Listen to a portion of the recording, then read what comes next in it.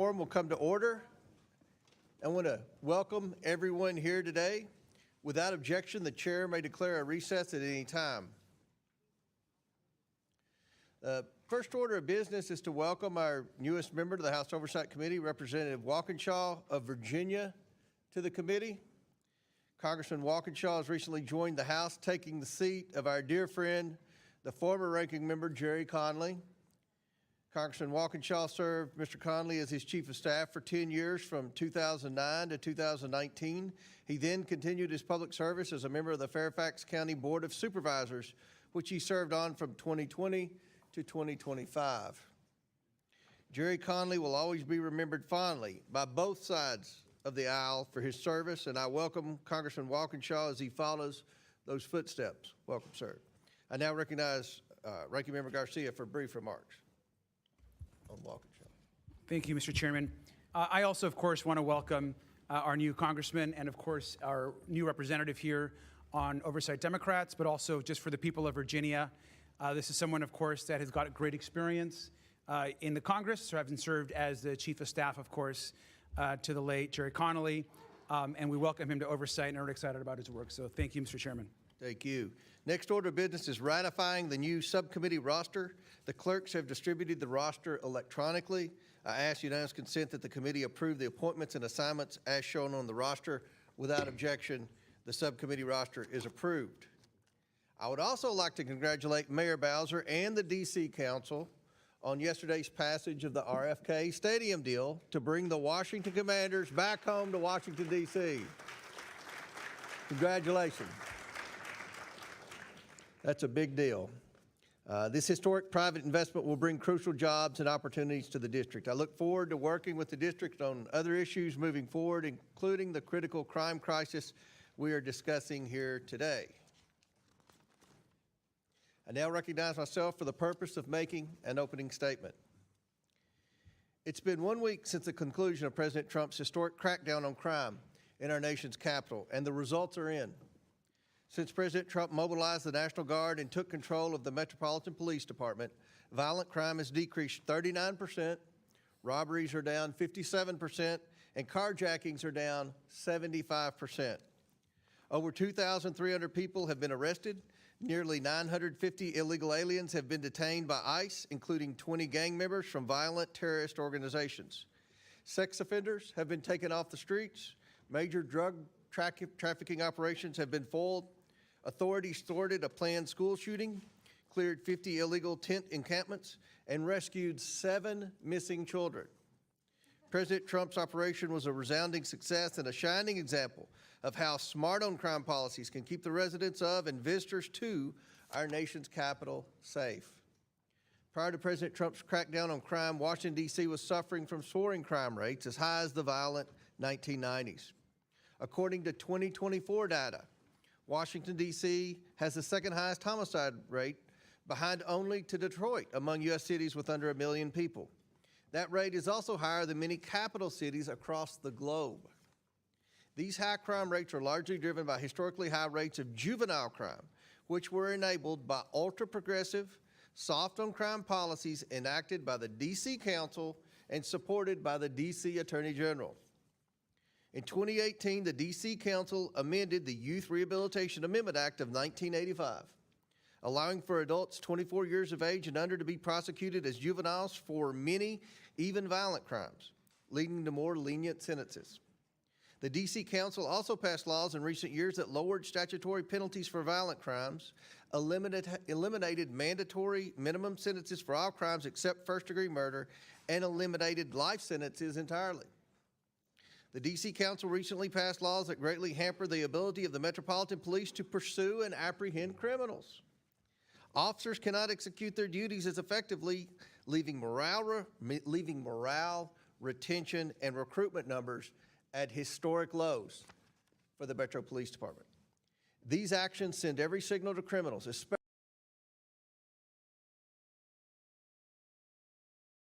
especially juveniles, that they can commit crimes in the district without accountability.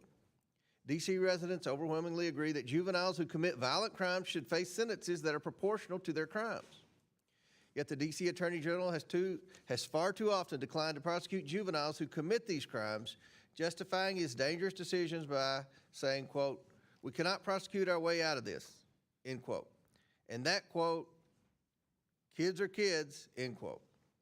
Recently, when asked about out-of-control juvenile crime in D.C. and the Youth Rehabilitation Amendment Act, the D.C. Attorney General said, and I quote again, "Our laws are working and the prosecution is working," end quote. Victims of violent crimes and their families might disagree with that assessment.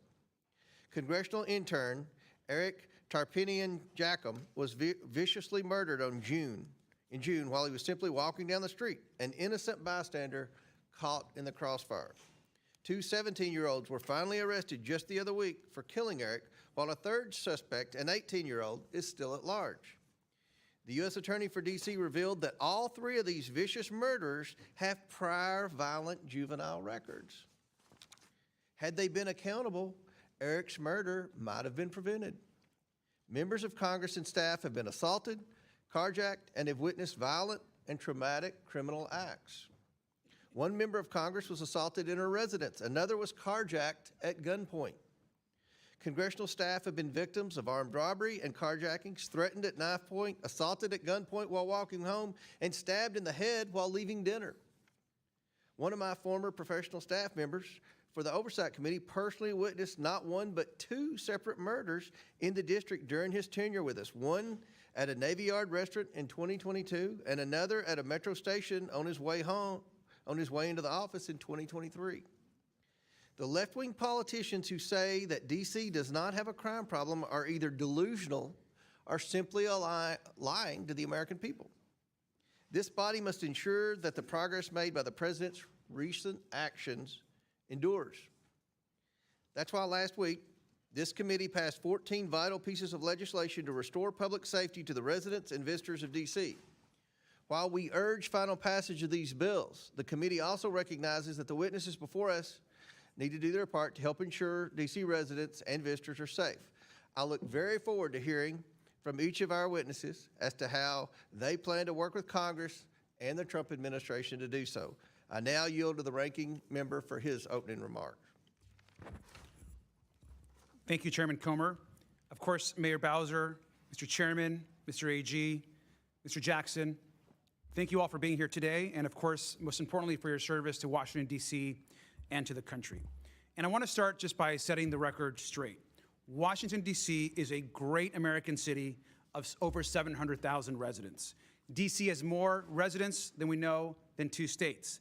D.C. as a whole contributes more federal taxes than 12 states, and it pays more in federal income tax than 19 other states. More than 8,000 Washington, D.C. residents serve in our military, and we thank them for their service. But these servicemen and women also do not have full democratic representation. They deserve the right and the ability to govern themselves. Now, we also know that crime in D.C. has fallen for the last 2 years, and we all here support public safety. We all want cops to patrol our streets. We all want communities to feel safe. And we also know that flooding the city with troops is not sustainable. So look, and I've said this many times, President Trump is obsessed with trying to run Washington, D.C. And if President Trump wants to run Washington, D.C., he should resign as president and run for mayor. Now, I was the mayor of Long Beach, my hometown, before I came to Congress for 8 years. I love local government. We should, of course, all of us spend our time working with local elected officials. And Congress should not be undermining the elected representatives and the people of Washington, D.C. And if the majority today wants to talk about crime in D.C., in the district, we're happy to talk about crime in D.C. We know that some of the worst crime and corruption in D.C. is actually found at 1600 Pennsylvania Avenue. President Trump is profiting from his office more than anyone in history. Through his crypto grifts, he has profited $1.2 billion. He's denied the rights of American citizens and deported people illegally without due process. He has broken the law to deploy soldiers on the streets of Los Angeles. He's abused his power and canceled federal spending and intimidated Americans who disagree with him, whether you're a scientist, an elected official, or a late-night talk show host. And he's trying to illegally grab control of the Federal Reserve. He's illegally imposed tariffs. He's ripping away health care from 17 million Americans. All the while, he pretends to be tough on crime.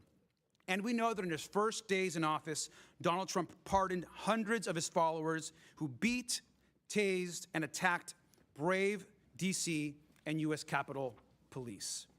And right now, since we're talking about crime and corruption in D.C., as we speak, Trump is leading a White House cover-up of the Epstein files. Now, just yesterday, Trump's FBI director falsely claimed that he could not release the files, which we know is false. And let's review the facts. Epstein told the reporter that Trump was his closest friend for 10 years. One survivor also said that Epstein's biggest brag was he was very good friends with Donald Trump. In fact, there was an 8x10 picture framed of Trump on his desk. We know the two are very close. Just last week, our committee released the birthday note that Trump personally wrote to Epstein. It's right here.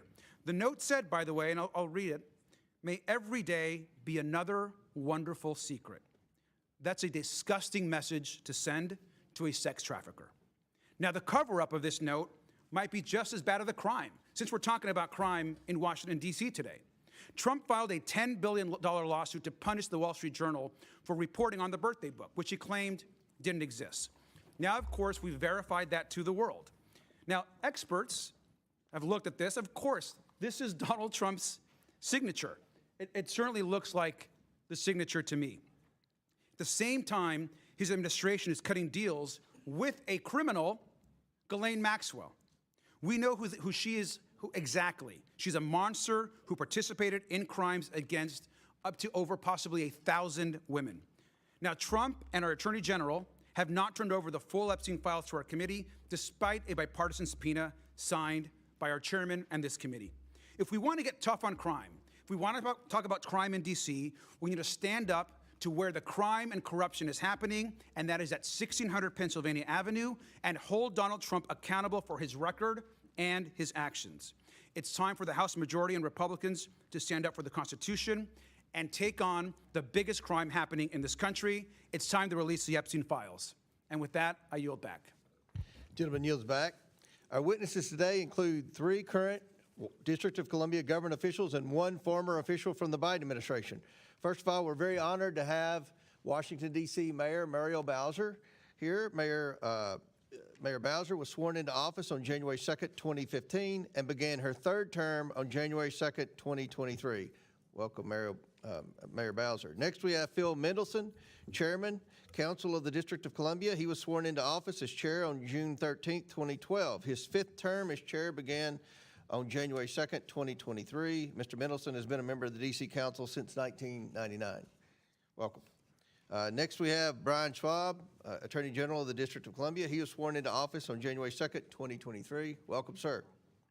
And finally, we have Gregory Jackson. Mr. Jackson served as the Deputy Director of the White House of Gun Violence and Prevention and Special Assistant to the President during the Biden administration.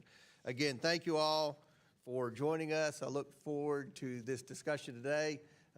I'll say again, the purpose of this hearing is to try to determine solutions to the crime crisis in Washington, D.C., and how we can work together to make sure that the district is safe for all the residents and all the visitors who come here on a daily basis from all over the world.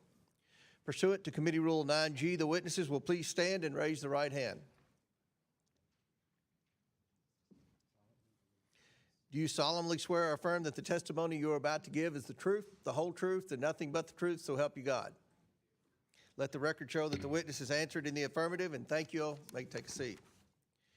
We appreciate you being here today and look forward to your testimony. Let me remind the witnesses that we have read your written statement and they will appear in full in the hearing record. Please limit your oral statement to 5 minutes. As a reminder, please press the button on the microphone in front of you so that it is on and the members can hear you. When you begin to speak, the light in front of you will turn green. After 4 minutes, the light will turn yellow. When the red light comes on, your 5 minutes have expired. We would ask that you please wrap up. I now ask Mayor Bowser to begin the opening statement segment of this hearing. And Mayor Bowser, the floor is yours. Thank you, Mr. Chairman. Chairman Comer, Ranking Member Garcia, and members of the committee. I'm Muriel Bowser. I'm Mayor of Washington, D.C., and I'm joined by the Chairman of the D.C. Council, Phil Mendelson, and the Attorney General for the district, Brian Schwab. I'm pleased to be here today to report on the state of the district. First, a bit of a primer about my hometown. As you know, in 1973, Congress passed the District of Columbia Home Rule Act, creating a local government with an elected mayor and elected city council. We are represented in this body by a mighty warrior, Eleanor Holmes Norton, but she does not have a vote, and we have no representation in the Senate. DC residents are full-blooded, tax-paying Americans. We are a donor state. We give more to the federal government than we get back. We have all the responsibilities of citizenship, but not the most important benefits: representation and full autonomy. I'm proud to report that the state of the district is strong, and while we face macroeconomic headwinds, with our continued sound financial management and your help, our economic growth outlook can improve. I recently sent to the council our 30th consecutive balanced budget with no new taxes or fees, a budget that reflects the sober reality of our time: declining revenues due to the unfortunate continuation of remote work, the reduction and relocation of DC-based federal workers, and other macroeconomic shifts. In 2024, we had the fastest growing population in the nations. Our schools grew in enrollment and achievement. Our parks system was rated #1. Over 27 million people visited our city, besting our previous record. Our metro system rebounded faster than other transit systems in the nation, and we drove down violent crime by 35%. Let me say something about our public safety ecosystem. It is unique. Like what happened in most jurisdictions across the country post-COVID, we experienced a violent crime spike in 2023. When I was last here, I explained how we would drive down those trends, and it is working. Today, compared to 2023, burglaries are down 34%, theft, motor vehicle theft, 37%, homicide down 44%, robberies down 60%, and carjackings are down 71%. Overall, violent crime is down 53% compared to 2023. And in the recent federal surge, we accelerated those gains, including a 1-month reduction in carjackings of 75%. In my last visit, I also explained the peculiarities of our system. We are very proud of the men and women of MPD who commit their lives to protecting the nation's capital, and they have my commitment to get back up to 4,000 officers with critical changes to our policy environment, a 13% raise, and enhanced recruitment efforts. MPD makes arrest. Most adult cases, however, are prosecuted by the U.S. Attorney for D.C., who is part of the United States Department of Justice. Our youth offenders are prosecuted locally by our Attorney General, and our Department of Youth and Rehabilitation Services, a local agency, is responsible for their commitment. But our youth and adult offenders are supervised by federal agencies. DC Jail is local, but most of our residents who are committed to detention are in federal facilities across the nation. Our judges are appointed by the president and confirmed by the Senate. We currently have 13 vacancies. As I've told you, we are putting every resource necessary towards public safety. I've authorized the chief to use the overtime necessary to make sure we have adequate police on the streets. We spent 1.8 million hours of overtime last year at a cost to us of $75 million. I've also reported to you previously that we engage regularly with regional and federal partnerships, including the United States Attorney, the FBI, and the ATF. And that's why we will continue to use enhanced federal resources as outlined in my mayor's order, creating the DC Safe and Beautiful Emergency task force. In 2023 and in the years since, we pushed for legislation to rebalance our public safety ecosystem, including the Secure DC Omnibus. I'm out of time now, Mr. Chairman, but throughout the questions, I hope to also explain to you other ways that the Congress can be helpful, including helping us get back to 4,000 officers, fully funding the president's, when it comes, requests for beautification and safety efforts in DC to support America 250, helping with our homeless services, especially bridge housing that is working to get people off the streets. And finally, as we were able to do, Mr. Chairman, with the RFK legislation, their finance and economic resilience opportunities, like creating an opportunity zone, or DC's Act 60, like Puerto Rico's, to ensure the economic resilience of the nation's capital. Thank you. Very good. I now recognize Chairman Mendelson for his opening statement. Thank you, Chairman Comer, Ranking Member Garcia, Congresswoman Norton, members of the committee. I'm Chairman of the Council of the District of Columbia. Our form of government is nearly identical to yours. The Council's relationship to the mayor is the same as yours to the President. I'm pleased to testify and to finally present our views on matters that are clearly of concern to the committee. We are a beautiful city. Our parks, our public parks are well maintained. Our roads are in good condition. We have a world-class public transit system. Our public education system is a leader in the country in terms of choice and a leader among large city systems in terms of growth and academic achievement. Political rhetoric notwithstanding, criminal activity has been on the decline, with violent crime dipping to a 30-year low last year and even lower this year. The percentage of our citizens with health insurance is one of the highest in the country. Public lands, public transit, public education, public safety, public health, core functions of government, and we are doing well. And we are well managed. We adopt a balanced budget on time every year. We spend within our budget every year. We've had clean audits every year. We continue to maintain strong cash reserves. All of our pension programs are fully funded, and we continue to maintain AAA and AA plus financial ratings despite Wall Street's expressed concern over the negative economic impact of federal actions. Despite these pluses, we are a city under siege.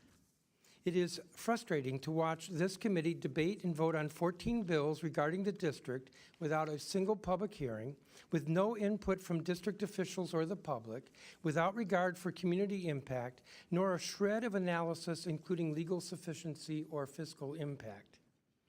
Bills like H.R. 5183, the District of Columbia Home Rule Improvement Act, make the district less efficient, less competitive, and less responsive to the needs of a highly complex, unique local government that serves local, county, and state functions.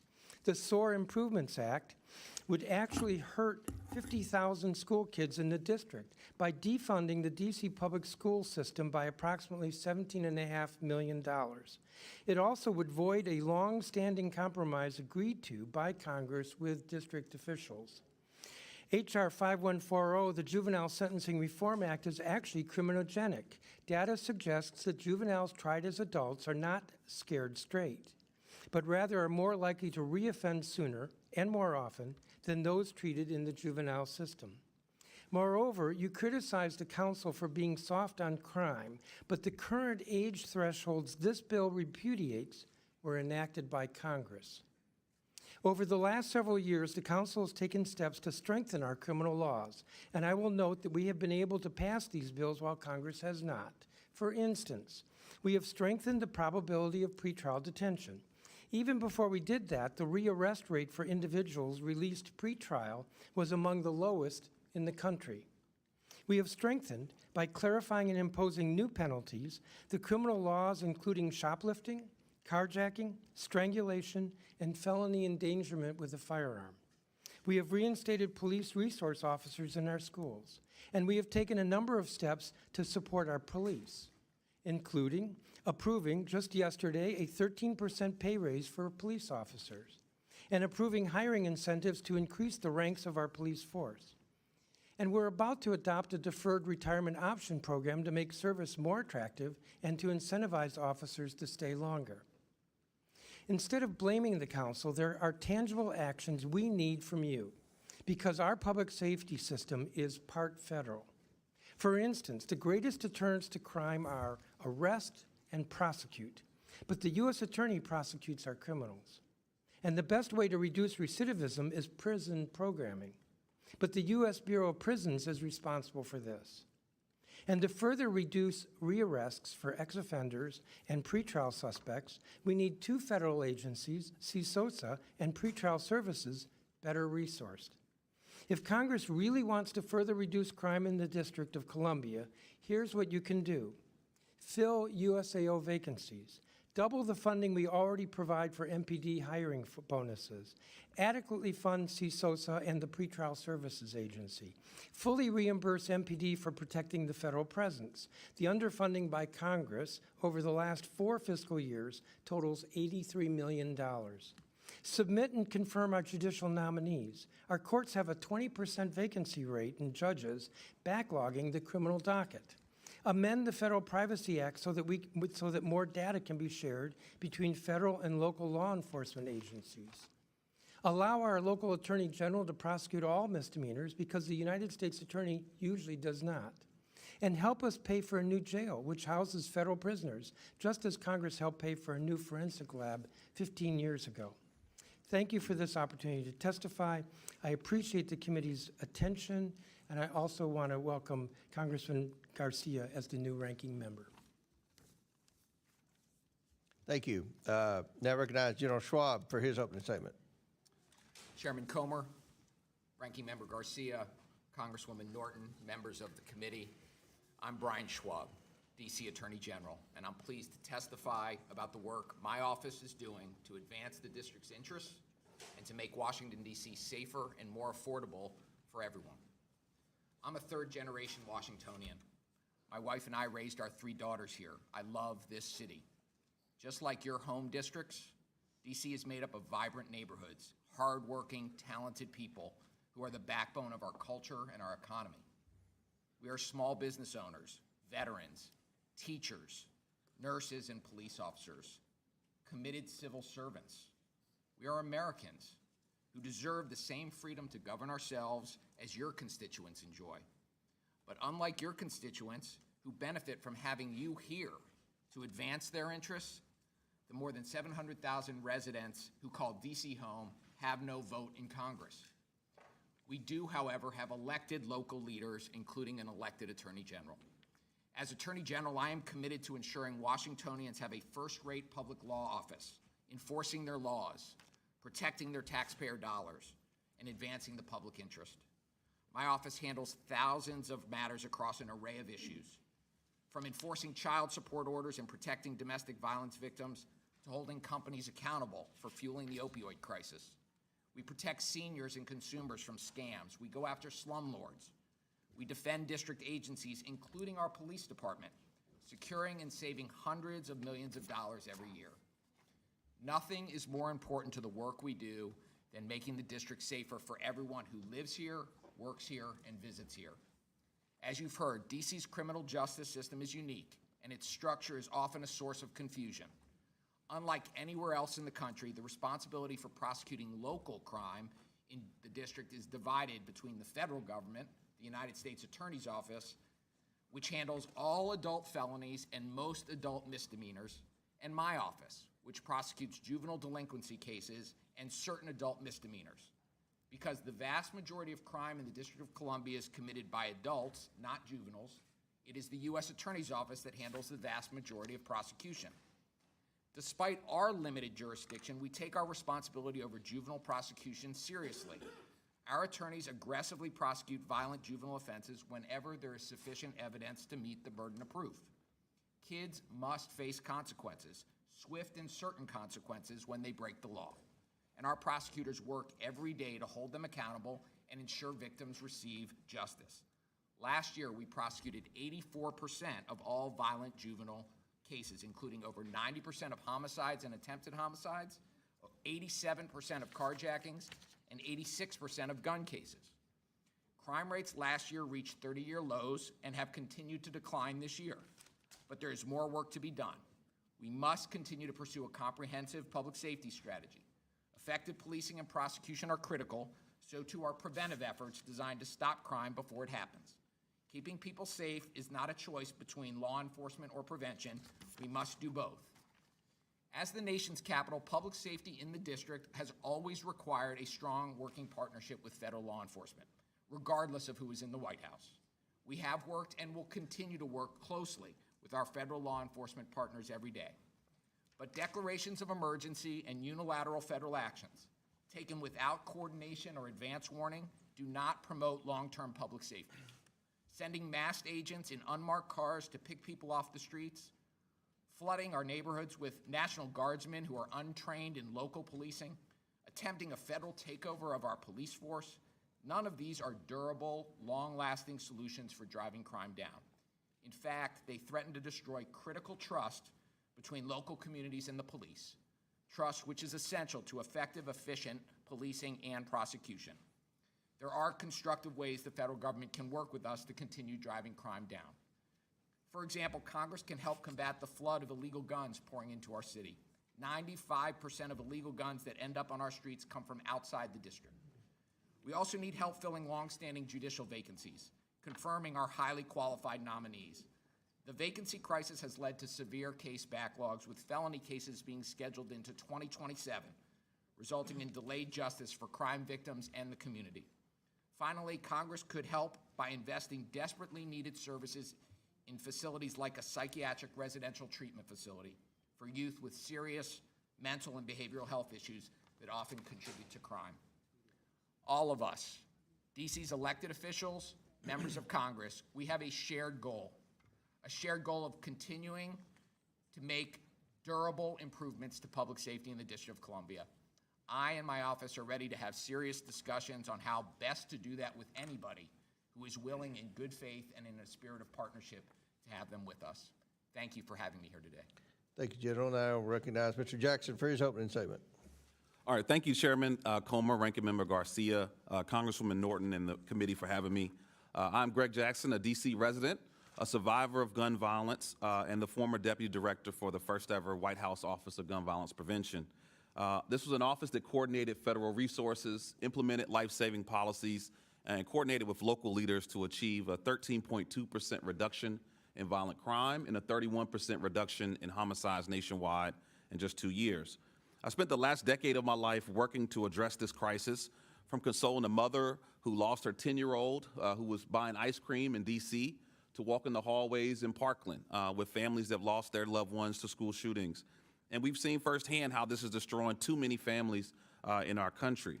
This is now the leading cause of death for youth in America, the leading cause of death for pregnant women in America, and now the leading cause of newly disabled Americans. With 1 in 5 Americans being impacted by this violence, this is also personal for me. I'm a survivor of gun violence as I was shot. The bullet hit 2 arteries. I've also lost my teenage mentee, DeMarcos, from a shooting. And I've also sat with families throughout this district. Despite this crisis we face, the last few years have shown us that we do have solutions that work. In the previous 2 years, D.C. and cities across the country have seen historic reductions in gun violence without the deployment of masked agents or the military. We did this by investing in prevention and intervention efforts to communities at risk and strategically investing in law enforcement to keep illegal guns off of our streets and to close homicides. Recently, even the current FBI director, Kash Patel, celebrated historic levels or historic reductions in violent crime. But we know that's not the product of a few months of troops or FBI actions. They are the result of billions in prevention resources, law enforcement, and community leaders risking their lives every day, as well as the transformative policies implemented over the last few years. Without masked agents and troop deployments, we've seen homicides drop 54% in Baltimore, 20% in Atlanta, 41% in Phoenix, 27% in Los Angeles, and as shared by district leadership, violent crime in D.C. is down by 53%. We got here in major part because Republicans and Democrats came together to enact a bipartisan law that provided historic resources for violence prevention, law enforcement strategies, as well as enhanced our background check system for those under 21, preventing domestic abusers from accessing guns, making the largest investment in youth mental health in history, as well as community violence intervention, and making gun trafficking a federal crime, prosecuting those who are flooding guns into our communities. These strategies, in partnership with local leaders, reduced homicides again by 31% and mass shootings by 20% in our country. As our communities have been fighting our way out of this crisis, we find ourselves at a dangerous crossroad. Instead of adding more federal resources to solutions that work, the Trump administration has dismantled and defunded bipartisan strategies passed into law to reduce violence. They shut down the White House Office of Gun Violence Prevention. They defunded law enforcement, including the ATF. They cut over $1 billion in mental health resources for our schools, terminated $812 million in funding for community violence intervention programs, defunded gun violence research, shut down the CDC Firearm Injury Center, dismantled important regulations like the zero tolerance policy for gun dealers, and now plans to further defund critical resources to address the root causes of violence like housing, employment, and health care. And here in D.C., the administration and Congress's actions have been extremely harmful, withholding over $1 billion of D.C. local tax dollars, undermining our leadership, and flooding our neighborhoods with military to instill fear in everyday Americans. Look, I live in Ward 8, a community that the White House has called a slum. But for us, this is a neighborhood where we walk our dogs, we listen to jazz on Sundays, we grill out during the summers, and most importantly, like any neighborhood, we support each other. But since this D.C. Trump takeover, we hear sirens nightly. We've seen buildings raided daily, like the building of young Mackay, who's sitting behind me. We've seen elderly harassed on their porch, and now even traffic jams from the flood of police and military on our streets. This deployment of federal troops that's essentially making us feel hostage in our own homes is not the federal support we need. And most importantly, it's costly, costing our country an estimated $200 million for one city alone. To be tough on crime, we need a different approach. We need a federal law enforcement that focuses on keeping guns out of our communities in the first place. We need to be tough on crime by fully funding the ATF to catch gun traffickers, to shut down rogue gun dealers, to disrupt dangerous black markets of firearms. To be tough on crime, we need to protect and fund the bipartisan Safer Communities Act that was passed and is working. To be tough on crime, we must hold the billionaires accountable that have put weapons from the battlefield into our backyards. And to be tough on crime, we must fund resources for communities that are most at risk to prevent violence before it happens. We have real solutions to save lives from gun violence and reduce violent crime, and now is the time to protect that progress and continue to build on that momentum. Thank you. And Chairman, if you will, I do want to request, we had a really terrible tragedy last night where 5 officers were shot and 3 were lost, and I would kindly like to request we honor them with a moment of silence, if you will. Absolutely. Join me in a moment of silence.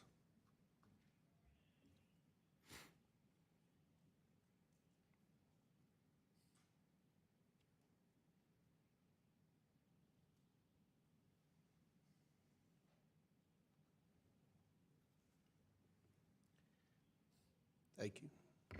Thank you. Thank you for your statement, Mr. Jackson. That concludes our opening statements. We're now going to proceed with questions.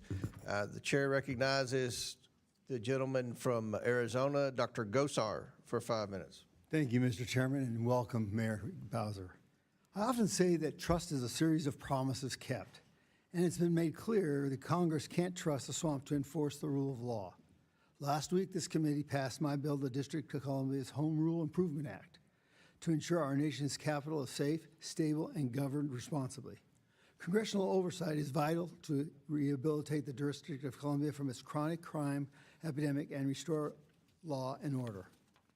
Failed leadership, soft on crime policies, rampant corruption has left D.C. more dangerous than war-torn Baghdad. This committee's investigation reveals Metro PD falsified crime statistics while the Attorney General's office seals the juvenile criminals records to protect those so-called minors. But let's be honest, they aren't kids. These are 24-year-old criminals. By allowing adults to be tried as minors, Washington, D.C. is aiding and abetting criminal activity that threatens the lives of residents, visitors, and everyone who works in our nation's capital. Washington, D.C. must earn back the trust of President Trump and Congress, but it does not happen just by blatantly manipulating crime statistics, seeking politically motivated litigation, and spending irresponsibly. Mayor Bowser, I must tell you, I've never felt safer in D.C. There's a record low crime rate, an increase in gang-related arrests, and friendly National Guardsmen patrolling the streets. Why is D.C. safer now than it was 38 days ago?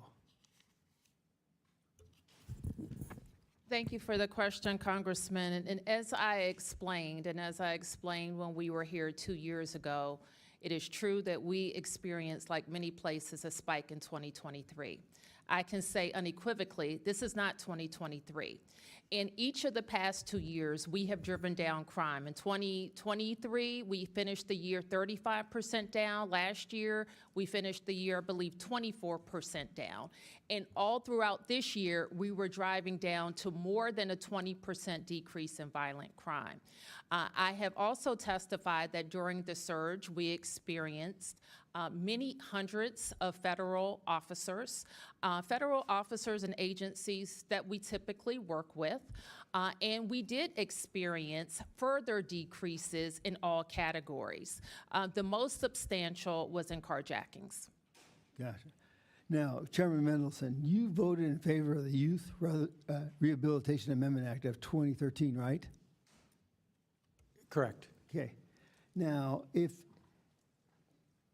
this bill allows adults under 25 years old to be prosecuted as minors. In 2023, you testified before this committee that there was no crime crisis in D.C. Now, if there's no crime crisis, then why did you establish the D.C. Violence Fatality Review Committee back in 2018, right before passing the Youth Rehabilitation Amendment Act? In fact, hold on, I'm not done yet. Sure. In fact, this review committee, according to the D.C. Code, Chapter 14A, is tasked with examining crimes against adults 19 years old and older. This makes no sense. So, Chairman, are 19-year-olds only considered adults when they're victims, not the criminals creating them and creating more and more violent crimes? Your juvenile curfew emergency declaration resolution of 2025 states, since 2023, the district has seen a rise in unruly behavior by juveniles. Which is it? Yes or no? Do you admit that there has been a rise in juvenile crime here in D.C. under President Trump's declared public safety emergency? That there's been a increase in juvenile crime in the last month? I've not seen the data. I don't think so, though. Okay. But let me just say that the Youth Rehabilitation Act doesn't allow adults to be prosecuted as minors. They're still prosecuted as adults. Well, I mean, it's very confusing when you have the definition of a minor is 25 and under. And then your statistics, actually, you look at victims at 19 years and younger. So it has to be statistically, you can make anything work with statistics. Well, So it's got to be one way or the other. as you know, each law sometimes has its own definition. So for purposes of YRA sentencing, we define younger adults under 24, but that's not the same as they're being prosecuted as juveniles. Our criminal code is quite clear that anyone who's under 18 is prosecuted as a juvenile unless they are, for the most serious crimes, murder and sexual crimes, they are, by the U.S. Attorney, chosen to be prosecuted as adults. Thank you. Thank I you, yield Chair. back, Mr. Chairman. Thank you. Chair recognizes Mr. Garcia from California. Thank you, Chairman Comer. I want to just also say this clearly, and I know that we all believe this. Violent crime, we know, has no place in our communities. People absolutely have a right to be concerned about crime. As a former mayor, and a lot of us have been in local government, we know that those concerns are real on the ground. Now, Democrats believe in investing in solutions that actually make people safer. Now, Mayor Bowser, Chairman Mendelson, Attorney General Schwab, now can each of you just confirm with a yes or a no that you agree with me that one, we need to make sure that we have local officers on the beat, that two, that we're investing in community partnerships and organizations on the ground, and three, that we're building trust with law enforcement. Are those things important, Mayor Bowser? Yes. Mr. Chairman? Yes. A.G. Schwab? Yes. Thank you. Now, Mr. Jackson, is it also true that President Trump has actually destroyed and eliminated many of the programs which fight gun violence and save lives? Yes, sir. And did President Trump also not eliminate the Office of Gun Violence Prevention, of which, of course, you were very involved in leading? Yes. Thank you. And also, Mr. Jackson, is it not true that the Office of Gun Violence Prevention and the other work in the administration was literally focused on making this country safer? That's correct. Now, Mayor Bowser, as a former mayor, I know how hard, of course, you are working to keep people safe. You have said that mass ICE agents on the streets of D.C. are not helping, which I appreciate, and all of us appreciate. And of course, today we could be talking about more community policing. We could be talking about illegal guns. We could be talking about real partnerships and fully funding Washington, D.C. But we can't do that, of course, because the majority continues to ignore the crimes and corruption at 1600 Pennsylvania and the corruption of this administration. Now, we can't pull out a full map of Washington, D.C., but there are other corruption hotspots across the district. Now, let's look right next door to the White House. Here is the headquarters of the Office of Management and Budget. Just next door, OMB ordered the unlawful freezing of more than $425 billion in congressionally authorized funds. This obviates the law. It's corruption. It's a crime. This has hurt communities in D.C. and across the country. They're blocking funds for energy, education, law enforcement, and much more. Now, let's go down the map a few miles south. Here is the Department of Homeland Security, where Secretary Noam has ordered unlawful deportations and unleashed masked federal agents to harm innocent people across the country. And we have no idea, by the way, of who's following that and who's not. Who's following what rule, who is not. What we do know is that the legal rights of people and due process is being ignored. If we go up the map back to the north on Maryland Avenue, we have the Department of Education, also in D.C., more crimes and corruption. Here, the Trump administration illegally froze billions of dollars of K-12 and adult education funding. They even froze funding for mental health. And they're trying to illegally dissolve the agency in violation of the law. Again, more crimes and corruption in Washington, D.C. This would devastate children across the country, especially those with disabilities. Now, if we go back downtown, here's the Department of Commerce, where Trump and the Secretary are breaking the law by illegally imposing tariffs without congressional approval. And all is being done in violation of the law, according to the U.S. Court of Appeals. And finally, if we go across the river, another part of D.C., to the Pentagon, Secretary Hegseth is politicizing the military. He leaked classified information, putting Americans in uniform at risk, and he's illegally seized control of the National Guard and ordered soldiers to illegally engage in law enforcement activities. And so we can map D.C., we can map where crimes is happening, we can map where corruption is happening. This, of course, is all we know, just the tip of the iceberg. Now, we could list nearly every agency across the government and every federal building on a map at where crimes and corruption are happening in the district. But we will not, in this process, be silent where this crime and corruption is happening. I want to thank, again, all of our witnesses for your work to lower crime in the district and to lower the temperature across your population. I thank you all very much. With that, I yield back. Chair recognizes Mr. Grofman from Wisconsin. Thank you very much. I'll point out this idea of crime going up or down. Crime, it depends what year you take as your base year. I guess in Washington, D.C., the all-time high was in 1992, where we had 482 murders. That's just almost beyond belief.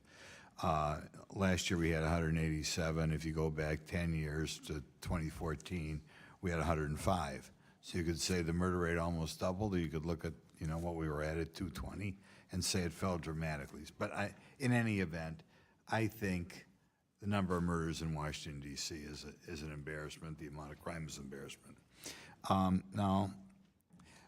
I guess the thing is what we're doing to solve it, and we just heard 4 experts apparently on the topic give their opinion. I sometimes, when I'm back in my district, which is not Washington, D.C., do ride-alongs with local police, local sheriffs, local police, what have you.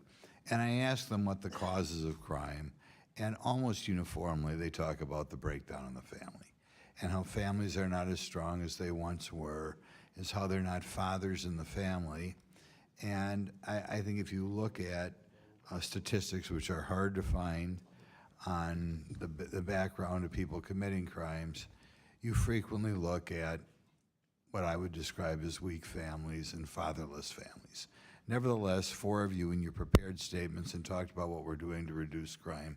Not one of you mentioned the decline of the role in the decline of the role of the father in the family over the last, it's been just getting worse over the last 60 years. I'd like to ask you, are any of you doing anything to try to keep more fathers at home and being mentors for these kids? The vast majority of murders are committed by males. Are you doing anything along the line to get the fathers back in the home? Congressman, let me answer that by saying we, and I know that I focused a lot on our law enforcement efforts, but we commit to and invest in a lot of prevention efforts as well, from incredible and effective funding of our public schools to our. Yeah, I only got 5 minutes. We got to Yes, to address our- the topic. What are we Yes. doing to get fathers in the home? Well, sir, we take the position that we support families in whatever form they come in, and we make investments that the government is responsible for. Great schools, great health care, safe streets. Mr. Jackson, could you want to try to answer that question? Are you doing anything? to Yes, talk about the a importance? major priority for funding for community violence intervention programs focus directly on mentorship with young men.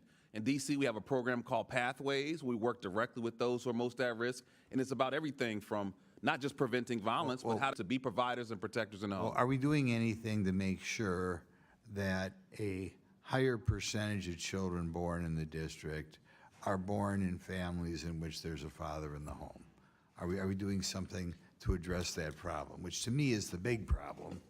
And again, we have these hearings on crime, and none of the witnesses seem to be addressing the root cause of the whole problem. If I can, that $812 million that was terminated by the Trump administration cut community violence intervention programs. Many of them do precisely that.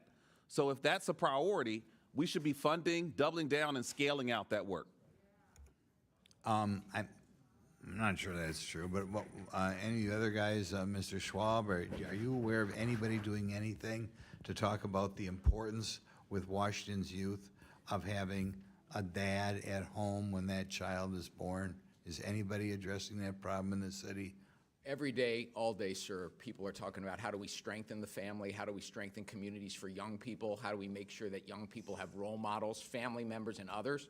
Let me mention one other thing that's important from the work that my office does that doesn't make a lot of press. But one of the things we have a responsibility to do is do child support enforcement. And we know No, that that's not the problem. The problem non-custodial- is we don't need a guy paying child support or having his wages garnished. The problem is we need a guy in the home. So what are we doing about getting the guy in the home? We're trying to make sure in the enforcement of our child support rules that we are lowering the friction between non-custodial parents and custodial parents Okay, so that so- kids raised in the home have So we're both not parents addressing the engaged. problem. Okay, thank you. Well, I don't agree that we're not addressing the problem at all. We are trying to increase family stability. No government can force a couple to be together but we are, for instance, we have vigorous programs with regard to reducing teenage pregnancy. Judge, We are gentlemen- trying to reduce the Gentlemen, cycle time's of expired. poverty. Chair recognizes Ms. Norton from Washington, D.C. Thank you, Mr. Chairman. I ask unanimous consent to enter into the record a letter from 60 groups led by DC Vote, a letter from 150 groups led by the Leadership Conference. District of Columbia residents have all the obligations of American citizenship, including paying federal taxes, serving on juries, and registering with Selective Service. Yet Congress denies them full self-government and voting representation in Congress. The only solution to this undemocratic treatment is to grant DC statehood. I ask unanimous consent to enter into the record a letter from leading constitutional scholars explaining why DC statehood bill H.R. 51 is constitutional. Without objection, so ordered. The admissions clause of the Constitution gives Congress authority to admit new states. All 37 new states were admitted by Congress. The district clause of the Constitution gives Congress authority to reduce the size of the federal district, which Congress did by 30% in 1846. H.R. 51 reduces the size of the federal district from 68 square miles to 2 square miles, consisting of the White House, the Capitol, the Supreme Court, and the National Mall, and remaining under the control of Congress, under control of Congress. The new state consists of residential and commercial areas of D.C. The admissions clause does not establish any prerequisites for the admission of new states, but Congress generally has considered 3 factors: support for statehood, commitment to democracy, and resources and population. 86% of D.C. residents voted for statehood in 2016. D.C. residents have demanded democratic rights for more than 220 years. D.C. has a larger gross domestic population than 16 states and a higher per capita gross domestic product than any state. D.C. has the higher per capita personal income than any state. D.C. has a larger population than 2 states. Republicans do not like that D.C. votes for Democrats, so they deny D.C. statehood. Mayor Bowser, Chairman Mendelson, and Attorney General Schwab, my question for you is, why should D.C. be a state?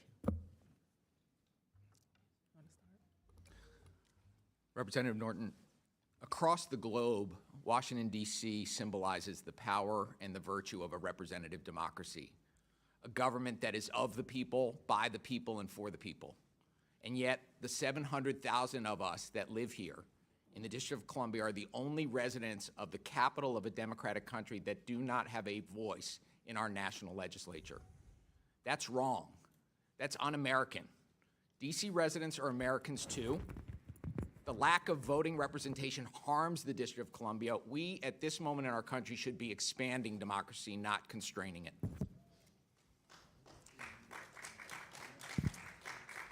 And Congresswoman, if I can add to Attorney General Schwab's remark, because frequently people focus on our lack of representation, and that is certainly an affront to us as tax-paying Americans. What gets less focus, but has come into focus over the last several weeks, is that we lack full autonomy. So for all intents and purposes, we function like a state. I function as our jurisdiction's governor and county executive and mayor. We perform the duties that all states are asked, and we don't do anything less.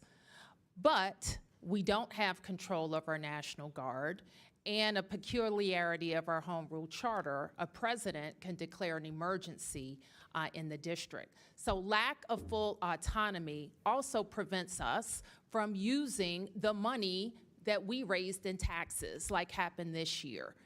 Taxes that we raised in the district cut from our approved budget, which forced us to cut services, including the pay raises that our police officers are due, being delayed until this October. All right, gentlelady's time has expired. Now the chair recognizes the chairman of the Judiciary Committee, Mr. Jordan from Ohio. Thank you, Mr. Chairman. Mr. Mendelson, is crime up or down in the last month here in D.C.? It's down. Down significantly, right? Robberies down 42%, deadly weapon assaults down 13%, carjackings down 85%, car theft down 24%, violent crime down 25%. That's pretty good, right? Yeah, that's correct. Before last year, before the surge, violent crime was down 26%. After the surge, violent crime was down 27%. Yeah, I thought you would say that before the surge that violent crime was down. But the chairman of the Fraternal Order, in fact, you said, I think you tweeted out, or you put a statement out on August 12th, violent crime in the district is at its lowest levels we've seen in 30 years. Correct. But the head of the Fraternal Order of Police, Mr. Pemberton, said, when our members respond to the scene of a felony offense, inevitably there will be a lieutenant or a captain that will show up on the scene and direct those members to take a report for a lesser offense. Are you guys cooking the books? I think we're not, but I also know that there are a couple of investigations run by this Well, you committee. settled a case too, didn't you? You just settled a case where someone said you were cooking the books. Is that right? I can't speak to that case. I don't have familiarity. Well, we know of it was settled. It's been reported. But I do know there are collateral statistics that affirm the reduction Is in Mr. crime. Pemberton lying? Head of the FOP? Yes. You think he's lying? Wow. Well, let me just read from the court case that was settled. This is the transcript of Mr. Randy Griffin, who's the commander of the Metro Police Department. And he was asked the question in this deposition.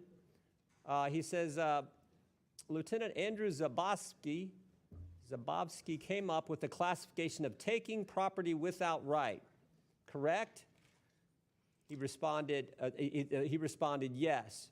Question, so he's saying that you told him to come up with a solution for the theft problem, which is driving up crime statistics for the district, correct? He responded yes. Sounds like you guys are cooking the books there, according to, this is under oath from the deposition from this case that was just settled with the person who brought the action, sergeant in your police department, but you're not cooking the books? Congressman, may The question was to Mr. Mendelson. As I said, there are two investigations. I know there's one internal in the Metropolitan Police Department. I know that there's an investigation by this committee. I think that the three of us What's here taking welcome property that without right? investigation. What's taking property without right? Oh, that would be theft. Why not call it theft? Why come up with this designation? In fact, that's what he says. He's asked the question. He Congressman, said, I can't the speak to solution, that the particular solution from case. Mr. Zabowski was to come up with this TPWR, taking property without right. What is that? Taking property without right is what again? If you're speaking to the particular charges, I can't speak to that. And as I've said several times here, I can't speak to that particular case. I think the issue is whether there is I'm asking a widespread. simple question. You have a classification for crime called taking property without right. What does that mean? What does that mean? It means just what it said, if that's what the crime is. Well, why not call it? I mean, what would a normal person call taking property without right? Are we talking about what the criminal code and the specific No, I'm just crimes talking are? about that statement that you have that's grown 500% in the last several years, that specific category of crime. I'm just wondering, what does that exactly mean? So if we look at collateral data such as ShotSpotter, we know that gunshots are down 29% from 23 Taking to property 24. without right was the question. What does that mean? I've already answered you, sir. And what'd you say again?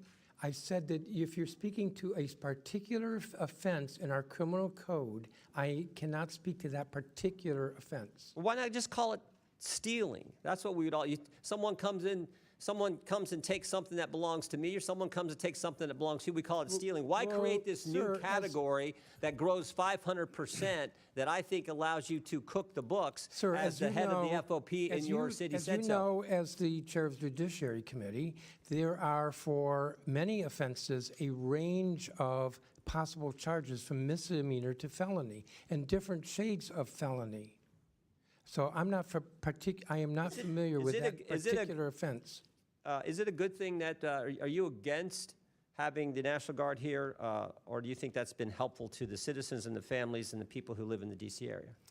We think that the D.C. National Guard is a very valuable and wonderful asset to the city. That's a little bit different than having thousands of guard troops stationed around the city when there is not, they are not trained in law enforcement.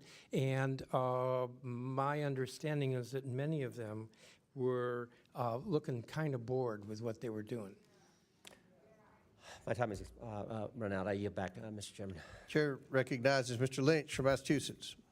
Thank you. I want to thank the witnesses for your willingness to come before the committee and help us with our work. Mayor Bowser, back in March, the Republican leadership here in the House cut $1.1 billion from the D.C. budget. Yes, Is that correct? that's correct. So I live in Boston. We have about 700,000 people in our city, pretty much the same size as D.C. I know taking $1 billion out of our budget would kill us, you know, in terms of our ability to deliver services and fund a police department. Can you talk about what that meant? It is ironic. It is ironic that the same people who cut $1.1 billion out of your budget 4 months later are saying, we're going to take over the city because you're not taking care of law enforcement. That's correct, Congressman. And it was especially problematic because it came mid-year. To cut $1 billion with 12 months is bad enough, but to cut it with 6 months, it's almost impossible. And Mayor, tell me where that $1.1 billion, where did it come from? It came from every one of our sectors. And when you have to cut that much But I mean, money. the source, was that from D.C. taxpayers? 100% local dollars. Okay, And so they cut $1.1 billion of the tax money paid by D.C. residents. That's They correct. cut that from your budget so that you can't provide as much law enforcement and police officers to patrol these streets. Is that right? That's right. And Chairman Mendelson, you mentioned earlier that it had about $83 million underfunding of the police department directly. Is that correct? That is correct. There's an emergency planning and security fund that Congress appropriates every year for. It is supposed to fully reimburse our MPD for its work in connection with the federal presence, whether Okay. it's demonstrations or escorts for the. I get it. There's a protest down here every week, every couple of days. So Yes. I And it's been compliment you on your underfunded. ability to try to deal with that. And that's not D.C.'s problem. That's the country, because this is the place we come to exercise our First Amendment rights to petition our government. So that's a lot of your problem, is the fact that you are our nation's capital, and this is where we come to complain, right? We complain to our federal government, and you have to deal with that. Attorney General Schwab, are you familiar with the Posse Comitatus Act? I am, sir. Your mic is not on. Yes, the Posse Comitatus Act is a law, long-standing law in our country that makes clear that in our country, military are not engaged in policing American citizens on American soil. Absolutely, but isn't that what President Trump is doing right now, bringing in the military to police the civilian population in this district? That's exactly what he's doing. Is that your view as well?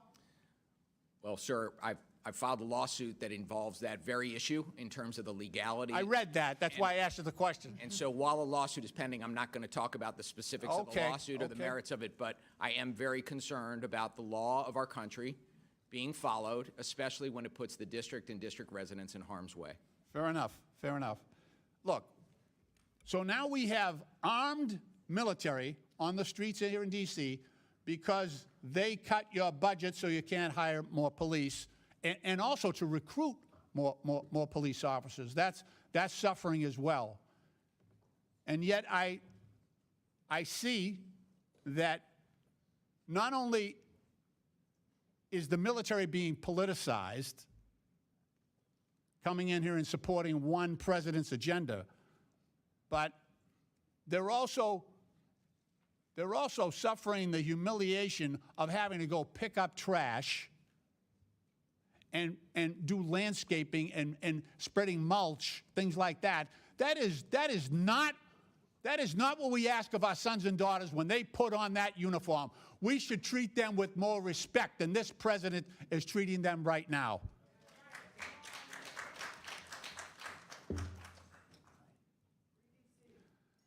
Madam Mayor, how many additional police officers do you think you could hire with that $1.1 billion that was cut from your budget?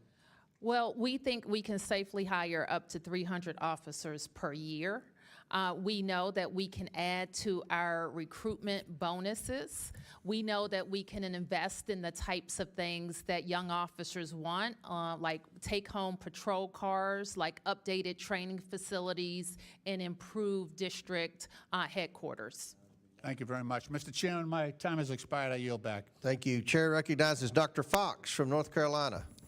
Thank you, Mr. Chairman. Mayor Bowser, I'm going to ask you a simple question based on the question you were just asked. Do you commit to use all that money to hire law enforcement people? We commit to using it for law, where it was cut primarily. We have. No, I just need to know yes or no. Will you, because you're making a big deal about wanting that money for law enforcement. Would you use it for law enforcement, yes or no? No, well, Congressman, we want the money because it was approved by this Congress and Okay. it's our money. Thank you. We Thank you. want I it take for that- law enforcement. I take that as a no. We want it for fire and EMS. Mayor Bowser, We I'm want going to it change to the way I'm support our asking you city. questions. Mayor Bowser, it's Yes, my ma'am. time. It's my time. There'll be order in here. Let Dr. Fox has the time. Let Dr. Fox proceed, Dr. Fox. Mayor Bowser, do you agree that a key part of reducing juvenile crime is by improving education outcomes for students in Washington, D.C.? Yes. Good. So you believe that education is important for reducing juvenile crime. Do you also agree that the D.C. Opportunity Scholarship Program, or DC OSP, which expands educational opportunities for low-income families, plays a part of helping us reach that goal? We have a system of choice here that includes opportunity scholarships, public charter schools, and traditional public schools. Yes, ma'am. All I'm three. quite familiar with that. Yep. So we know students in the DC OSP can receive a high-quality education while they may be otherwise left behind in the horribly underperforming schools in DC. This program provides real school choices for families, been repeatedly studied and evaluated. The results show that participants in the program thrive and see higher rates of high school graduation and the pursuit of higher education. Mayor Bowser, given the recent spike in juvenile crime in the city, I hope we can agree it's more important now than ever that school children have pathways to succeed and learn in safe, high-performing schools. What is your administration doing to ensure students have access to alternative education programs, including the DC OSP, to keep them engaged and on track? Well, we have been very supportive of the SOAR Act, and we encourage this Congress to continue to support SOAR, where we invest in all sectors, including the Opportunity Scholarship Fund. We're also very proud that when we look back over 15 years in our investments in school reform with mayoral control of the schools and council oversight of the schools, we've seen enrollment in our schools nearly reach 100,000. We've seen achievement outpace our peer schools across the nation, and our children have rebounded from COVID learning loss faster than most. Thank you. And Thank our you. residents are responding. Thank you, Mayor. Thank you. Okay, I just was going to add that our residents are responding by sending their children to their neighborhood schools. Thank you. And that is a marker of success. Thank you. Chairman Mendelson, given that better educational opportunities are strongly correlated with reductions in juvenile crime, what immediate steps is the City Council taking to ensure that DC youth have the best educational opportunities and are not left behind in failing schools? Well, Congresswoman, thank you for that question. The council has actually taken a number of steps to ensure that funding is not cut to our local schools, that the individual schools in DCPS and in the charter schools are fully funded. We have been very aggressive about assuring that. But I want to note that the legislation that was passed would have the effect of cutting DCPS by $17.5 million a year. That is hurting kids, hurting 50,000 kids in our DCPS system because they will get $17.5 million less, and that is substantial. Thank you. AG Schwab, what evidence does your office have that designated juvenile curfew zones have successfully reduced incidents of teenagers roaming or causing disturbances in residential neighborhoods, and how are those results measured? We have seen, and I support the chief's use of curfew with respect to juveniles. The way the curfew has been used here in the district is a tool for the MPD to ask young people to disperse if there are large groups of them. That has been largely successful. If youth have not dispersed in response to the MPD request, MPD will occasionally pick those youth up and bring them to what's called our Youth Services Center, where their parents are called and they're brought home. We have not seen an increase in prosecution related to curfew, but we know anecdotally that the curfew, at least as a short-term measure, has been effective in dispersing large crowds of young people. Thank you. I yield back, Mr. Okay, Chairman. thank you. Before I Mr. Chairman, recognize- I would like to ask for unanimous consent. Yes. Mr. Chairman, I would like to ask for unanimous consent to enter into the record a article from Vox News entitled "Laboratories of Democracy: Washington, D.C. showed how to do universal pre-K right. D.C. offers free pre-K for toddlers. The ripple effects have helped K through 12 schools." This is the first Without city in objections the ordered. United States Without to have objections universal ordered. pre-K in the country. Chair recognizes They Mr. are Kristamorte. innovating and leading the Ms. way. Stansbury, no tryouts for MSNBC. Chair recognizes, and before I recognize Mr. Kristamorte, if I may, that $1 billion is restored in the continuing resolution that we're going to vote on tomorrow. It hasn't been taken up. The Senate took it up a long time ago, and this Well, House has I've been refused a to take that proponent up. for that, and So let's not I've talk about publicly- what we're going to do. Let's talk about what we've done. Well, are you going to vote for the CR, Mr. Lynch? Are the Democrats going to vote for the CR that restores that $1 billion funding? I haven't read it yet. Okay. Let me know what it says. All right, we'll send you the text. Chair recognizes Mr. Kristamorte. Thank you, Mr. Chair. Though we're here today to discuss President Trump's takeover of D.C. law enforcement, Chicago, which I represent, is also on Trump's hit list. President Trump has demonized and called Chicago a, quote, hellhole. Attorney General Schwab, in August, the president called D.C. a hellhole as well, right? Yes, he did. He also said, quote, Chicago is the murder capital of the world. And just yesterday, he called Chicago, quote, a death trap. I have here a list of states that, based on FBI data, have the highest number of violent crimes per capita. 4 of the top 5 states on this list are run by Republicans. And if you're talking about total murders in absolute terms, it turns out Texas is number 1. In this particular list here, Illinois is number 29. Now, Attorney General, you see Alaska tops this list. To your knowledge, the president hasn't called Alaska a hellhole, right? I have not heard that. And Arkansas is number 4 here. He didn't call Arkansas a hellhole, correct? I've not heard that. And you haven't heard the president talk about deploying the National Guard in Texas, correct? I have not. Folks, this isn't about crime. It's about politics. Just this week, Trump said, quote, I'm going to Chicago early against Pritzker. Pritzker is nothing. That's not how a president should be talking about any governor or any state. I'd like to talk about the National Guard deployment here in D.C. and the cost of it.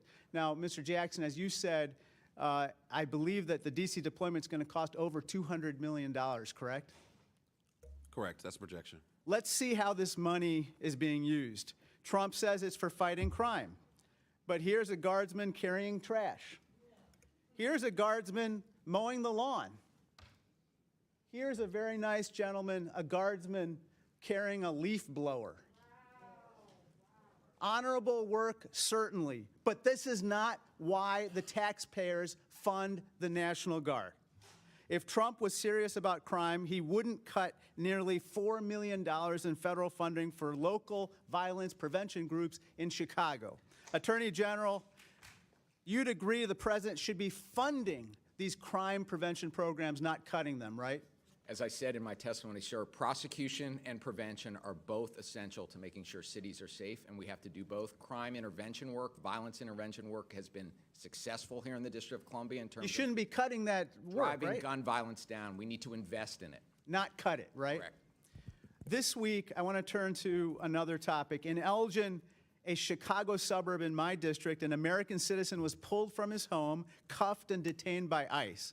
And another U.S. citizen in Des Plaines, also in my district, was tased in the face and detained in another ICE operation. This is shameful, and I'm extremely concerned about the safety and well-being of my constituents. I'm also concerned about the devastating impact that out-of-control ICE raids and the deployment of the National Guard will have on the economy and jobs back in the Chicago area. Let's look at a couple stats. Foot traffic for Chicago's second most profitable business corridor on 26th Street is down 60% since ICE raids began. And this is not just a hypothetical concern that the same would happen with the deployment of National Guard. Let's look at what's happened to DC's economy. Mr. Schwab, CNN has reported restaurant reservations decreased by as much as 31%, and foot traffic in retail stores is down 81%. Those reports show that the president's unilateral deployment of the Guard is hurting the local economy, right? That's consistent. Folks, our economy is softening. Unemployment and prices for necessities like vegetables are soaring. Mr. President, let's put aside politics and hostility toward governors and elected officials. Let's not take actions that hurt families and the economy.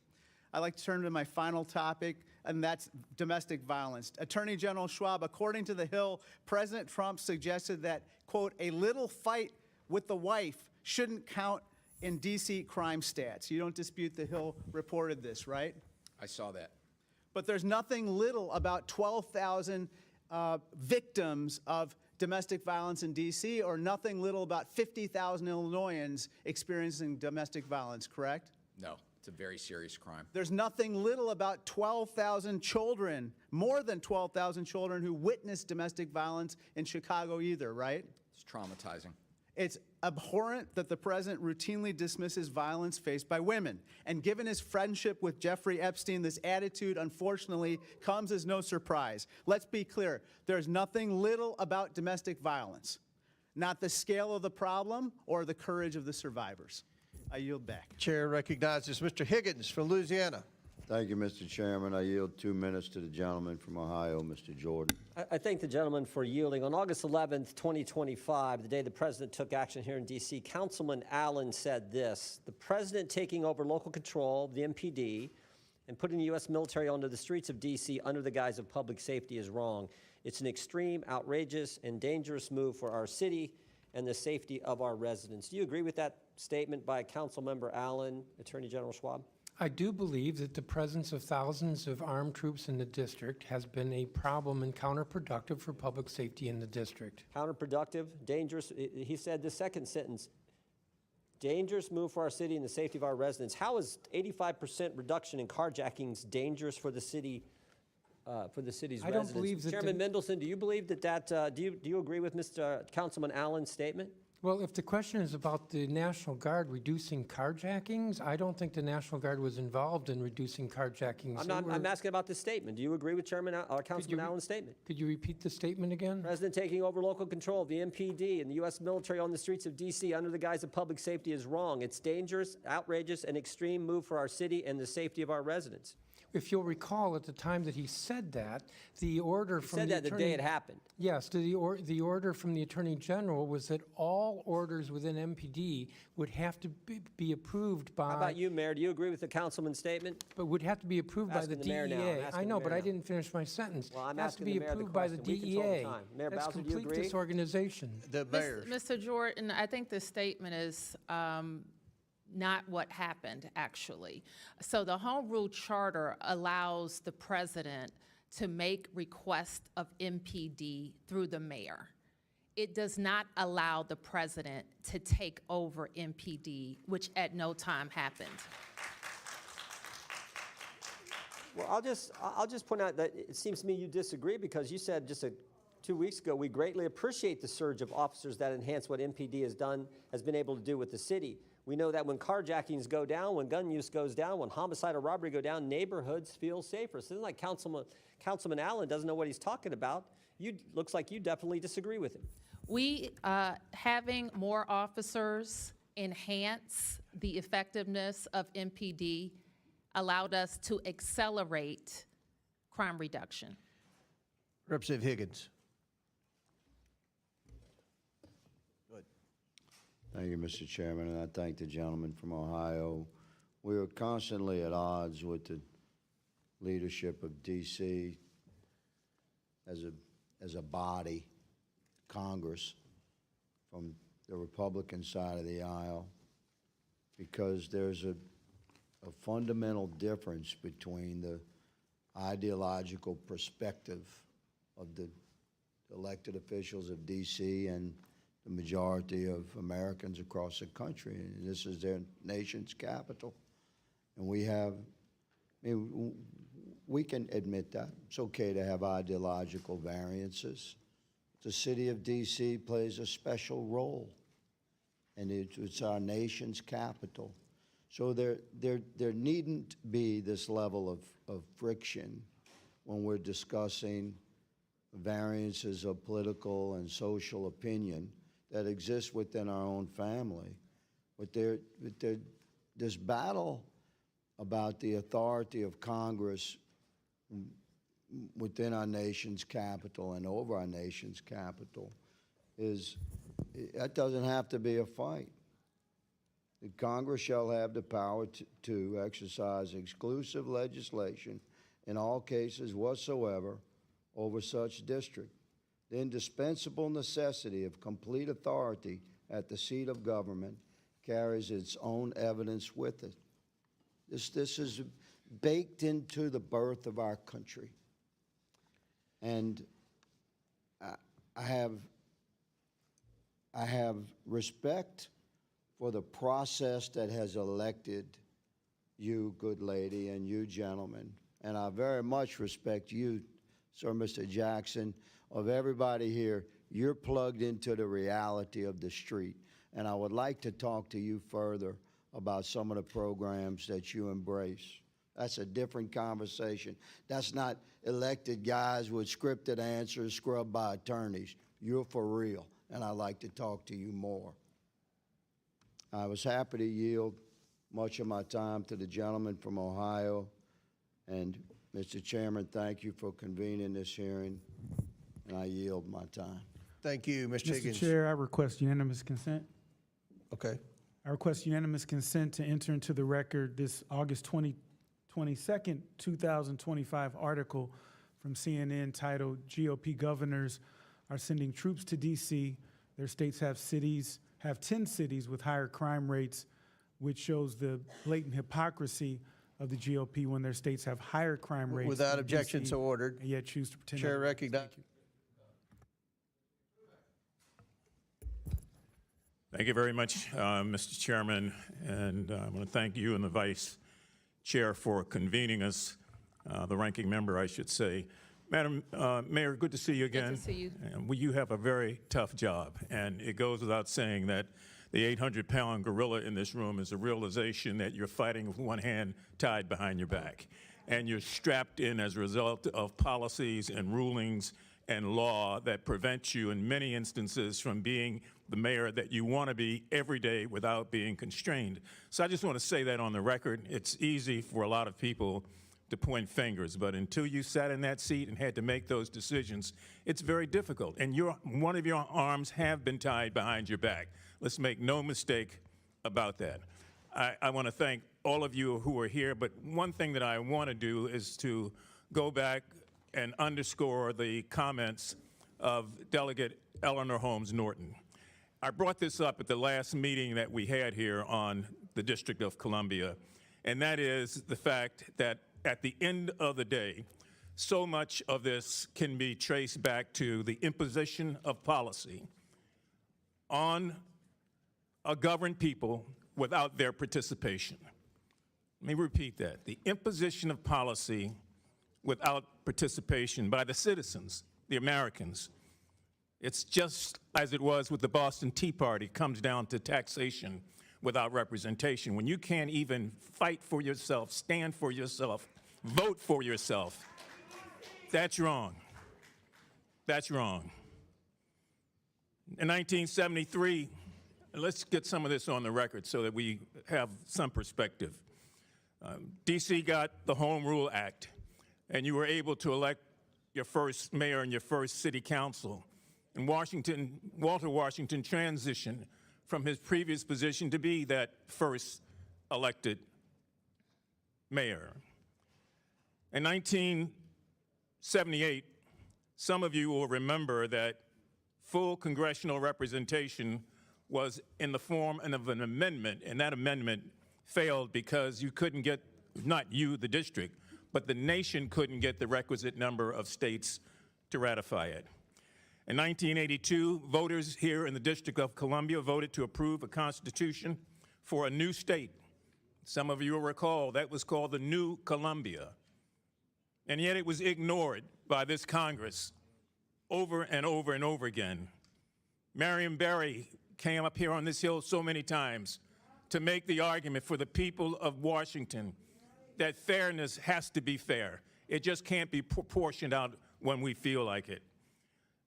In 1990, Congressman Walter Fauntroy, myself, Marion, Jesse Jackson, and so many others put together freedom train rides from D.C. to New England, making a stop in each city along the way, making the case for statehood, and urging Americans up and down the coast to support it.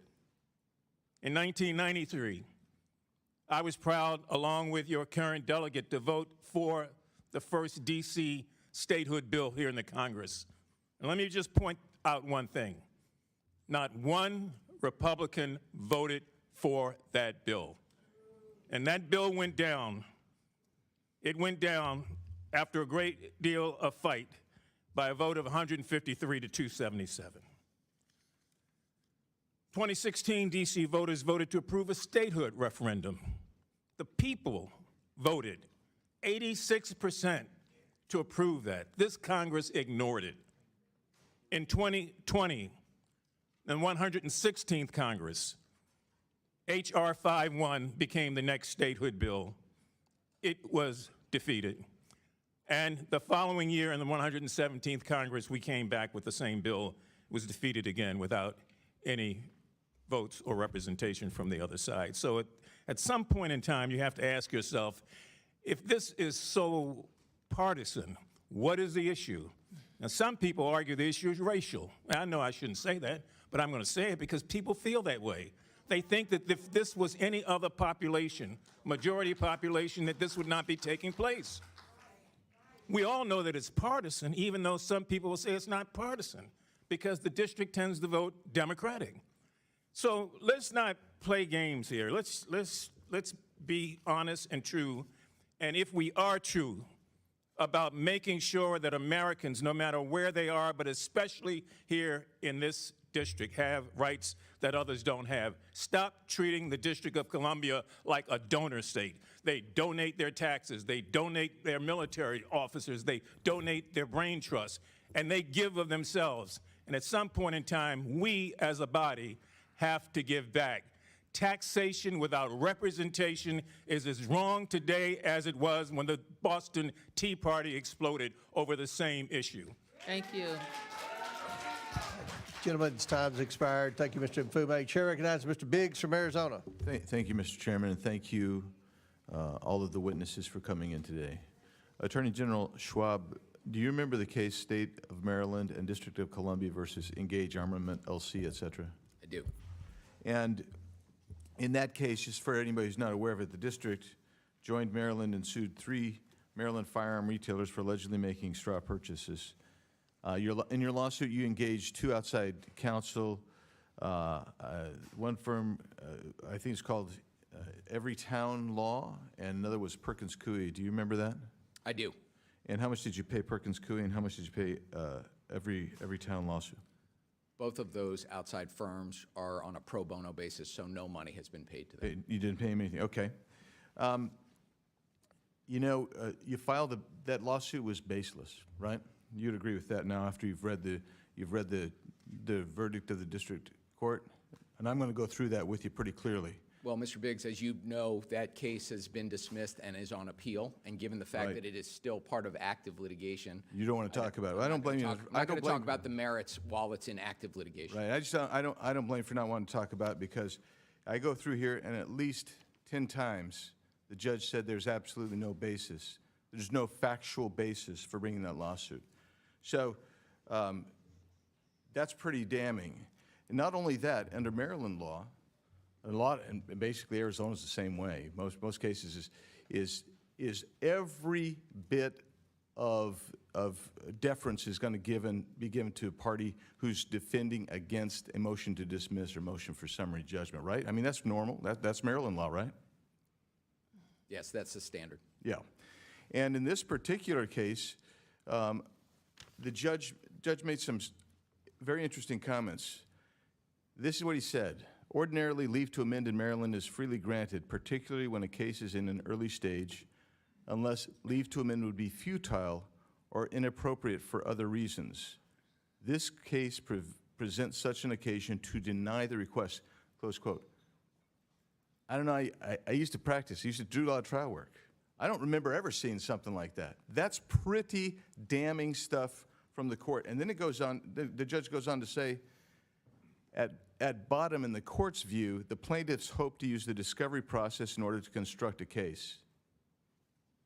And the court correctly notes, through that discovery, the plaintiff wants to find sufficient facts to state a viable claim for relief. But right then, in the complaint, failed to state any claim for relief. And so, the question that's begged here is, why wasn't a Rule 11 sanction brought against you and the other plaintiffs' attorneys? Was a Rule 11 sanction brought? No, sir, and while we obviously disagree with that ruling, we are pursuing an appeal as the rules allow us to do, and I'm confident that we'll get it turned around at the Court of Appeals. Yeah, of course, you were confident you were going to win the case when you didn't have jack squat, but you went after 3 FFLs because you had a political agenda. There were no sanctions. Did you have to pay attorney's fees or costs? Were any of those ordered? I didn't see them ordered in here. I assume they weren't ordered. There were no sanctions. There were no costs. So, the important thing is we were working as hard as we can in this city to keep illegal guns out. No, the important thing is, and the no, way sir, in no, which listen to me guns for a come second. into our Listen to me for a district too second. often is The through straw important thing, purchasing. Mr. Attorney General Schwab, the important thing was that you were using your office to abuse gun FFLs because you don't like them, and that's the deal. Because, as the judge said, you basically didn't have a case whatsoever. But you decided to use your power and your authority and make the process the punishment. That's what you chose to do. That's what you chose to do, and there's no question before you. That is not true, sir. That's exactly what this says. And that's a shame, because that's an abuse of power right there. And so you come in here, sit here, and tell us all this righteousness about power. But I'm telling you, when you're using the process itself to go after political opponents, which is exactly what you're doing. This is a philosophical issue that you have, and you used them, and you you used 2 firms that you know and I know that that's their motive. The law firm, every state, that is their job. That's what they want to do. They solicit funds to go out there and sue FFLs because they don't want the Second Amendment to even exist. Read their statements. And you joined with them. Mayor Bowser, it's good to see you again. I know you do have a tough job. I'm the first to admit it. Thank you. But it's good to see you again. Thank you. And I'm out of time, so I can't ask any questions, but I do have some things I want to, Mr. Chairman, I have some UCs. Yes, proceed. First of all, I wanted to introduce the memorandum decision and order from the case State of Maryland, D.C. versus Engage Armament et al. Without objection, so ordered. The letter from the committee to the Honorable Brian L. Schwab dated June 11, 2025. Without objection, so ordered. Which we're still waiting for answers for. This one, Mayor Muriel Bowser says Trump's surge of federal law enforcement has lowered crime in D.C. Without objection, so ordered. Trump's D.C. crime crackdown busts another alleged Tren de Aragua gang member. Make D.C. safe again. Without objection, so ordered. This one, Trump's executive orders target D.C. crime as the city hits 12 days without a homicide. Without objection, so ordered. This one is radical D.C. officials treated officers like crap, police leader says. Without objection, so ordered. Murdered congressional intern's mom says Trump should take over Washington, D.C. Without objection, so ordered. Yes, prosecuting and arresting criminals would have immediate impact on D.C.'s crime. Without objection, so ordered. Thank you, Mr. Chairman. Thank you. Chair recognizes Ms. Brown from Ohio. Thank you, Mr. Chairman, and thank you to our witnesses for being here today. So we want to talk about abuse of power, huh? Well, let me start here. President Trump's only expertise on crime is committing it, not preventing it, enabling it, not ending it, and covering it up, not cleaning it up. He is a convicted felon. He has illegally frozen federal funding. He has assaulted the rule of law at every turn. He has consistently violated constitutionally protected due process rights, and he has unleashed a corporate agenda to enrich himself and his wealthy donors. Right now, as we sit here, Trump is bending over backwards to protect Ghislaine Maxwell, a convicted sex trafficker who preyed on children, and blocking the release of the Epstein files to shield criminals from accountability. In the last 10 months alone, he has pardoned countless white-collar fraudsters who ripped off the American people, often conveniently after they cozied up to him.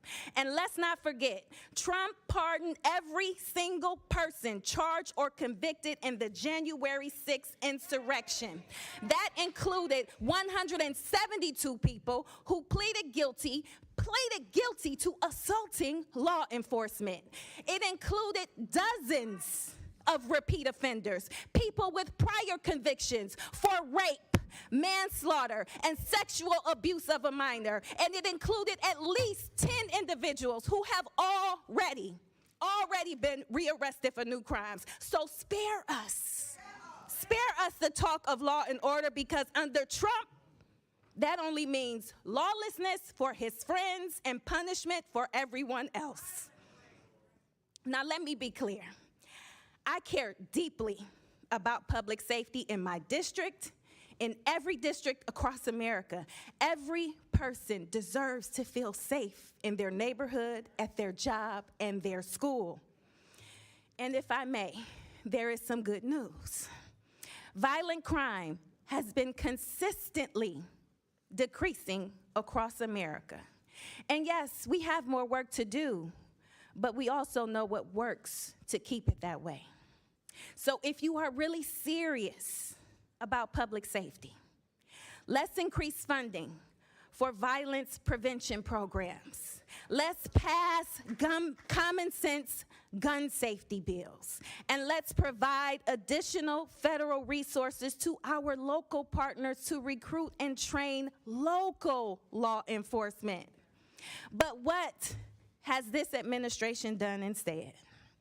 Rolled back gun safety reforms, gutted DOJ programs tasked with addressing violent crime, and blocked funding to local law enforcement and community violence prevention agencies like the one you served, Mr. Jackson.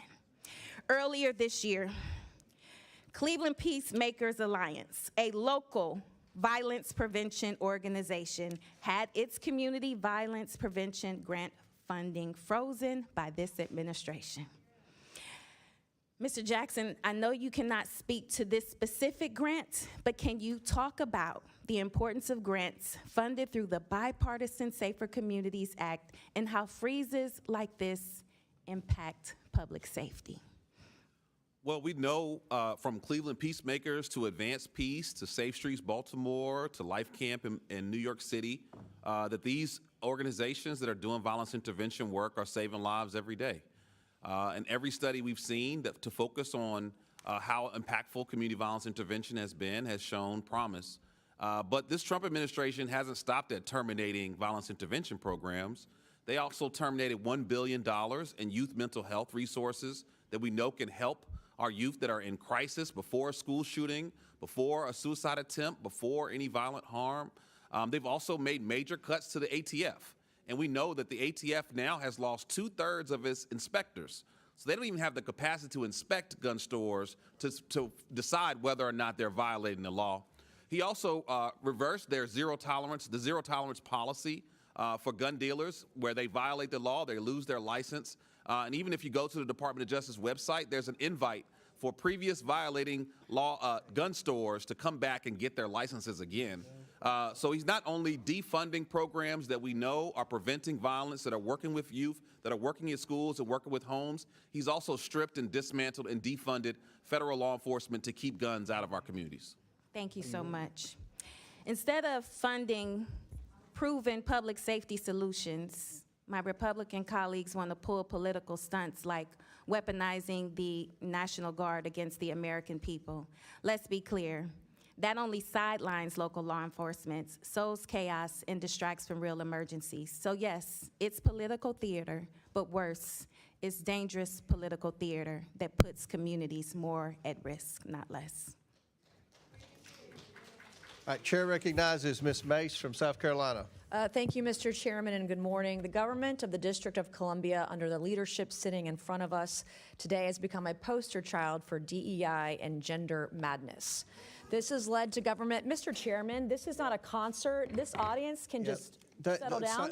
I want to reclaim my time. Stop the clock, and the gentlelady's right. Under the rules of the House, the chairman is responsible for maintaining order and preserving decorum in the committee room. I expect audience members to be respectful of the committee, so we'll...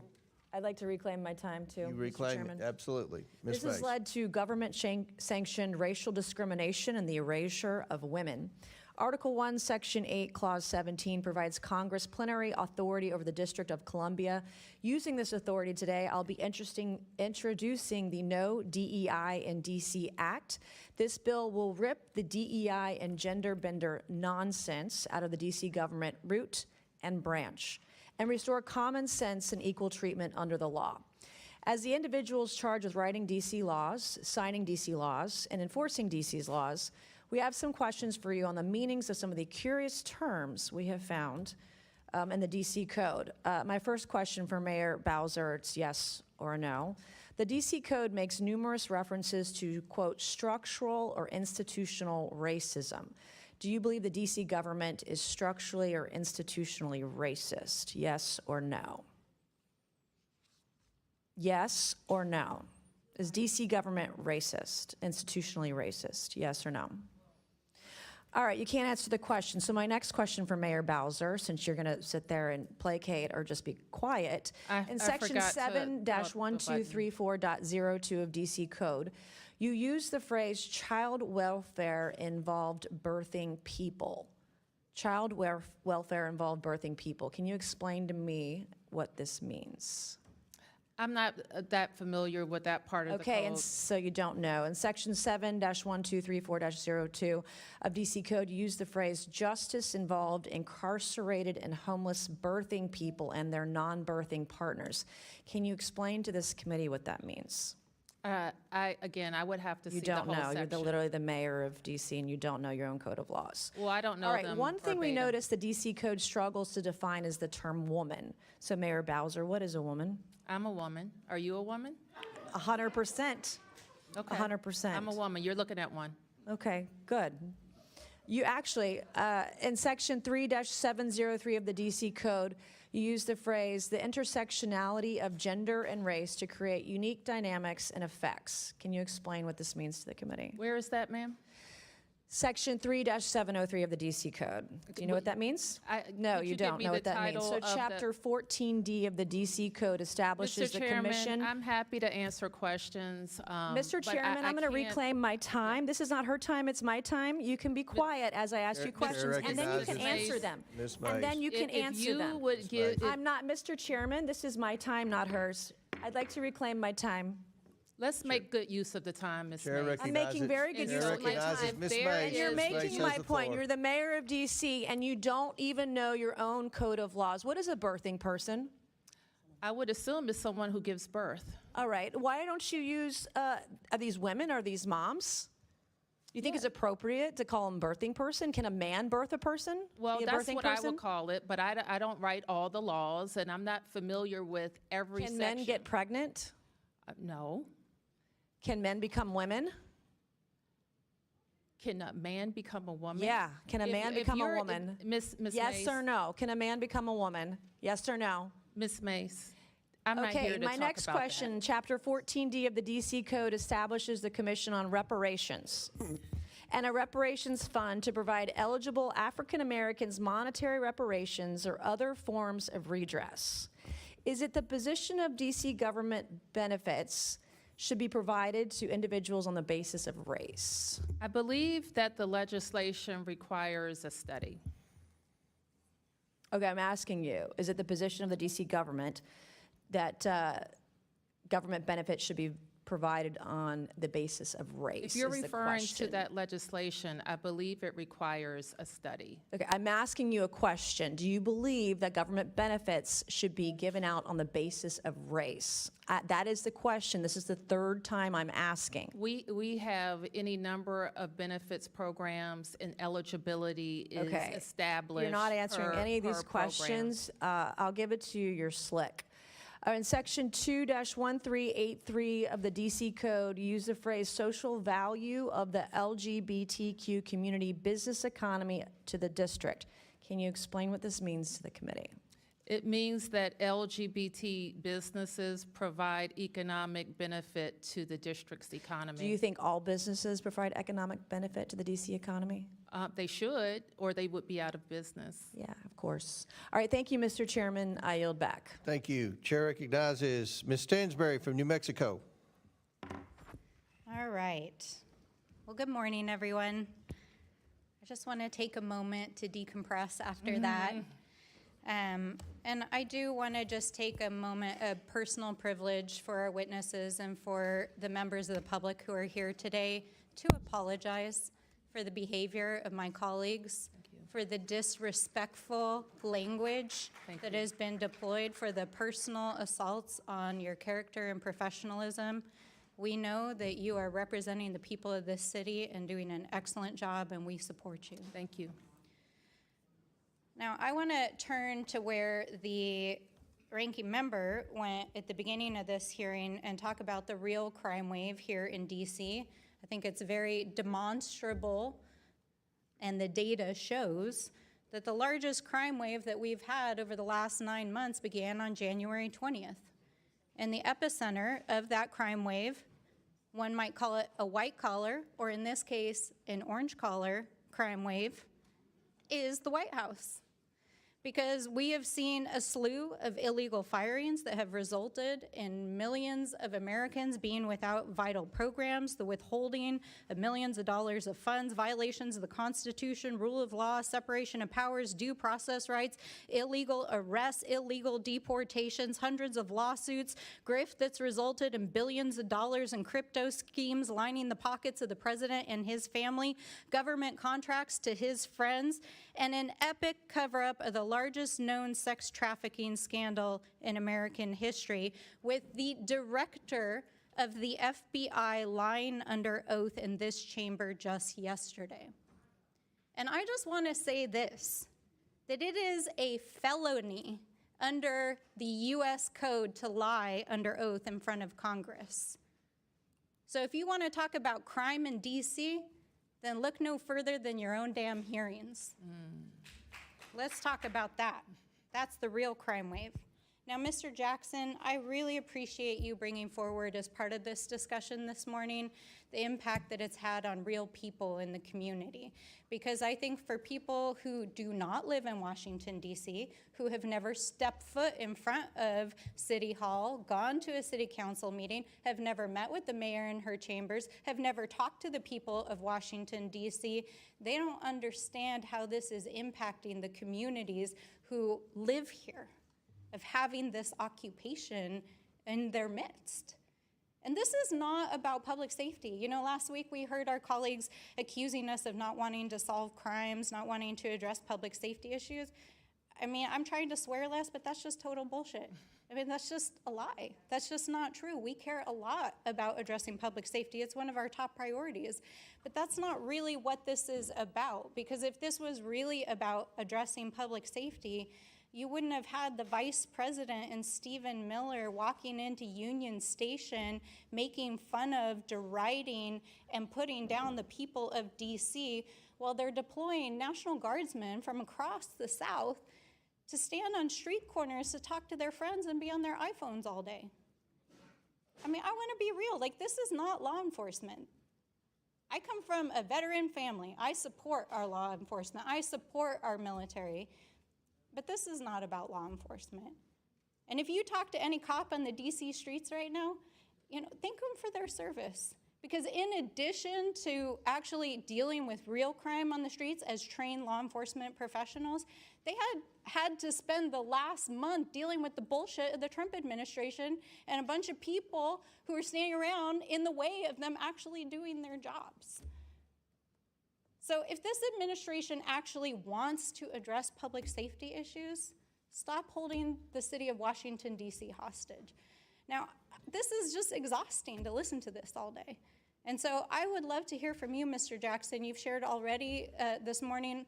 With my remaining time, I would love to hear from you what you think Congress can do to help support the communities that you work with in D.C. Just first of all, it's devastating what's happening in our communities. The first day of the D.C. takeover, we had to go into our communities and teach young people how to navigate law enforcement when their rights might be violated. Instead of teaching them about going to school and studying math and playing sports, they're trying to figure out how to navigate masked agents raiding their neighborhoods multiple times a day. Elderly folks that are getting arrested for petty crimes, 55 and plus, are now coming to us and saying, what can I do when these masked agents run into my neighborhood? And that's not how we solve crime. We don't scare and incarcerate our way out of this issue. We tried that in the 90s, it failed. The way that we address a public health crisis is we invest in prevention strategies. We look upstream to keep guns from pouring into our communities. You know, 95% of guns in this city come from outside of the district. We only have one gun store, but yet the FBI director is bragging about apprehending guns in D.C. while President Trump's son is literally profiting with the buy a gun, smart gun company. And so what we really need in this moment is for federal government to do its job to keep guns from getting into our communities by cutting down on gun traffickers, by going after rogue gun dealers, by holding the gun manufacturers accountable, and being tough on crime, specifically on those who are profiting off of the pain and death in our neighborhoods. Thank you, Mr. Jackson. Time's expired. Chair recognizes Mr. Cloud from is it Palmer or Cloud? Cloud from Texas. Oh, the great state of Texas, as we like to say. But thank you for being here. Thank you, Chairman, for holding this committee. There's a lot of consternation today about President Trump deploying the National Guard to help crack down on crime. I can remember it wasn't that long ago where the Biden administration had deployed the National Guard to block access to the people's capital. I would much more be in favor of helping solve the crime situation here in D.C. There didn't seem to be a lot of consternation coming from the left during COVID when our capital was surrounded by barbed wire and the National Guard were camped out.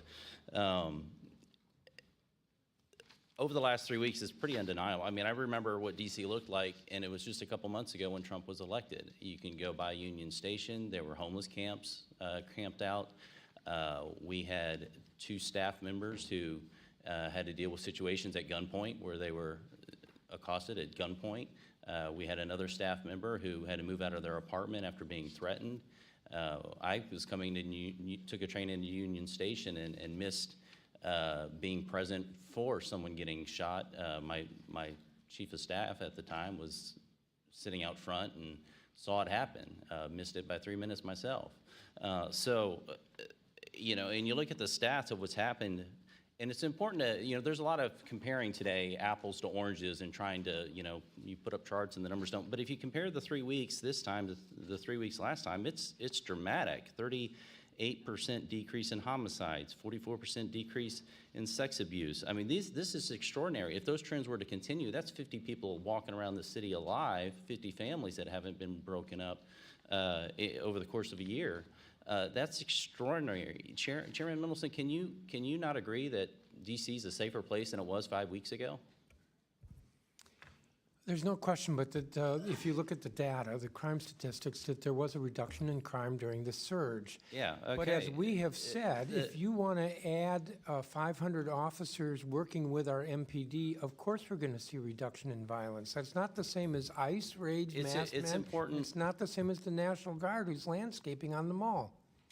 Do I need to go back to my National Guard point? You didn't have a problem when the National Guard was blocking access to the nation's capital, prohibiting people from coming here. And to that point, D.C. is different than other cities. D.C. is unique. Our founders, there was mention of the Boston Tea Party, the ones who were actually there, wrote the Constitution and said that D.C. should not be a state because it houses the federal government. And it would be important for a state not to give undue influence over the federal government. We If you saw read this the during Federalist COVID. Excuse Papers, me, I'm they say talking. nothing about Excuse me, denying sir. us the franchise. Sir.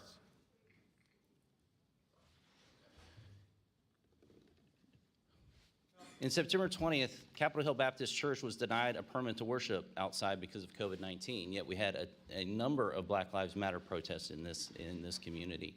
The concern I have is when Washington, D.C., access to the nation's capital is prohibited or curtailed in any way. Could you explain to me, Mayor, why the church was not able to have a worship service outside, but yet the Black Lives protests were enabled to go on? You're talking about the public health emergency? I'm talking about during COVID, Black Lives Matter protests continued to happen in Washington, D.C.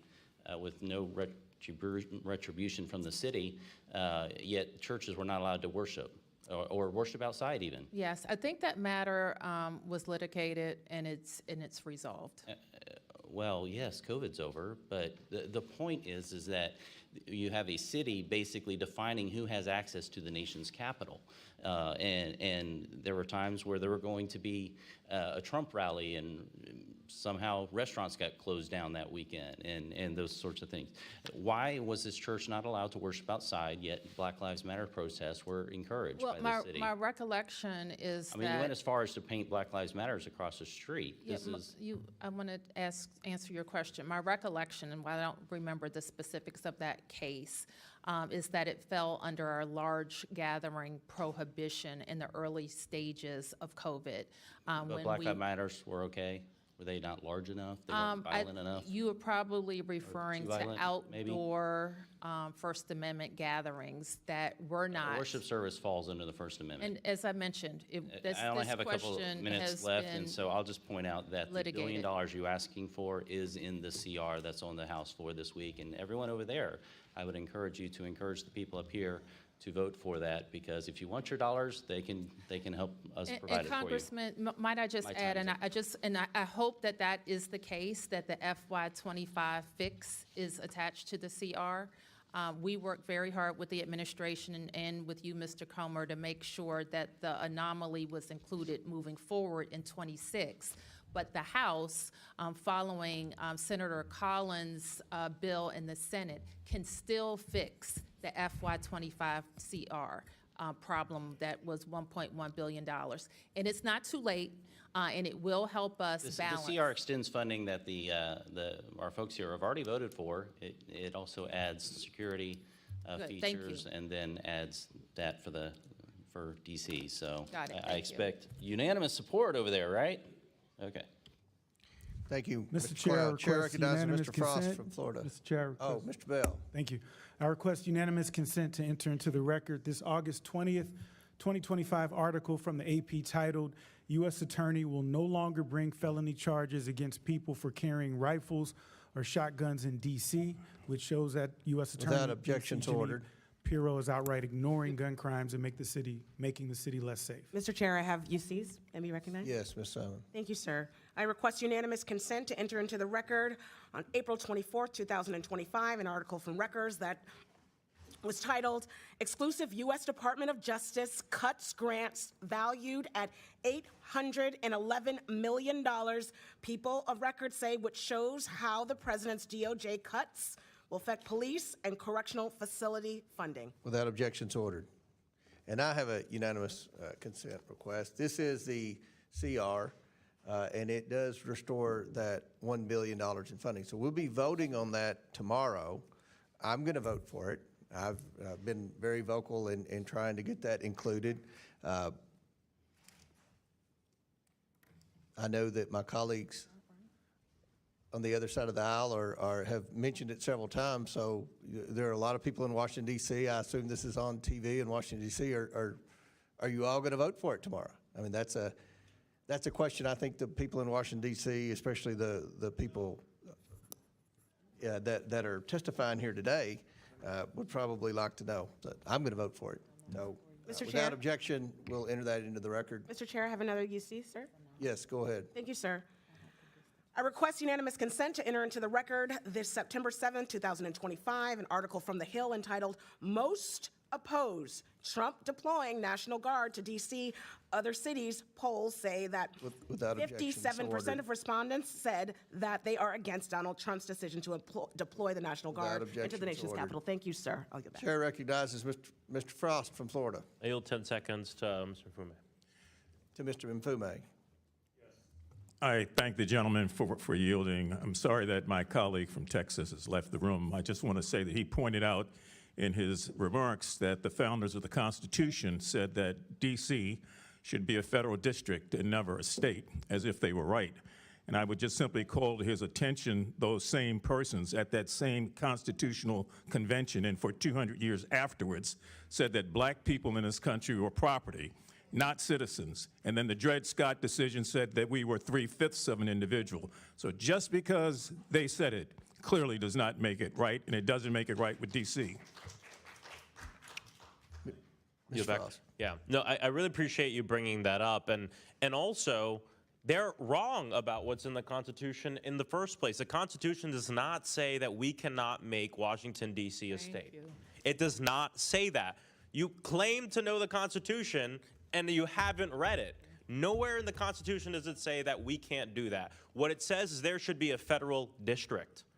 And the legislation put forth by Representative Norton and supported by House Democrats would make the federal district encompass the places that we work, the White House, the United States Congress, the Supreme Court, and not include the 700,000 people who live in D.C., who pay taxes but don't have proper representation. That's right. You know, usually when we're talking about D.C. in this committee, it's, you know, usually we have just folks who can watch in the audience. But I'm happy that today's different because we have representatives from the district's local government and Mr. Greg Jackson Jr. here to give voice to what's going on in Washington, D.C. Greg, you've called the district home for decades. You bring the perspective of the D.C.'s people to this committee. You bring years of expertise and experience in crime reduction to this hearing. And of course, a survivor of gun violence yourself. Before President Trump started playing dictator with the people of D.C., he started dismantling important community safety and violence crime prevention programs, most notably the White House Office of Gun Violence Prevention. Not a partisan office, an office that worked at reducing crime in all of our districts. As a former deputy director of that office, can you describe some of the important work that has stopped due to this administration? Yeah, one of the most critical things was we were coordinating the response to mass shootings and concentrations of violence.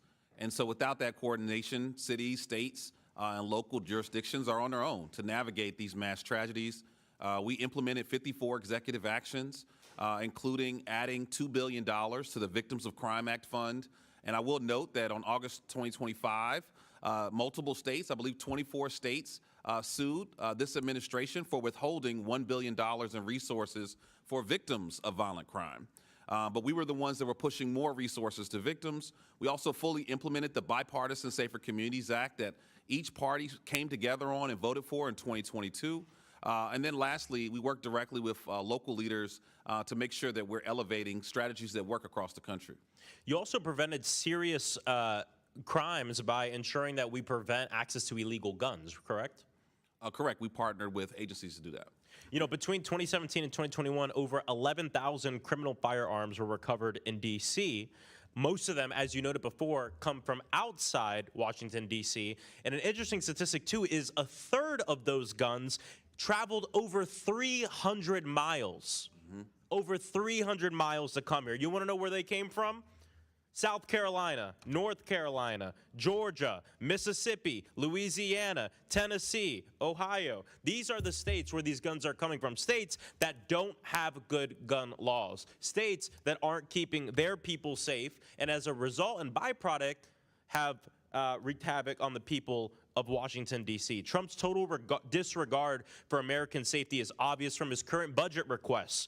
Having already fired a majority of the federal gun dealers inspectors, now he wants to slash another $1 billion that could be used to crack down on these guns. Congressional Republicans are also doing their part to make us less safe. They're trying to remove restrictions on silencers, trying to remove restrictions on rifles, even on firearms designed to look like everyday objects. And we even know that they're insincere in this because I just listed states that have some of the highest murder rates in the nation. I asked this question last time and asked it again. Where's their bill? If this is the way to end crime, and this is the thing everybody wants, why don't they have a bill to invite the military to occupy their states, which have the highest crime rates in this nation? They're not going to do it because they don't want the military to occupy their communities in their states because they know it's a load of crap and they're insincere about it. I yield back. Chair recognizes Mr. Palmer from Alabama. Mr. Chair, I have a unanimous consent request. Okay, who said that? I'm looking. Oh, Cross. Oh, yeah, Mr. Frost. This is a Washington Post piece by E.J. Dion Jr., The Good News About Murder, Homicides Way Down, What Happened, What We Can Learn, and How Progressives Became Crime Fighters. Without objection, so ordered. Chair recognizes Mr. Palmer from Alabama. Microphone. Attorney General Schwab, are you aware that the FBI requires that all states and local governments, police departments report crime to the National Incident-Based Reporting System? I think that is correct, sir. Okay. Washington, D.C. has not done a good job at that. As a matter of fact, you've been accused of cooking the books, and it's not just a problem in Washington. Mr. Chairman, when this went into effect, Illinois only reported 30.6% of their police departments reported. New Jersey only 28.7%, New York 13.8%, Maryland 9.5%, California 1.9%. I would argue that when you're presenting crime statistics that these are highly suspect because state and local police departments are not reporting the data. We've known this for a long time, that the homicide rates are underreported. The FBI has made that clear. I want to move to something else. We do have a crime surge. Violent crime, property crime, particularly vehicle theft. Washington, D.C. has a truancy problem.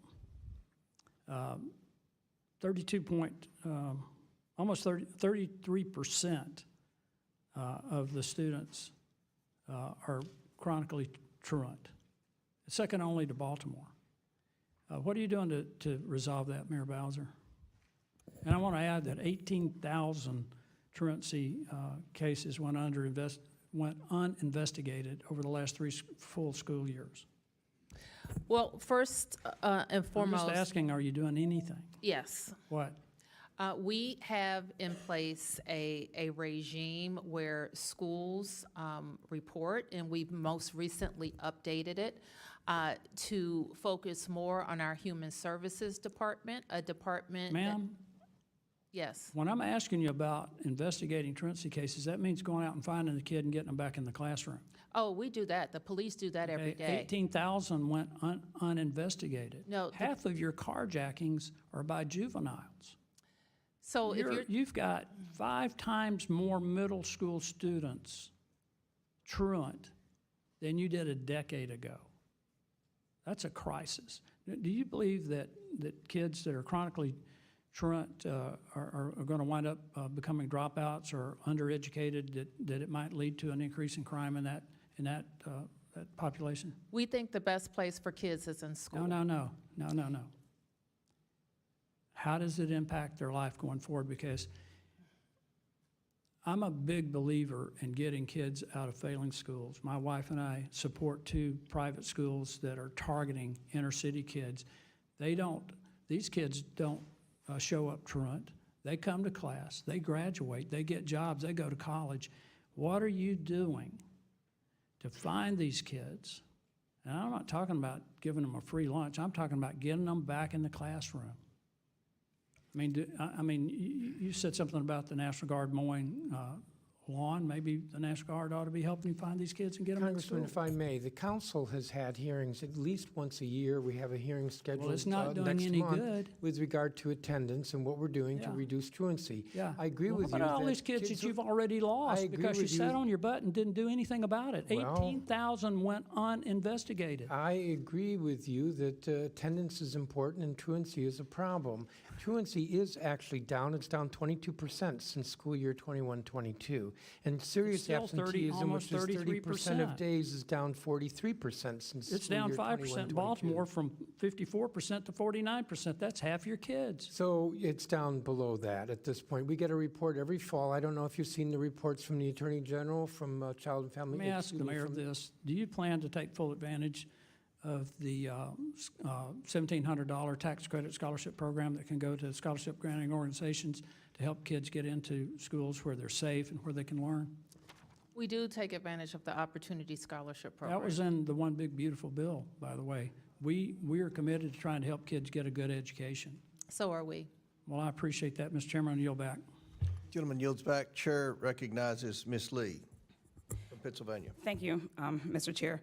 Every single time the Republicans call one of these overseer hearings on the district, we get the same paternalistic, infantilizing, just racially coded drivel. We are hearing the same old fear-mongering, the same misdirection and misinformation today, off-topic claims, including getting rid of DEI in D.C. And it's crazy to say because you can introduce DEI laws, but at the end of the day, you are not going to erase black people from the District of Columbia or any other place. And I just wanted to start with that. And let's be real, that's what's at the heart of all of these same conversations that we keep having about crime and underfunded and under-resourced black communities while they ignore crime in the White House and in their own houses. So I just wanted to establish that as we go through this. But Washington, D.C., we know is in a unique situation, especially, you are especially vulnerable to Trump's power-hungry overreach.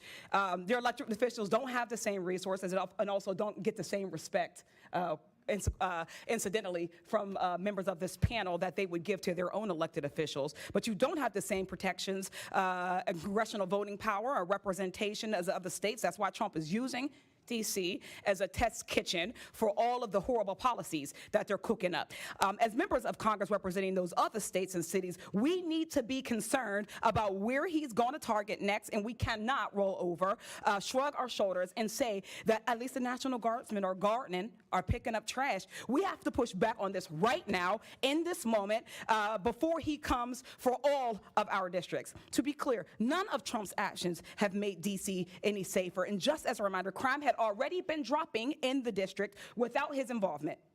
He's been terrorizing D.C. residents with these mass and unaccountable federal agents and armed National Guardsmen. He's completely broken any small amount of trust these communities have with local law enforcement. Many of the National Guard troops are from out of state. They don't know D.C. any more than you all do, and they don't know the communities. D.C. residents deserve to govern themselves and have elected officials that are accountable to them, who uniquely understand D.C.'s needs and their concerns, but instead, Republicans want to micromanage people who didn't vote for them and do not support their policies.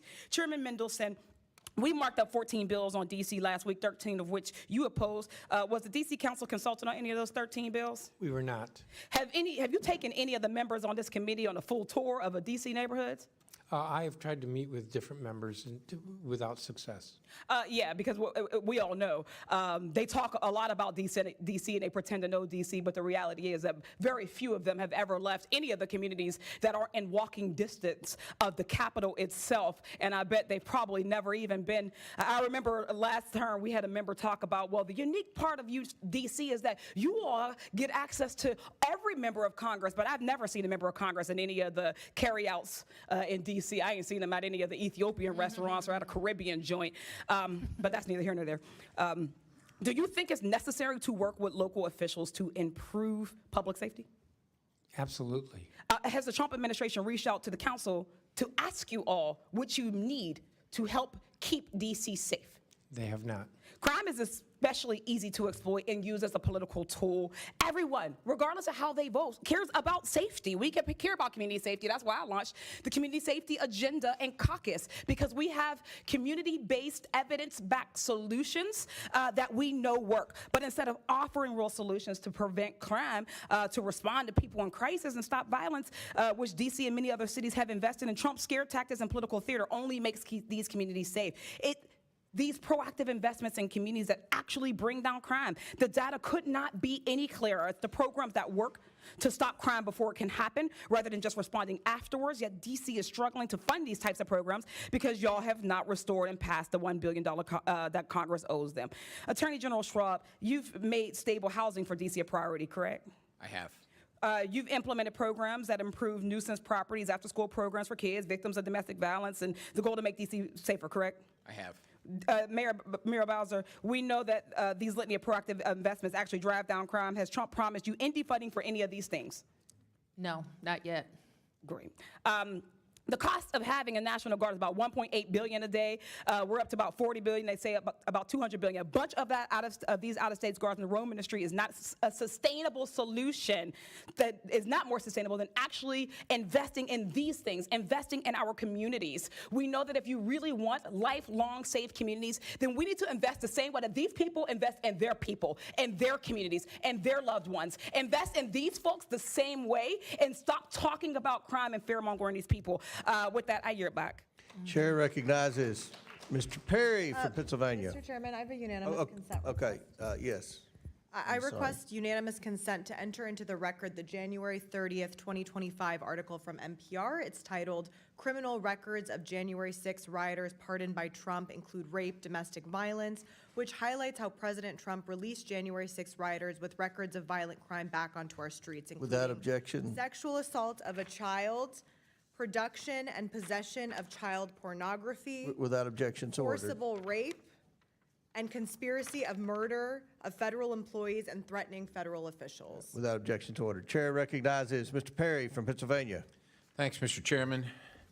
Mayor, thanks for being here. Thanks for being in the arena. We know it's difficult. I think the case that we're trying to make today is that there's a crime problem, and when you prioritize solutions, you can actually make a difference. And I'm just going to quantify that statement because I think that Washington, D.C. has a crime problem. Shouldn't just say that, but if it's true, it'd be evidence. And the House Budget Committee reported in early 2024 that crime surged by nearly 40% last year, which is 2023, with over 270 murders, 950 carjackings, and 106 children shot, reminiscent of the 1990s crack epidemic. And of course, you know, you've heard the stories of staff members here. We all kind of, believe it or not, know somebody that has been a victim of crime right in the nation's capital, right? As of October 2023, the violent crime rate in D.C. hit 664.2 per 100,000 people. For comparison,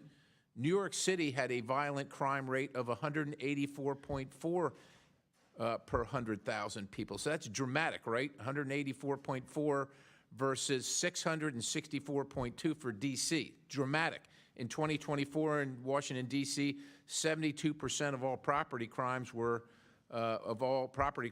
larceny, theft, and motor vehicle theft, burglaries, et cetera. Washington, D.C.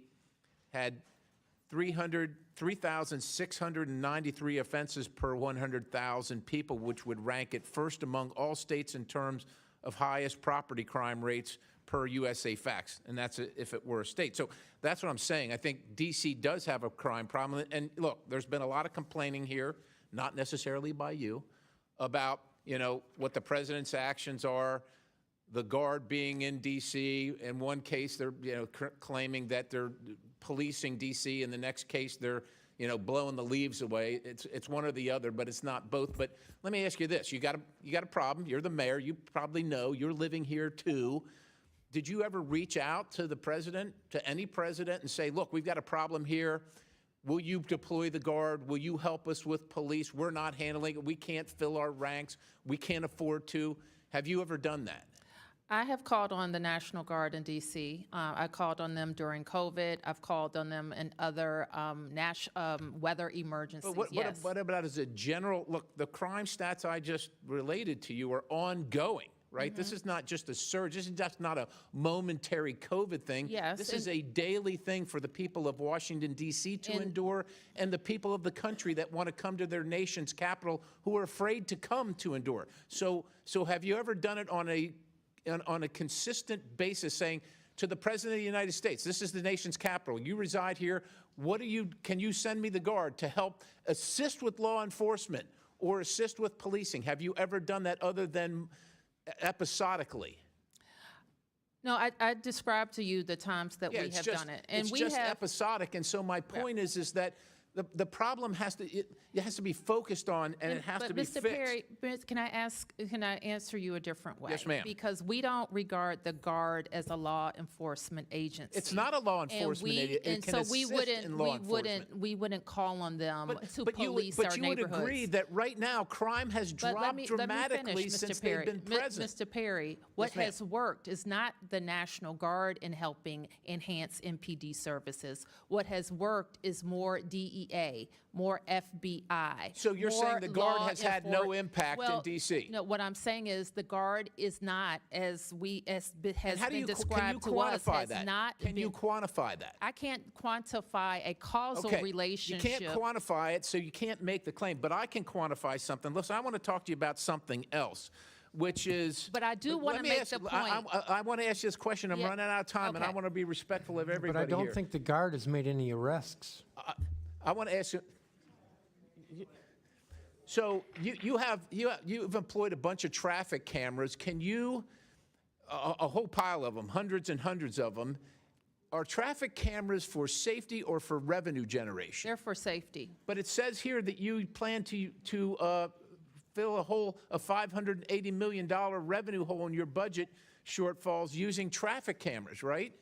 No. You said that. No, what we said is that our budget includes revenue generated from traffic Expected cams. 580. We don't- You said this, ma'am. We want to It's drive. per the Fines and Fees Justice Center. Let me just, because I want to Yes. quantify this as well.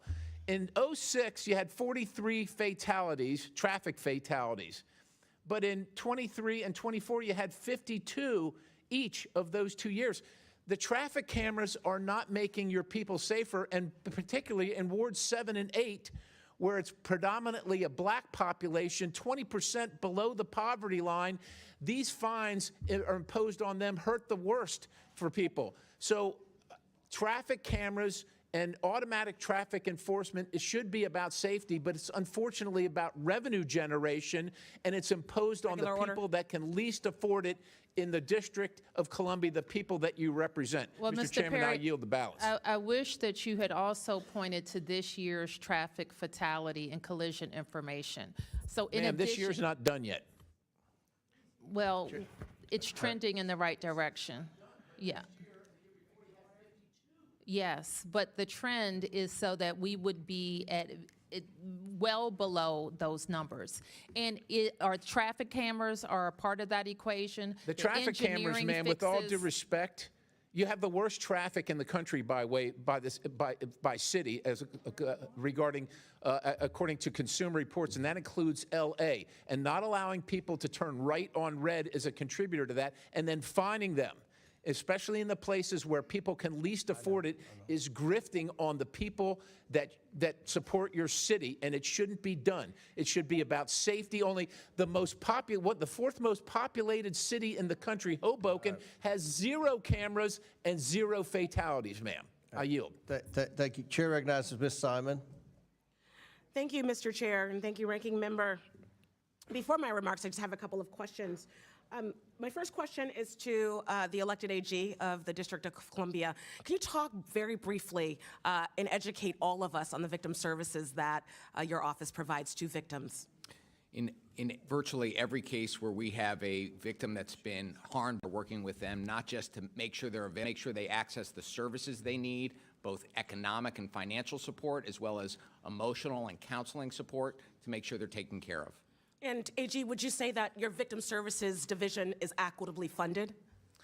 We can always use more money to make sure that we're providing that critical service, but the team I have is doing an extraordinary job with what we have. And what you all provide is not only protection for witnesses, is that correct? We certainly do more than just protecting the witnesses, yes. Is it also making sure that victims of domestic violence have opportunities to leave their abusers and save their own lives? One of the things that we do every day is making sure victims of domestic violence are getting protective orders and making sure that they are protected from people who may be putting them in a dangerous place. Isn't it true that you work with mothers of murdered children? We do. Isn't it true that you provide burial and counseling assistance for folks in our communities who have been victimized by violence? We do. And I want to thank you for that work. AG, would you also say that in the District of Columbia, the young people that you are prosecuting do not have readable access to mental health supports in the District of Columbia?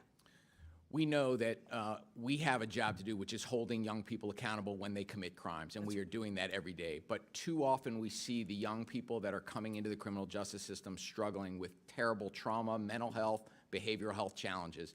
And we can't ignore that need too. We've got to do both. And while we will do the prosecution work, and we will continue to do that, we can't ignore the fact that there are causes that lead to repeat offenders, violent offenders, and sometimes it's the mental health and trauma that young people are carrying around. If we don't ignore it, and if we do ignore it and don't address it, we are going to be continually fighting this issue. Wouldn't you also agree, AG, that reentry services create opportunities for young people who have been convicted and have served time in the juvenile detention facility, the opportunity to stop the pattern of committing crime? 100%. Would you agree that the defunding of reentry services increases the likelihood of young people not being able to do the rehabilitative work to be able to maintain their civility and their opportunities to do the right by all of us? Well, if we don't take care of kids after they have been committed, after they've faced consequences with getting back into community and making sure that they have healthy, hopeful pathways, kids with hope are safer to And that's everyone not around soft. them. I would say that that's not soft on crime. Would you agree that if you have to charge every 14-year-old and put them in an adult cage, that when they get out, because they will get out, that they will be worse than when they came in? We know that to be true. We know that to be true. Over 40% of young people who are charged as adults, they do get out and they are more likely to offend than if they were processed and rehabilitated in the juvenile court. Is that not fact? We need to make sure that young people, when they commit crimes, are held accountable with swift and certain consequences, and we are doing that. Long prison sentences or putting kids into the adult criminal justice system does not make us safer in the long run, and that's what I'm committed to. I want our DC to be safer now and into the future, and we can do both. One of the reasons why I abandoned my, my prepared remarks, I spent almost 30 years working with some of the most troubled young people in my community. And in the programs that I developed and implemented, we reduced crime and recidivism by almost 70% of young women who are in the juvenile justice system. And that work was not done by prosecuting them as adults and putting them into cages to rot. What we did was invest deeply in their rehabilitation, but also in their accountability and ensuring that the victims were made whole. So I want to thank you all for your assertion that DC not only can govern itself, but if we were to do right by victims and right by children and right by families, we would fund education, we would have free childcare, we would ensure that every person who was seeking health care could get it. We are so far from that vision. So instead of problematizing the elected leaders of this city, I would hope that in the future, that folks who have no experience in law enforcement on this body listen to the experts. Thank you so much, and I yield back. Thank you. The witnesses have requested a recess, but we're going to recognize one more member, then we're going to have a 15-minute recess. Chair recognizes Mr. Crane from Arizona. Thank you, Mr. Chairman. I want to say thank you to the guests for showing up today. Since I only have 5 minutes, my first question is going to be a yes or no. Does DC have a crime problem, Mayor Bowser? Any crime is too much crime, Mr. Crane, but we're trending in the right direction. Sorry, just yes or no? It's not a yes or no question. Okay. Chairman Mendelson, does DC have a crime problem, yes or no? There is more crime than we want, but it is significantly All right, I'm moving less. on since you can't follow the instructions. Attorney General, does DC have a crime problem, yes or no? One crime is one too many. We got to keep working at it. Mr. Jackson? One crime is one too many, I agree. Thank you. Do you guys know where DC ranks amongst U.S. cities in crime? Mayor Bowser? In what category? Crime rates.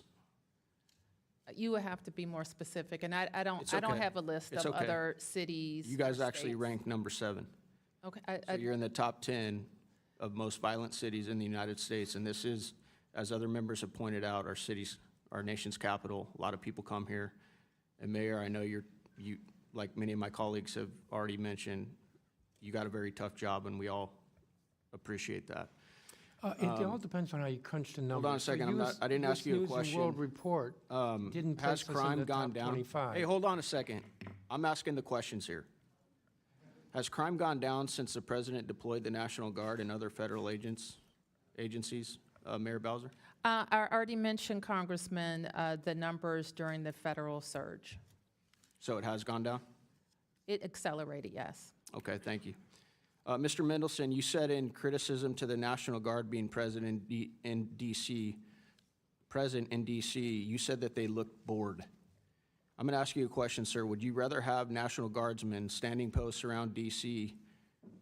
looking bored but driving down crime, or continue to be ranked in the top 10 in the country in violent crime? Well, with as no I was guardsmen? trying to say, depending upon how you look at the data, we don't even place in the top 25. Now, in my testimony, I outlined That's definitely not the ways- reporting that I've seen. You Well, guys are US ranked- News you and got- Buddy. All right, moving on. Councilman Mendelson, did you vote with the rest of the city council to defund the police by $15 million in 2020? I don't believe that's the correct amount, but I did vote Yeah, you for the did. budget then. You did. Okay, Councilman, did you call the police in July 2025 because of a protest outside of your home? I called 911.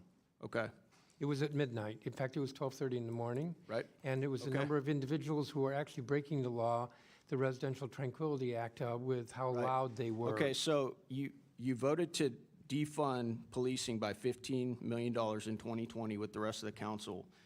This is what the police union, police officers had to say about your interaction I with know the what you're going to police. say, and I've already said Yeah, to Mr. well, I'm going to Pemberton- say it, so you're not going to interrupt me. Over the weekend, Chairman Mendelson called the police because there were peaceful protesters at his house, because he decimated the police department with horrible legislation, and our staffing has now 800-plus vacancies. There was a delay in responding to his home. Because of the delay, Chairman Mendelson called and screamed at OUC and MPD staff. There is now a permanent security detail at his home staffed by an MPD officer who should be handling more important matters. We currently have 3,100 total sworn members, the lowest in 50 years, and we now have to dedicate one of them to be a security blanket for a man who hates cops, while other people calling 911 for real emergencies will have to wait. This nonsense must end immediately. So that's what the police department had to say No, about you in police that union, incident. not police The department, Yeah, the sir. police union. The union that I'm aware of represents that police statement, officers. and it's false on Do they numerous represent police points. officers, Mr. Mendelson, the police union? It's the union Thank you. president. Okay, Attorney General Schwab, do you agree that all legal measures should be on the table to combat crime and lawlessness in the city? I do. Okay. Then why historically has the DC Attorney General declined to prosecute crimes?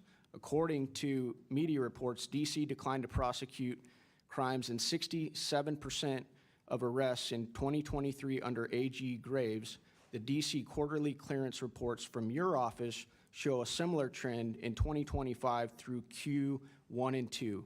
You are only prosecuting 53% of gun-related homicides, 50% of sex abuse cases involving a knife, and 37% of non-fatal shootings.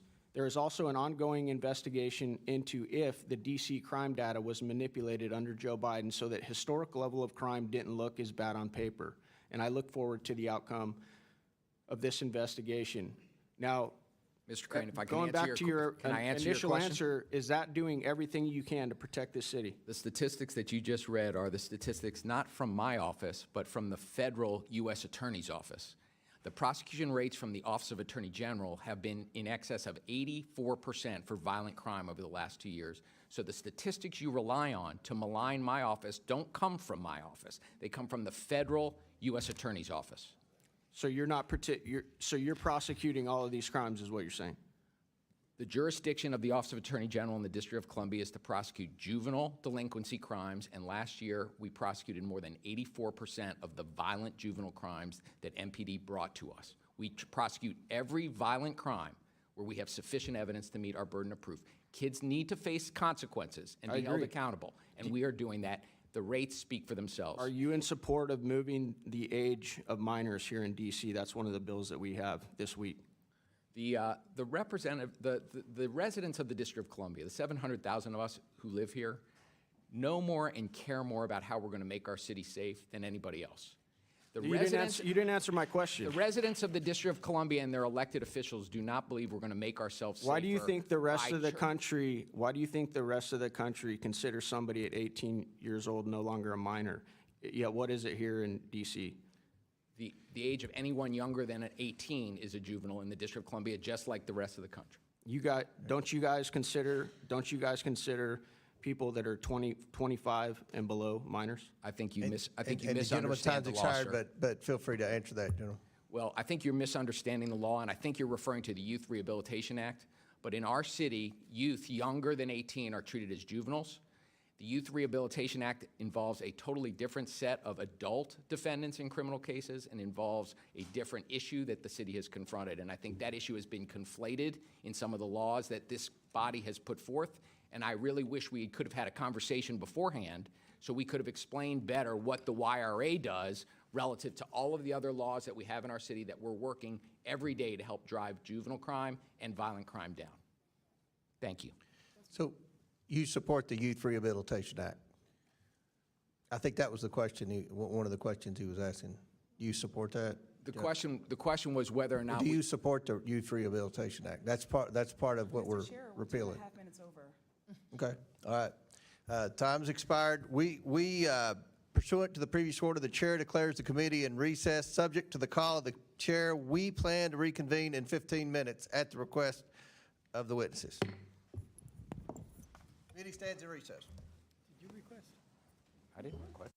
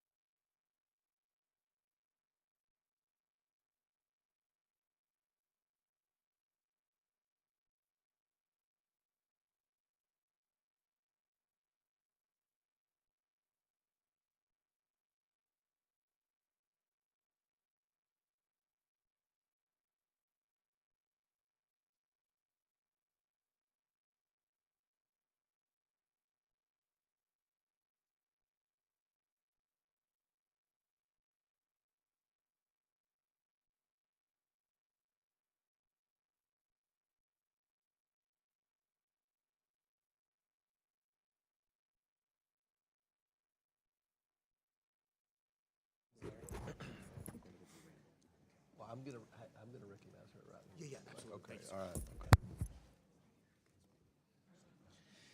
Okay. The committee will come to order. Before we resume the questioning part of the hearing, I want to recognize Ms. Norton from Washington, D.C. for some unanimous consent requests. Ms. Norton. Thank you, Mr. Chairman. I have a unanimous consent request to enter into the record a statement from Donald Sherman from Crew regarding the D.C. takeover of D.C. local law enforcement, a letter from Brady on restricting the autonomy of the District of Columbia, and a statement from the Project on Government Oversight regarding the militarization of law enforcement in the District of Columbia, Mr. Chairman. Without objection, so ordered. All right, I'll recognize myself for 5 minutes. I want to touch up on something that Mr. Frost said. He kept asking, "Where's your bill? Where's your bill?" And there are two schools of thought up here as we try to address the crime crisis in Washington, D.C. and try to come to solutions. And I feel like one thing that my colleagues on the other side of the aisle constantly say, you have to have a bill to do this. They said you had to have a bill to secure the border. Well, President Trump secured the border within days of assuming the presidency. It wasn't the lack of a bill, and their bill, by the way, had a lot of amnesty in there, which made it a toxic bill, and that was a poison pill, as we say often about bills. So there's also a school of thought that to alleviate poverty or to control poverty, you have to have a bill, you have to have government programs, you have to hire a bunch of government bureaucrats, you have to have government funding, and it has to increase by 10% every year, for every year, year after year, year after year, year after year. Many of us, myself included, believe that the best way to end poverty is to try to help grant access to a good paying job, And we don't think you get good paying jobs through government bureaucracies, through government agencies, through never-ending creation of new government programs. And with respect to alleviating crime in Washington, D.C., we had, as we all know, an aggressive markup last week. And, the bills addressed, many of them, juvenile crime. So, General Schwab, do you agree or disagree that there's a juvenile crime problem in Washington, D.C.? I think we need to make sure that when kids commit crimes, particularly violent but crime. is there, I mean, it seems like looking out the window at night from Barry, there were a lot of kids running around. A lot of the carjackings were committed by juveniles, an excessively high juvenile crime rate, if you define juvenile as, the way your definition under 24 is. Well, here in the district, Mr. Chairman, juveniles defined as younger than 18. My office is addressing every violent juvenile crime that we have. So there's no crime. There's no juvenile crime crisis in Washington. Is that what you want to say? One crime from a young person. Okay, you said too many. Chairman Mendelson, is there a juvenile crime problem in Washington, D.C.? Well, the challenge, Mr. Chairman, is that what does problem mean? So if I were to say yes, that's good. No, there's too much. No, if you can't say there's a juvenile crime problem in Washington, D.C., that's why we have to come in and help out a little bit. I'm trying to give you And many of us believe that the juvenile crime problems were created by excessive criminal justice reform. Now, I supported criminal justice reform back when it first became a thing in Kentucky. So did another Republican, Rand Paul. At that time, it dealt with incarcerating young people because of possession of marijuana.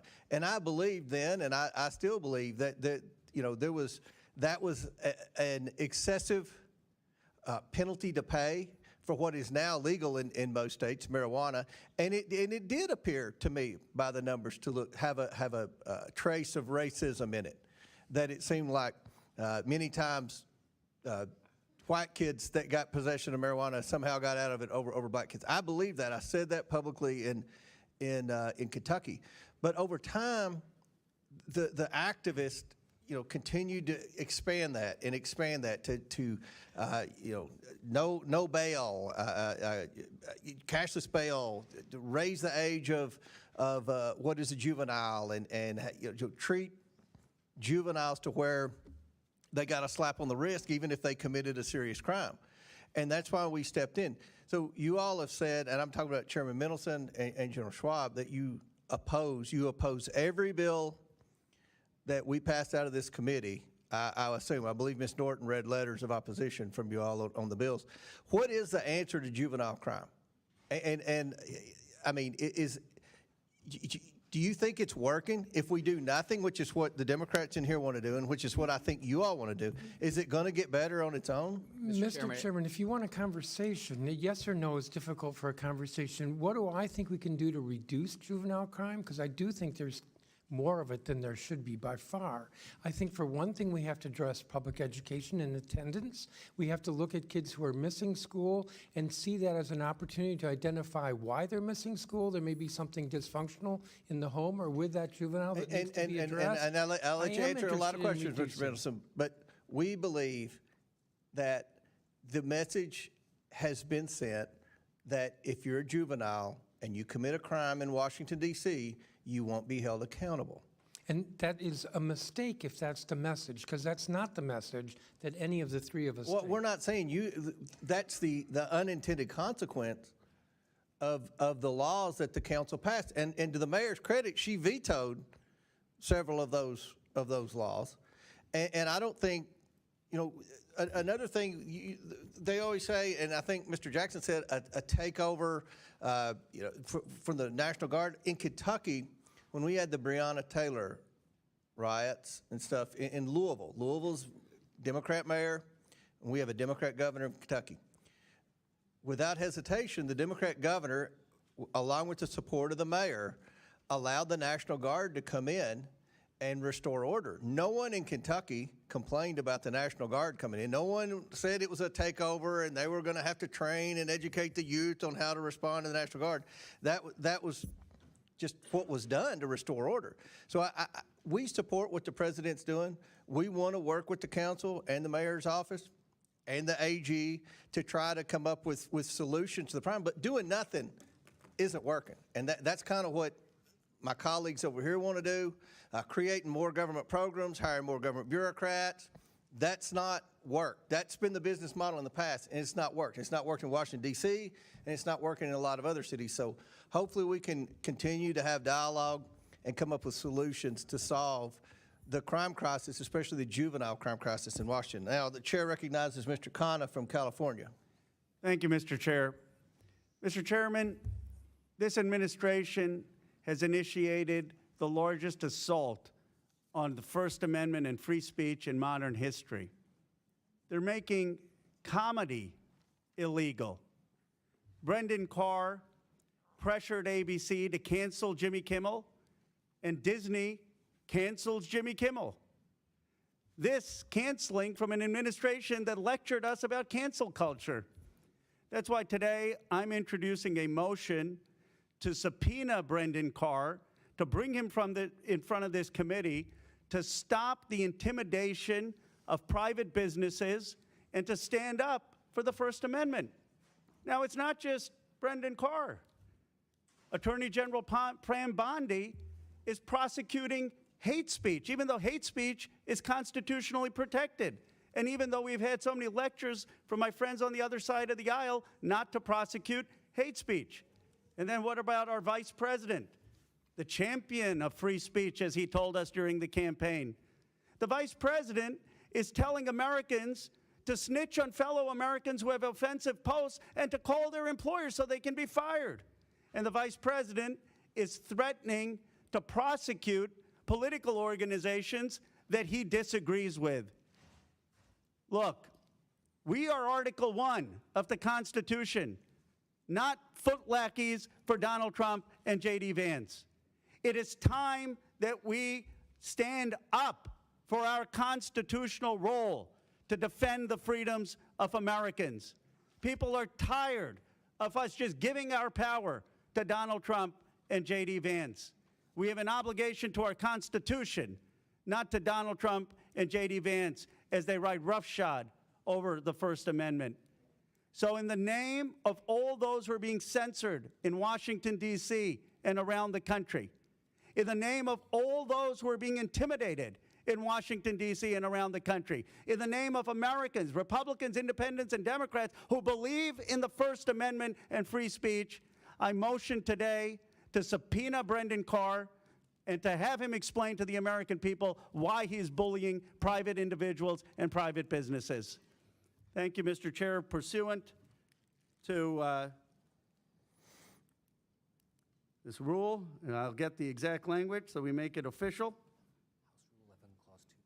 Pursuant to House Rule 11, Clause 2.6, I motion to subpoena Brendan Carr to come before this committee and testify in front of the full Oversight Committee, and I hope that my motion to subpoena him will be voted on as soon as possible.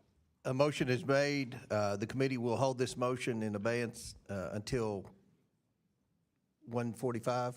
Give everybody time to get back in here. Thank you. And if I might say, Yes, sir. I know Brendan Carr well, and Mr. Chair, I hope you'll have him come in. I think we could do that. I think I we appreciate that, sir. We could. I don't think the motion's necessary, but I think he would. I'm pretty confident he would be willing to come in to testify. So thank I'll just say that. I don't think the motion's necessary. You want to withdraw the motion? I still want the motion, sir. Well, right. you know, we'll do it, and he can come in. But I'd appreciate, I've appreciated your working with our ranking member on Epstein, and I've appreciated your collaboration with him. Of course, I appreciate our ranking member's leadership on this issue, and he deserves a lot of credit for our subpoena today. But, if you want to work with our ranking member on a collaborative process on that, like you have been on Epstein, I'd appreciate it. Yeah, I'd also like to second the motion. Thank you, Congresswoman. And first of all, thank you, Representative Khanna. And Mr. Chairman, I think that's a great offer. I think we're very interested in what's happening, and if we could come to an agreement, I know we have another 30 minutes or so before we actually take this vote, but if we can come to an agreement prior to that, I'd like to talk to Mr. Khanna and to you, because I think our goal, and clearly yours, is to get him in front of this committee. I think it would be very productive.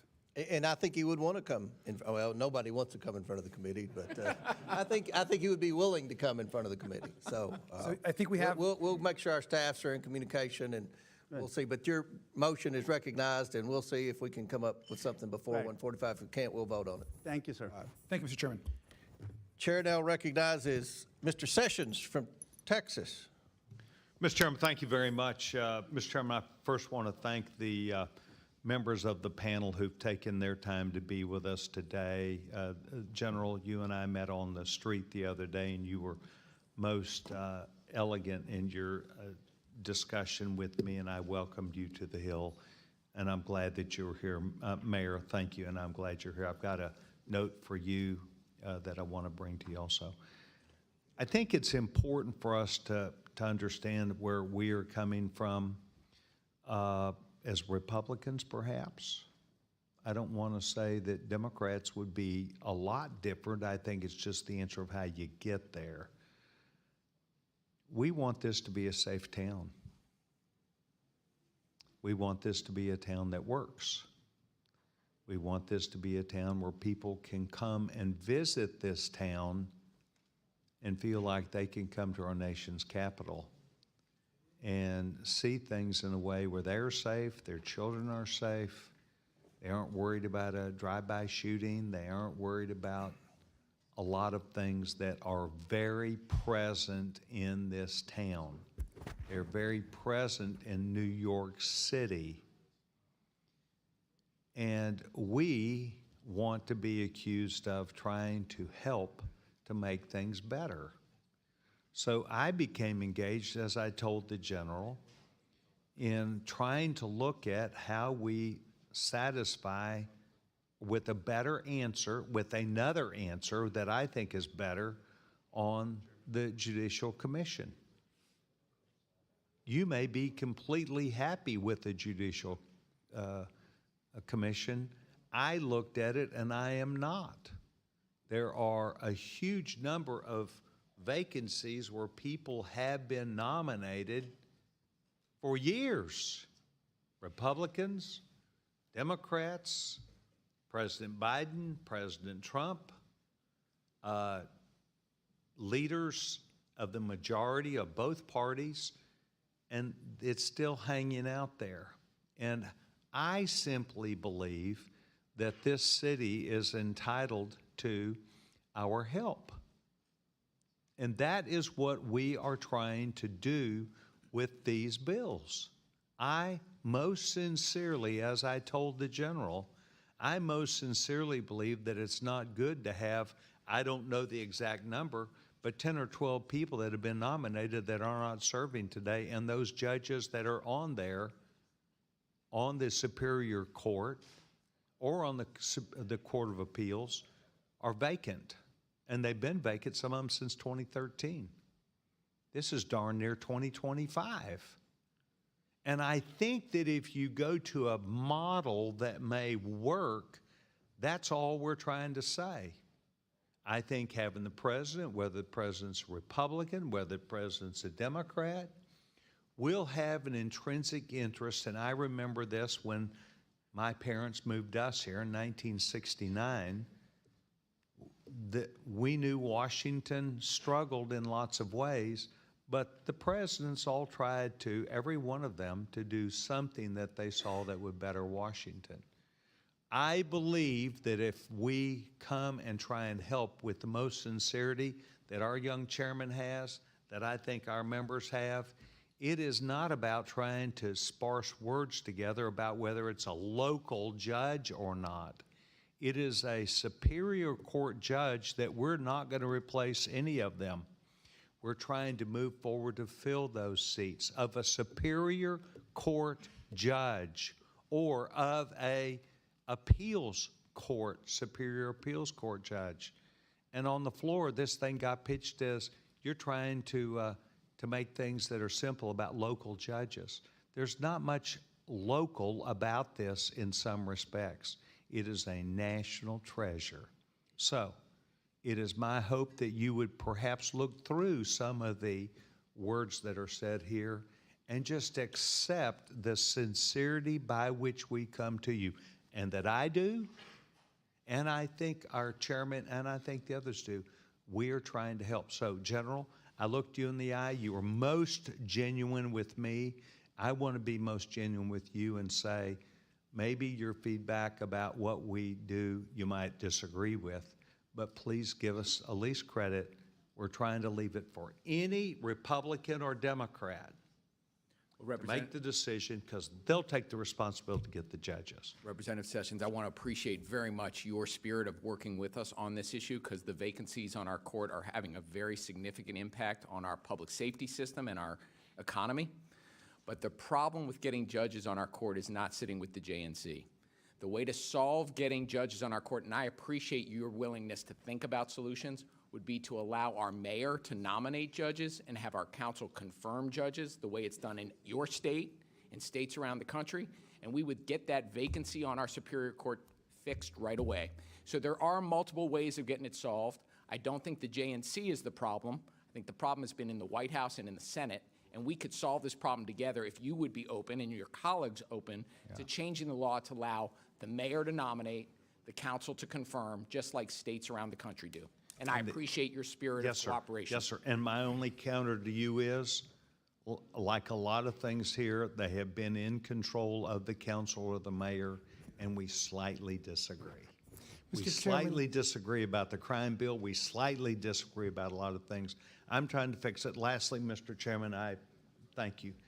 We believe that if a president has some skin in the game in this town, Republican or Democrat, they will follow through and get those judges confirmed. I want to thank each of you, Mayor. I'm going to walk down and give you something, just a note. General. Could I answer for just a second? I think the problem is, if Mr. Chairman, may I just? Go ahead. Thank you. This is part of good dialogue, sir. I agree. In my view, the problem is that the district is not important enough to the federal government. It's important today in this hearing, but that vacancy for 13 years, no president has seen us important enough to submit a nomination. Last December. Oh, it's been nominated. Last December, the pending. Senate didn't think it was important enough to confirm the judges that were pending that had been reported out of committee. Because there are always other issues, there are national issues that are more important to you. But the president nominated them. All right, okay. The president could have worked it. Mr. Y'all Chairman, can have thank you. good conversation And the ranking after. member, Right. thank you for allowing me this time. I appreciate it. Thank you. Thank you. Chair recognizes Ms. Randall from Washington State. Thank you, Mr. Chair, and thank you to our witnesses for being here today as your city goes through these difficult circumstances. I've heard a lot of discussions over the past few weeks about public safety and crime in Washington, D.C., here on the Hill, and from my friends and neighbors who live in the District of Columbia. And these concerns about crime have been used as justification for President Trump's militarization and occupation. Like my Republican colleagues, I believe that federal government has a role to play in improving public safety. I would also say, like my Democratic colleagues, we believe that everyone deserves to feel safe. Where we seem to differ is that I prefer to focus on proven, not performative solutions. Proven solutions are those that invest in community, but my Republican colleagues arbitrarily cut $1 billion from the DC budget in March of this year, which has impacted the city's ability to fund the police, firefighters, and other public safety programs. And then, while holding these funds hostage, the president deployed National Guard in the name of public safety, instead of giving DC the funds necessary to provide safety. And at the same time, Donald Trump and congressional Republicans have made the largest cut in history to Medicaid, regardless of the fact that Medicaid expansion under the ACA led to a significant drop in violent crime nationwide. What we're seeing from this administration is unlawful, undemocratic, and follows the playbook of an authoritarian government. Across the country, a total of more than $4 billion in federal funding that supports American families, businesses, and local governments has been frozen or terminated. Withholding these federal government funds that have been constitutionally appropriated by Congress can and will be used to coerce other American states and cities into cooperating with this rogue administration in fear of having their cities occupied too. In Pierce County, in my district, they have nearly $200 billion of federal funds that could be at risk, which includes $706,000 grant from the Department of Homeland Security's Targeted Violence and Terrorism Prevention Program that was abruptly terminated. These funds were dedicated to implementing, like the name says, targeted violence threat assessments in our schools to mitigate youth violence and radicalization. The Department of Homeland Security's letter stated that the grant was being terminated in part because the department, consistent with President Trump's direction, is focused on advancing the essential mission of enforcing immigration laws, securing the border, and combating anti-Semitism. Consequently, grant projects that support or have the potential to support activities not aligned with DHS's current focus do not effectuate the agency's current priorities. What is so explicitly clear to me is that this administration's excuses of sending the National Guard to local cities in defiance of the local governments in order to address crime and improve public safety are an absolute sham when they are canceling funding left and right that would actually help our local governments address these very issues.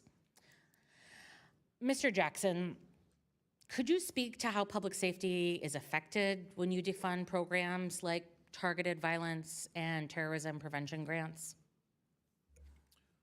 Yeah, I mean, a critical resource of our federal government has been helping states prepare to identify and intercept targeted violence across the country. In fact, the Department of Homeland Security was required to work with state government on that. But those resources through CISA and other preparatory agencies or departments are under siege. But what we're also concerned about is just the direct federal law enforcement resources for agencies like the ATF that are specifically focused on intercepting guns from getting into our communities. And again, with cities like DC, where 95% of the guns are coming from outside the state, that federal law enforcement is crucial, but are now experiencing over 40% cut. Would you say, in your experience, that local investments, like funding for local law enforcement, funding for targeted violence and terrorism prevention, funding for ATF programs, would have a greater effect on public safety than the militarization of our cities? It's a fact, and frankly, that's what we've seen over the last 2 years with a 31% reduction in homicides. This year, we're still tracking for another 20% reduction in homicides. And we think that's a direct result of the resources to prevent violence before it happens. Thank you for your answer, for your work, and Mr. Chairman, I yield back. Chair recognizes Mr. McGuire from Virginia in the corner. Thank you, Mr. Chairman, and thank you to our witnesses for coming here today. You know, as a Navy veteran, as a freshman member of Congress, I love our country. And I love Washington, D.C., the history, the people, the culture. This is America's city. And I represent Virginia's 5th Congressional District. People from the 5th Congressional District come here for vacation or for work every day, and people from around the country. I think we should all agree, though, that whether you live here or visit here, you should be able to walk down any street in America and Washington, D.C. with your little girl or your little boy and be safe. And I think we'd be less than honest if we said that has not been a problem. And I want to say that the actions of this administration with President Trump have lowered crime and lowered murder rates to record lows. And so I want to start by saying, thank God, President Trump put your security and your safety, law and order, above other divisive ideas. We would not have a country without our men and women in law enforcement, and I see a lot of them around here right now. I just want to thank you. Each of you in your written testimony emphasized the importance of the work of the Metropolitan Police Department is doing to keep the residents of D.C. safe, and the need to increase funding for the department. And I have a very simple yes or no question. Do you disagree with defund the police movement? And I'll start with Mayor Bowser. Yes or no? Do you disagree with defund the police? Yes. Mr. Mendelson? Yes. And Mr. Schwab? Yes. And Mr. Jackson? Frankly, I think you should ask the president that. That's a yes or no, sir. All right, Mr. Mendelson, in your written testimony, you stated the following. Since 2020, police departments across the region and the country have faced challenges in recent years to hiring and have failed to hit their hiring targets. Can you tell me what major event happened in 2020? The murder of George Floyd. Mr. Mendelson, in 2020, the D.C. Council voted in favor of a budget that defunded the MPD by more than $15 million. In the years that have followed, crime has skyrocketed in D.C. Do you still stand by this decision? I will remind you that this is a simple yes or no. Well, as I said to I just said a yes another or no. I've got a congressman, very limited time with all due I respect. realize that, but All right, these- Mr. Mendelson, these hundreds questions of are more MPD law complicated enforcement than a yes or officers no. have left the department since 2020 because they don't feel they have support from D.C. Council. In fact, the council not only voted to defund the department in 2020, you also went so far as to put a target on your officers and their families by releasing body camera footage with the officer's name attached. For all witnesses, let's talk about D.C.'s fiscal policy. Do you believe D.C. does a good job at managing their budget? This is just, I don't have much time with all due respect. Yes or no? So Mayor Bowser, yes or no? Yes. Mr. Mendelson? We do an excellent job. Mr. Schwab? Yes. Mr. Jackson? Yes. I find that interesting. I'm going to list a few of the programs funded by the city's approved fiscal year 2025 budget. $5 million to support D.C.'s hosting of the World Pride 2025. Regardless of party, race, religion, or creed, I love you, but your #1 goal should be to keep the citizens safe. Not that. $1 million to support the construction of an LGBTQ+ community center in Shaw. $250,000 to support Black LGBTQ+ history program.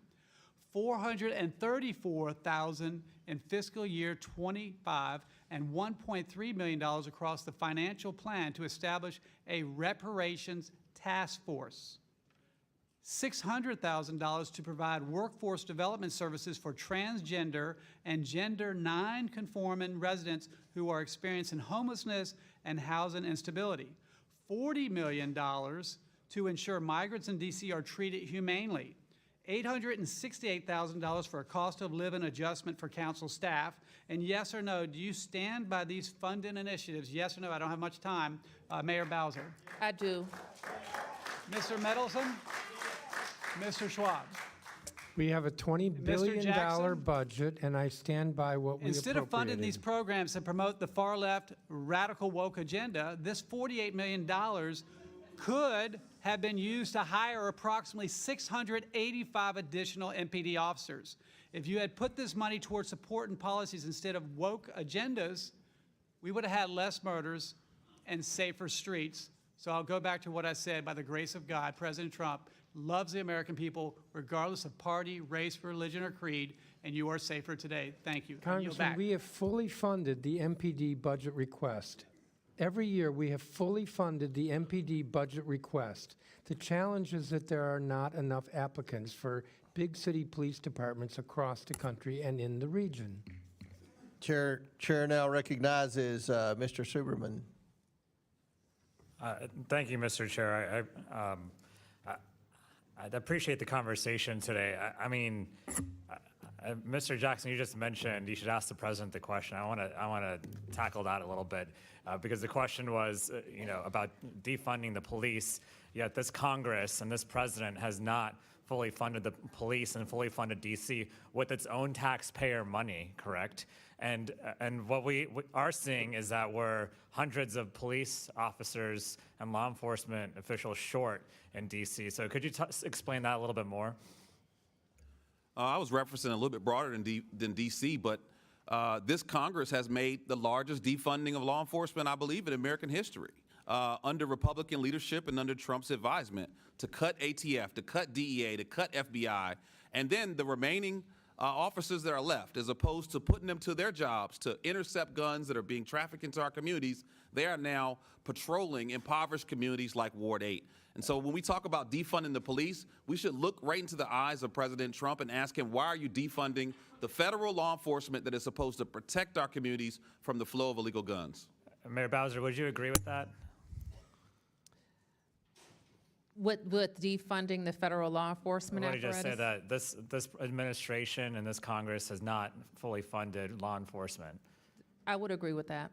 Exactly, I would as well, because in the end, we're spending millions of dollars a day on law enforcement, on National Guard, instead of spending that money on law enforcement that should be a more sustainable long-term solution. And we are underfunding crime prevention programs in DC. And what the National Guard is doing here is they're getting bored, actually. They're at street corners just hanging out, and they're not trained to be in law enforcement.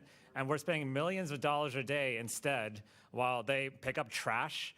These are National Guardsmen from Louisiana, where there is a very high crime rate. There's plenty to do in Louisiana. I went to school there, so I know. And from other states that have their own crime problem and have their own problems back home, but instead they're just being sent here for photo ops, essentially. And they deserve better, their families deserve better, and the people of DC deserve better instead. And so I think what a better solution that's better for taxpayers and better for the American people, and certainly the people of DC, is why don't we just fund law enforcement and crime prevention programs in DC instead of continually underfunding them? Why don't we actually do what Chairman Mendelson just said and try to do more initiatives to find more law enforcement officers, because that is a problem. Recruiting is a big problem.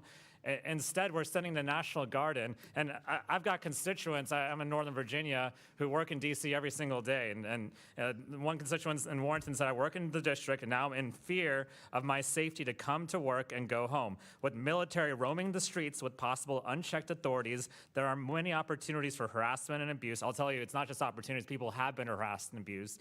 And I've never felt unsafe before, but now I am becoming terrified. And I've gotten story after story about that. Mayor Bowser, have you gotten stories like that as well? I have gotten stories about people are concerned about seeing the military patrolling, policing with guns out of state, and people aren't really sure who they report to. And I had one person tell me that their kids play soccer on the weekends, and they had National Guardsmen at their soccer practice just hanging out, and the kids got scared, right? And so I think a better solution would be to send those folks, those National Guardsmen from Louisiana and Mississippi home. And instead, why don't we fully fund DC's crime prevention programs and its budget instead, and actually move forward with these programs that have been working because crime was going down. And then my constituents can come and work in DC, make that long commute that I make every morning, and we can actually get to work and not be fearing that at every street corner we might get harassed. One more constituent said that they worked in DC for over 30 years and still go frequently. He never felt unsafe until now. And it is a dangerous power play this administration is doing. And these federal forces are not concentrating on federal issues of protecting our security. And what I think we should be doing is finding people in our communities who can, or people who want to join the police, who can actually stay in our communities long-term and actually fix the problem long-term instead of this short-term photo op that this administration is putting forward. I yield back, Mr. Chairman. Mr. Chair, I have a UC. Mr. Bell. Yes, I do. No, I do, but if you, it's still your time. Well, it was like 10 seconds, but I'll recognize you, Mr. Bell, for unanimous consent or whatever. I request unanimous consent to enter into the record this May 1st, 2025 article from the Washington Post titled, "Trump Administration Cut School Mental Health Grants Created After School Shootings," which show the complete disregard this administration shows toward proven solutions to reduce violent crime. Without objection, so ordered. And Mr. Silberman, I'd like to remind you that the CR we're going to all have an opportunity to vote on tomorrow restores that $1 billion in funding. So you'll have an opportunity to vote to give the money to the DC Council that you just Mr. Chair, mentioned. how did it get out in the first place? Was that? I don't know, but I've been a very vocal advocate to get the money restored. So it's I don't know. No one has ever explained that to me. That does not include funding. But you'll have an opportunity to. You all will all have an opportunity to vote to restore that funding tomorrow. So, all right, Chair recognizes Ms. Green from Georgia. Thank you, Mr. Chairman. I would like to move to table the motion to subpoena. Jimmy Kimmel was fired because he lied on ABC about the identity of the man that Tyler Robinson that murdered, assassinated, martyred Charlie Kirk. He lied and said he was MAGA. Tyler Robinson was not MAGA.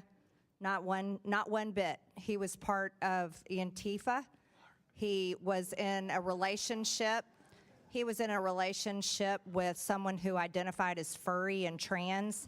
And this is an absurd lie. And so I move to table the motion to subpoena. So, Mr. Chair, since typically this is non-debatable, I do have a point of inquiry because it seems like what we just heard from the gentlelady out of Georgia was her debating why we should table it. So I feel like we should engage, we should all be given an opportunity to engage in debate about whether or not it's... You know parliamentary procedure. It's not debatable. But the issue was that the gentlelady from Georgia decided to go on a tirade. So at a very minimum... Let Mr. Bell, he did more than announce the title of the UC and the Well, my publisher. question is about this motion to table, the motion that was on the table. So I would, at a very minimum, ask that the minority be given equal time We'll to just respond. try. How about we just hold off on the motion to table and let's get back to asking questions. Everybody good with that? Can we or what? Was there no motion submitted then?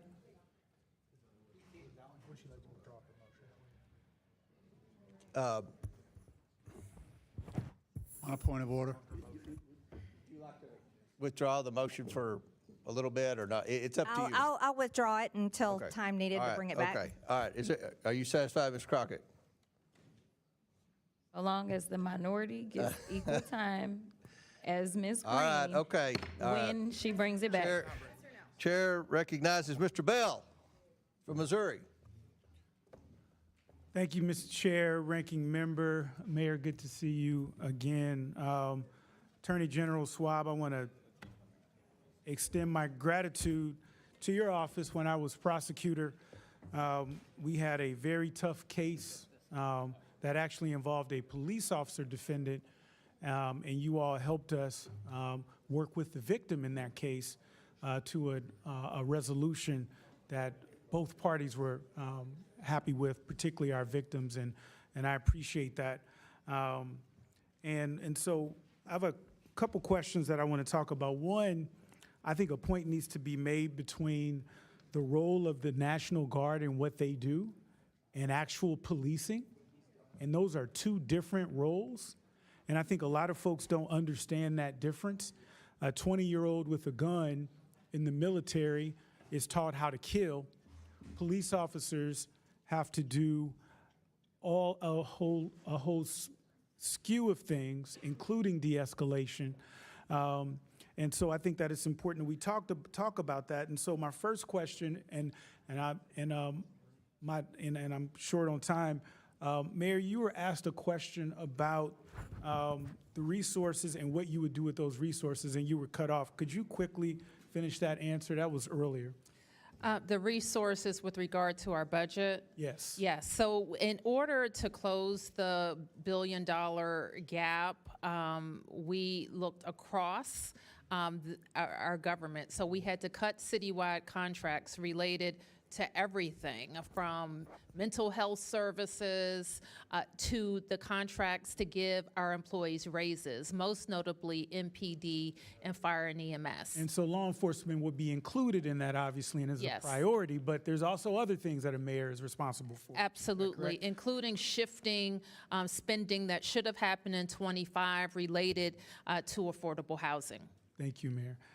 And Attorney General, can you speak to how over-policing and temporary enforcement tactics have addressed or failed to address the root causes of crime in D.C.? Well, as anybody in law enforcement knows and anybody prosecuting cases knows, the level of trust the community has with law enforcement is essential.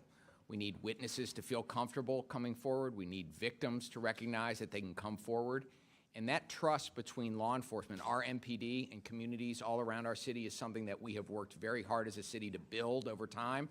But like so much, it can be broken very quickly. And I worry very much about the distrust that has been caused by the recent events to communities who worked very hard to trust their MPD and vice versa. And I think people also have to understand the cost of sustaining the National Guard in a major city like D.C., or now we're hearing even in my hometown of St. Louis, is astronomical to send our troops who are trained, who are supposed to be protecting the homeland, to be coming in and doing the policing work, when we could take a fraction of that cost, pennies on the dollar, invest that in local law enforcement who is actually trained, and give them the resources that they need and keep people safe for fractions of the cost.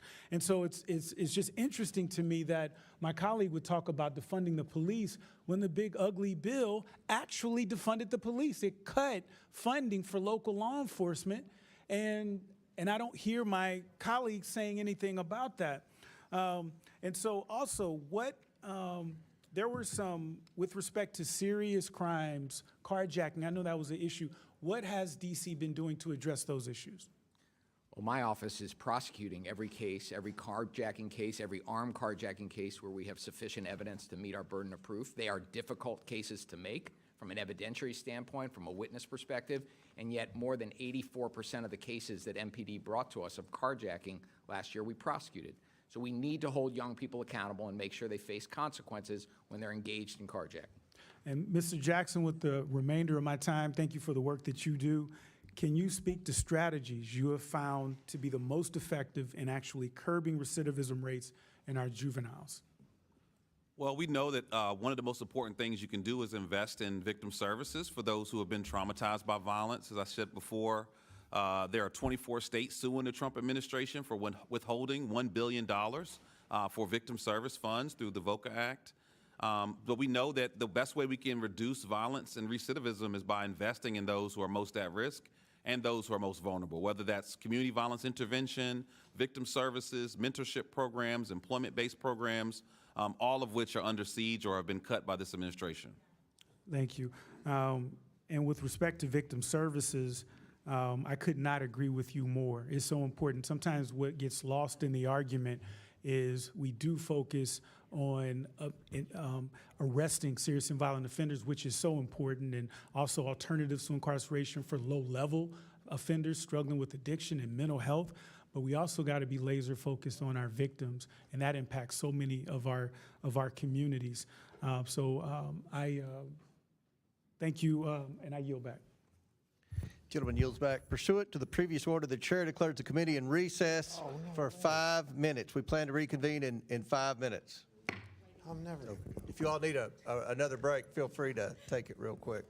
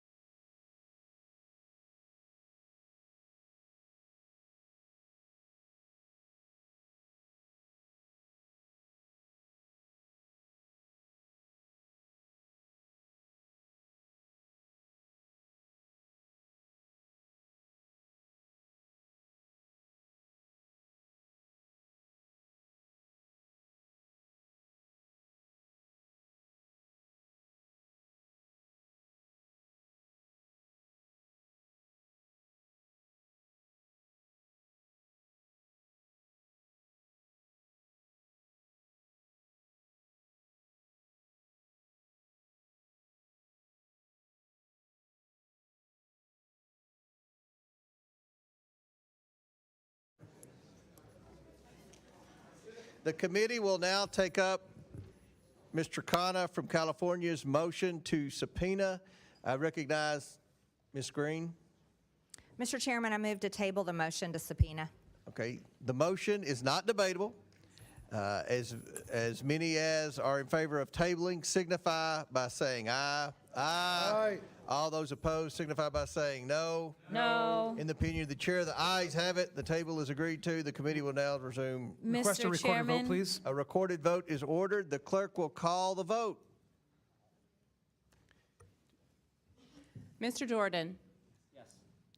Mr. Jordan votes yes. Mr. Turner? Mr. Gosar? Yes. Mr. Gosar votes yes. Ms. Fox? Yes. Ms. Fox votes yes. Mr. Grothman? Yes. Mr. Grothman votes yes. Mr. Cloud? Yes. Mr. Cloud votes yes. Mr. Palmer? Mr. Palmer votes aye. Mr. Higgins? Mr. Sessions? Aye. Mr. Sessions votes aye. Mr. Biggs? Aye. Mr. Biggs votes aye. Ms. Mace? Aye. Ms. Mace votes aye. Mr. Fallon? Aye. Mr. Fallon votes aye. Mr. Donalds? Mr. Perry? Aye. Mr. Perry votes aye. Mr. Timmons? Mr. Burchett? Aye. Mr. Burchett votes aye. Ms. Green? Aye. Ms. Green votes aye. Ms. Boebert? Aye. Ms. Boebert votes aye. Ms. Luna? Aye. Ms. Luna votes aye. Mr. Langworthy? Aye. Mr. Langworthy votes aye. Mr. Burleson? Mr. Burleson votes aye. Mr. Crane? Aye. Mr. Crane votes aye. Mr. Jack? Aye. Mr. Jack votes aye. Mr. McGuire? Aye. Mr. McGuire votes aye. Mr. Gill? Mr. Gill votes aye. Mr. Garcia? No. Mr. Garcia votes no. Ms. Norton? Ms. Norton votes no. Mr. Lynch? No. Mr. Lynch votes no. Mr. Krishnamurthy? No. Mr. Krishnamurthy votes no. Mr. Khanna? No. Mr. Khanna votes no. Mr. Mfume? No. Mr. Mfume votes no. Ms. Brown? No. Ms. Brown votes no. Ms. Stansbury? Ms. Stansbury votes no. Mr. Frost? No. Mr. Frost votes no. Ms. Lee? No. Ms. Lee votes no. Mr. Kassar? No. Mr. Kassar votes no. Ms. Crockett? No. Ms. Crockett votes no. Ms. Randall? No. Ms. Randall votes no. Mr. Subramaniam? No. Mr. Subramaniam votes no. Ms. Ansari? No. Ms. Ansari votes no. Mr. Bell? No. Mr. Bell votes no. Ms. Simon? No. Ms. Simon votes no. Mr. Min? No. Mr. Min votes no. Mr. Walkinshaw? No. Mr. Walkinshaw votes no. Ms. Presley? No to table, yes to subpoena. Ms. Presley votes no. Ms. Tlaib? Ms. Tlaib votes no. Mr. Chairman? I vote aye. And how has Mr. Timmons been recorded? Mr. Chairman votes aye. Mr. Timmons is not recorded. Mr. Timmons votes aye. And how has Mr. Higgins been recorded? Mr. Higgins is not recorded. Mr. Higgins votes aye. Will the clerk please add the total?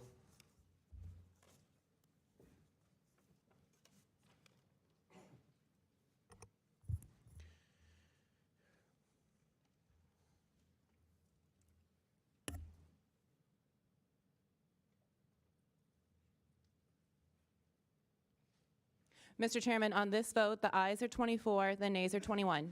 The motion is tabled. Before I recognize Ms. Green, I'm going to recognize the ranking member. Thank you, Mr. Chairman.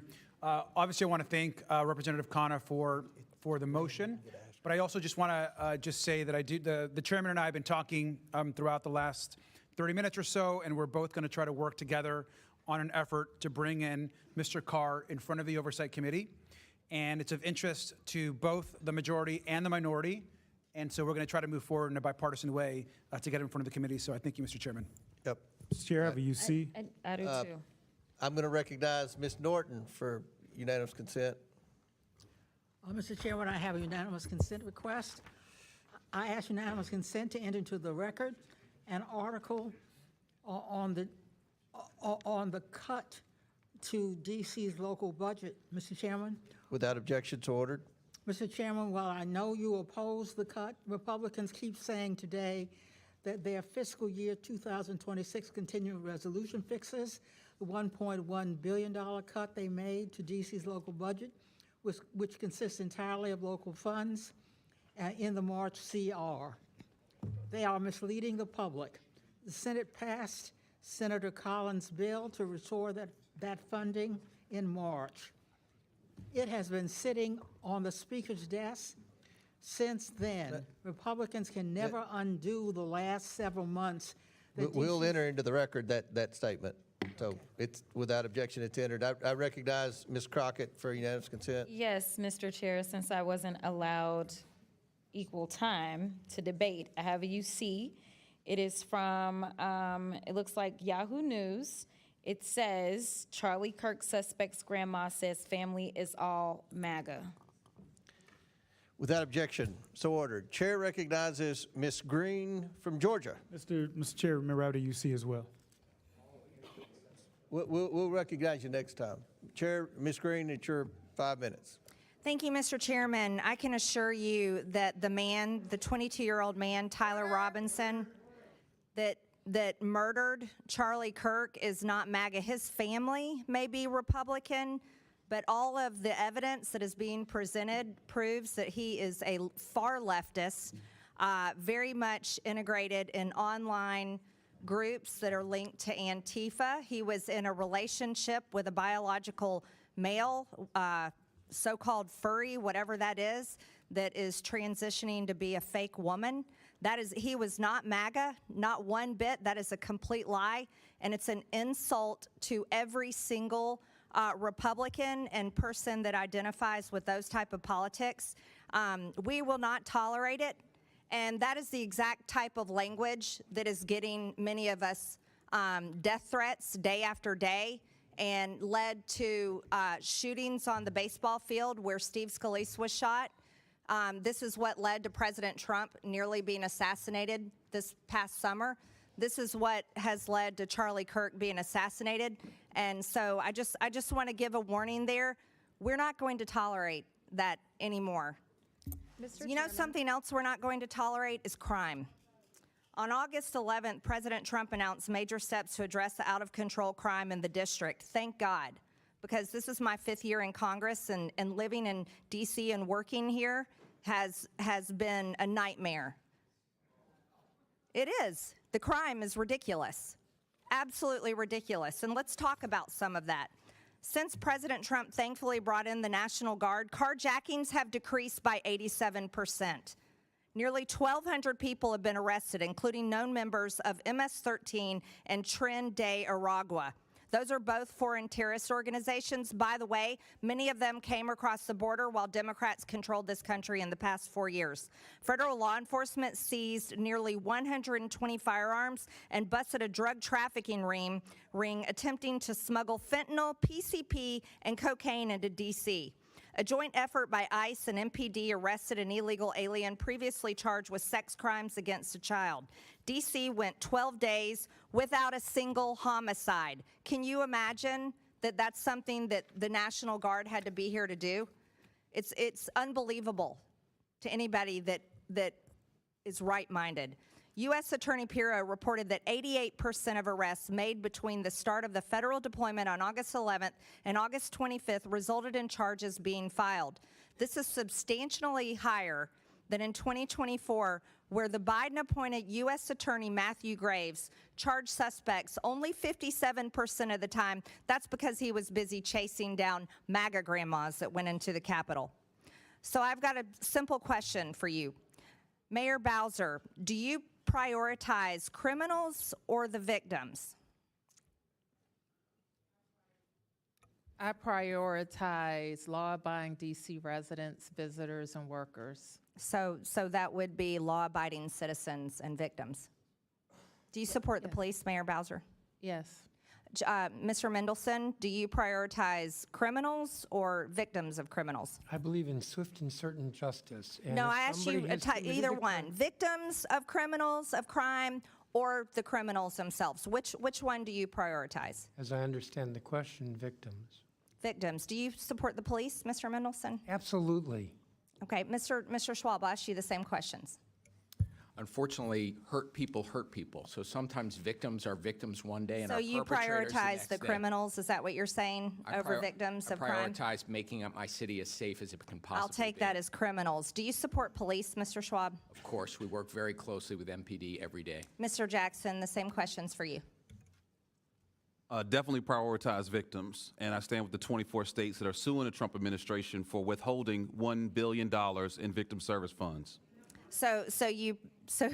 Okay, so you're against cleaning up crime in D.C. Thank you for that. I've got an article here. The D.C. Police Union head is the biggest cheerleader of Trump's D.C. police takeover. So the police here in the district support the efforts and the help from the president. However, I've got a quote here from Mr. Mendelson. You call the union celebrating Trump's takeover just despicable. You literally attack the police in your statements. You're calling That's not correct. the union supporting the president and the National Guard here, helping them every day on the streets. You're quoted as saying that's just despicable.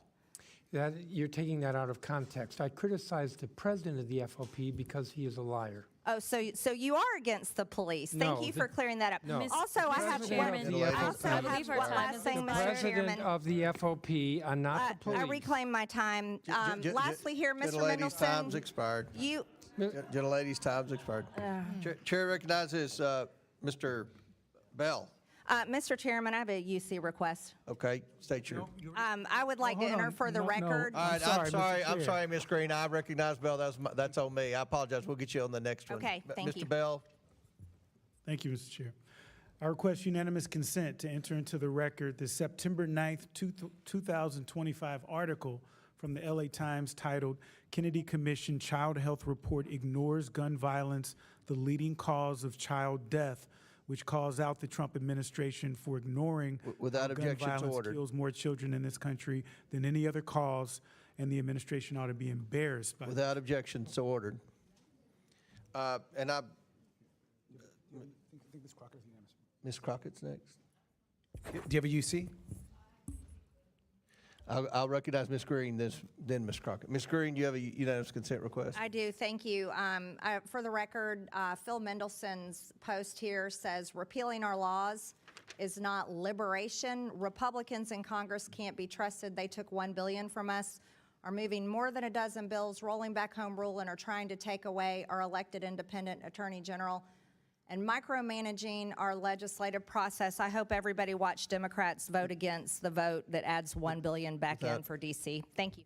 Without objection to order, Chair recognizes Ms. Crockett. Yes, for, I request UC. unanimous consent to enter into the record the September 16th, 2025 article from Time titled Trump Called for a Crackdown on the Radical Left, but Right-Wing Extremists Are Responsible for More Political Violence, which calls out the game the president is playing, in which he creates a fictional problem while downplaying the real history of far-right violence against the American public, from the Oklahoma City bombing to January 6th. I got Without another objection, one. so ordered. All right, the next one is for, it's an article from September 12, 2025. Article is from Democracy Docket titled, I Couldn't Care Less, Trump's Downplaying of Right-Wing Violence Continues Long Pattern, which calls out the game the president is playing, in which he creates a fictional problem while downplaying the real history of far-right violence against the American public.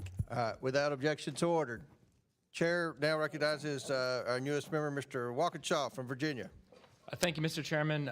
First, I want to express my gratitude to Leader Jeffries and Ranking Member Garcia for the opportunity to join this committee. And Mr. Chairman, I look forward to working with you and members on both sides of the aisle as we conduct our important work. My role here gives my constituents in Virginia's 11th District, which is home to one of the largest concentrations of federal employees in the nation, a voice in conducting oversight of the federal government at a time when the Trump administration's reckless DOGE cuts have undermined the effectiveness, accountability, and integrity of federal operations and threatened the livelihoods of the federal employees, contractors, and small businesses that I represent. I am firmly committed to protecting both the critical services our government provides to everyday Americans and the dedicated workforce behind them. With that, I want to thank Mayor Bowser, Chairman Mendelson, Attorney General Schwab, and Mr. Jackson for taking the time to be here today. I also want to welcome, we have a number of other members of the City Council who have joined us. Thank you for joining us, and thank you all for your service. 10 days ago, I was a local government official as well, serving on the Fairfax County Board of Supervisors, and that's a role that gave me an understanding and respect for the importance of the work that you do as local officials. Local government is the most accountable level of government because the decisions you all make directly and immediately impact your constituents' quality of life. And I know that your constituents, like mine in Fairfax, are not shy about telling you all what needs to be done or done differently. As President Reagan said, that government is best which remains closest to the people. And you all are closest to the people you represent, not us. As Mayor Bowser said in 1973, Congress passed the D.C. Home Rule Act to, among other things, grant to the inhabitants of the District of Columbia powers of local self-government. To achieve this goal, the Home Rule Act expressly gives D.C. residents the power to elect their mayor, legislative body, and attorney general. Some of my colleagues, however, while praising the benefits of local autonomy and authority elsewhere, seek to strip that autonomy from D.C. residents as part of an effort to support a federal takeover of our nation's capital by President Donald Trump. Another stated purpose of the Home Rule Act, and I haven't heard this mentioned today, was to, quote, relieve Congress of the burden of legislating upon essentially local district matters. Yet at a time when Congress should be focused on very urgent national matters, we are trying to micromanage DC's local affairs in furtherance of President Trump's attempt to consolidate power. The American people are facing serious challenges. Our economy is faltering. Inflation is rising. Tariffs are driving up prices and job growth is stagnant. And unless this Congress acts, tax credits that help working families afford health care will soon expire. In my district and the districts of everyone here today, tens of thousands of people will see their health care costs skyrocket. And meanwhile, as has been mentioned, President Trump continues to cover up the Epstein files, and a government shutdown is looming. In the face of all of this, how does the majority choose to spend its time? By interfering in DC's local government and further disenfranchising 700,000 Americans. They claim it's in the name of public safety. We've heard today from our witnesses many things that could be done to improve public safety in the District of Columbia. This is really part of a broader plan to help President Trump tighten his grip, to help him feel like he is in control while distracting from failed policies. Our constituents, Mr. Chairman, with the exception of Delegate Norton, are out there across the country, and they are wondering why this Congress and this committee seemingly has no time to solve the real problems they face in their communities, but seemingly all the time in the world to cosplay as mayors and council members for the District of Columbia. I yield back. Chair recognizes Mr. Timmons from South Carolina. I appreciate our new colleagues' prepared remarks. I've lived in Washington on and off over the last 15, 18 years for about 10 years. And up until 2 months ago, this city was in disrepair. It was unsafe. There were thousands of homeless people that were plaguing our public spaces. There were rampant mental health issues with these people that were living in squalor. There was incredible drug use. There were muggings. There were carjackings. There were just immense unnecessary violence because our city council here in Washington, D.C. refused to do their job. They refused to keep us safe. They refused to enforce the rule of law. They have a law that says you can't sleep in federal property, that you can't sleep in the streets. You know what? Zero enforcement. Zero. So yes, President Trump took extraordinary measures which were necessary to keep this city safe because this is our nation's capital.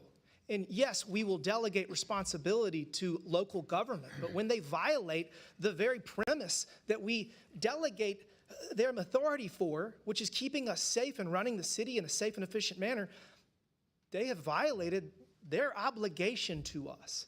And I have been working on this for the last 6 years. I've worked with the mayor. I've worked with many members of city council to try to solve this problem because a lot of it is complicated. But you know what's not? What's not complicated is enforcing the rule of law. And I hate to pick on the Attorney General, but we're going to have a little conversation. You remember criminal law. Back in the day, you went to law school, I went to law school. The two principles of justice are deterrence, which is you have a criminal justice system that says if you do this, this is the consequence. Hopefully that will deter you from doing it. Whether that's carjacking, whether it's going into CVS and stealing something, whether it's killing somebody. Deterrence is one of the principles of justice. The second principle of justice is retribution, meaning if a loved one of mine is hurt, killed, I do not take matters into my own hands because I know that the government, that those that we have elected in positions of authority will hold them accountable to whatever degree that our society deems appropriate. I was a prosecutor for 5 years. You're the chief prosecutor now in D.C. Do you believe that the D.C. criminal justice system meets the two principles of justice that we learned week one in law school, deterrence and retribution? Well, thank you for the question. Apparently, I also learned incapacitation and rehabilitation are other things that we think about our criminal justice system delivering. When you talk about homelessness, which we all need to continue to work as hard as we can to drive down, we have to separate out conduct from status. And I know this is something you also learned in law school. All right, we're going to do specific examples. So in 2021, 2 teenage girls brutally murdered their Uber driver. They literally called the Uber, they lured him in, they ran over him with his own car, and when they turn 21, they will be let out. So they're going to get 3, 4, 5 years for murdering someone intentionally. Do you believe that 3, 4, 5 years for murdering someone intentionally, and by the way, I think they won't have a criminal record when they age out. Do you think that that is justice, and do you think that the victim and his family have gotten retribution? Our system has to hold young people accountable when they commit crimes and hurt people. And when they are held accountable, they should face swift and certain consequences. Do you think 4 years is enough for murder? Because that's what we do to try to make our city safe. Do you think 4 years is enough for murder? Under our system, long punishments are not what has been proven to deter crime. All right, that is why you are going to lose a lot of power. So again, that is why you're going to lose authority. You're going to lose power. Instead of doing that, what you should be doing, you should be negotiating with the U.S. Attorney for D.C. and say, all right, we're going to create systems through which we're going to have deterrence. We're going to say, you don't get to commit a crime and come out of jail hours later. You don't get to kill someone and have no criminal record in 3 or 4 years. That is not justice. And if you think that that is appropriate, you will have zero authority. And I'm telling you right now, you got to change your ways. I mean, the intern that was shot and killed in the midst of, I guess, gang violence, you think that when they age out, I mean, because they're being federally prosecuted, they're going to get tried as an adult. Had that not been occurred, what would happen? They would get what, 3, 4 years for killing a random 21-year-old? Mr. Timmons, nobody cares more about public safety in our city than the 700,000 of us who live here. Yeah, and you know what? For the last 45 days, for the first time, they have been safe people who for the have last elected 45 local days. officials and an attorney general who reflect For the their first views time? on how to keep our city safe. Again, you're going to lose power, you're going to lose authority because the views that you have are wrong. They're wrong, and we free D.C. Yeah, D.C.'s been free for 45 days. I yield back. Mr. Chairman, I'd like to ask for unanimous consent. Go ahead. I'd like to ask for unanimous consent to enter into the record an article from ABC News that said Prosecutors already have dropped nearly a dozen cases from Trump's DC crime surge. And I want to just explain briefly, this is because Without objection, so ordered. Janine Pirro is trying Chair to prosecute recognizes cases Ms. that Presley. a grand You're jury taking Ms. will not Presley's even time. indict in because You're taking Ms. she Presley's is time. Ms. not Presley, actually start the indicting clock. crimes. Ms. Presley. Thank you to our witnesses for being here today. What we are seeing in this moment is chilling. The current occupant of the White House is sending federal troops into this beautiful majority black city. And let's be plain about who is being targeted. In this year alone, more than 93% of youth arrests in DC were of black youth. More than 40% of the arrests tied to this federal surge have been immigrants. This is not about safety. This is about suppressing black leadership, stopping black progress, and criminalizing black and brown youth. Mr. Jackson, you have an expertise in reducing crime, specifically gun violence, and you have researched what works and actually keeps people safe. We've heard a lot of rhetoric today, loud, inflammatory, dangerous, misleading at best, so let's separate fact from fiction. I'll make a statement and you'll answer with fact or fiction. Let's start. A 14-year-old has a fully developed brain. Fiction. Yes, that's fiction. Easy. Middle schoolers are still learning and growing. Science tells us the brain isn't fully developed until our mid to late 20s, which means children do not have the same judgment, impulse control, or decision-making capacity as adults. Yet just this week, Republicans passed legislation that would prosecute children as adults and send them to adult prisons. Children in adult prisons. Next question, Mr. Jackson, fact or fiction? The criminal legal system incarcerates black youth at disproportionately higher rates than white youth. Fact.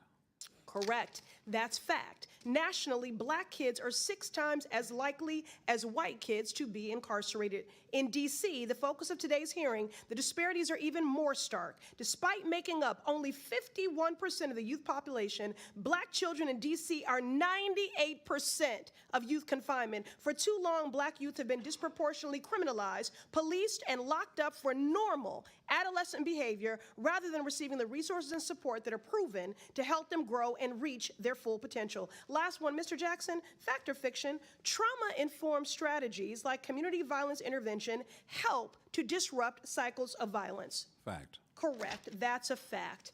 Investing in prevention, mental health, and community-based support keeps people safe. These are real, sustainable solutions. In the Massachusetts 7th, which I represent, cities like Boston, which Trump has threatened to attack next, are partnering with organizations like the Louis D. Brown Peace Institute to make these investments and are seeing historic lows in crime as a result. If Republicans were actually serious about reducing crime, they would follow that example, but they are so unserious. Instead of going after predators and pedophiles like Jeffrey Epstein, they are going after children, passing policies to ship middle schoolers to adult prisons. That is child abuse. And it is consistent with their pattern of abuse and neglect when it comes to all our children. They let children go hungry by cutting SNAP. They make children sicker by cutting Medicaid and taking away vaccines. They strip environmental protections, leaving more kids gasping for air during asthma attacks. They rip families apart with cruel immigration policies as children watch their parents taken away from classroom windows, and they ignore the strange fruit of young black men like Trey Reed hanging from the trees of Mississippi. Time and again, Republicans prove they are unserious about the care, the health, and the future of all our children. They are invested only in fear and control, and that's what they're doing here today. Republicans are certainly not keeping us safe. Free D.C. Chair recognizes Mr. Fallon from Texas. Thank you, Mr. Chairman. Mr. Mendelson, thank you for coming today. You chair the D.C. City Council, and you have since 2012, is that right? Correct. And you've been on the City Council itself since 98? Correct. 27 years. I don't know when 98 became 27 years ago, but it is. Sir, somebody asked you if you supported soft on crime policies. Would you agree with that, or would you vehemently disagree with that? I would vehemently disagree with that.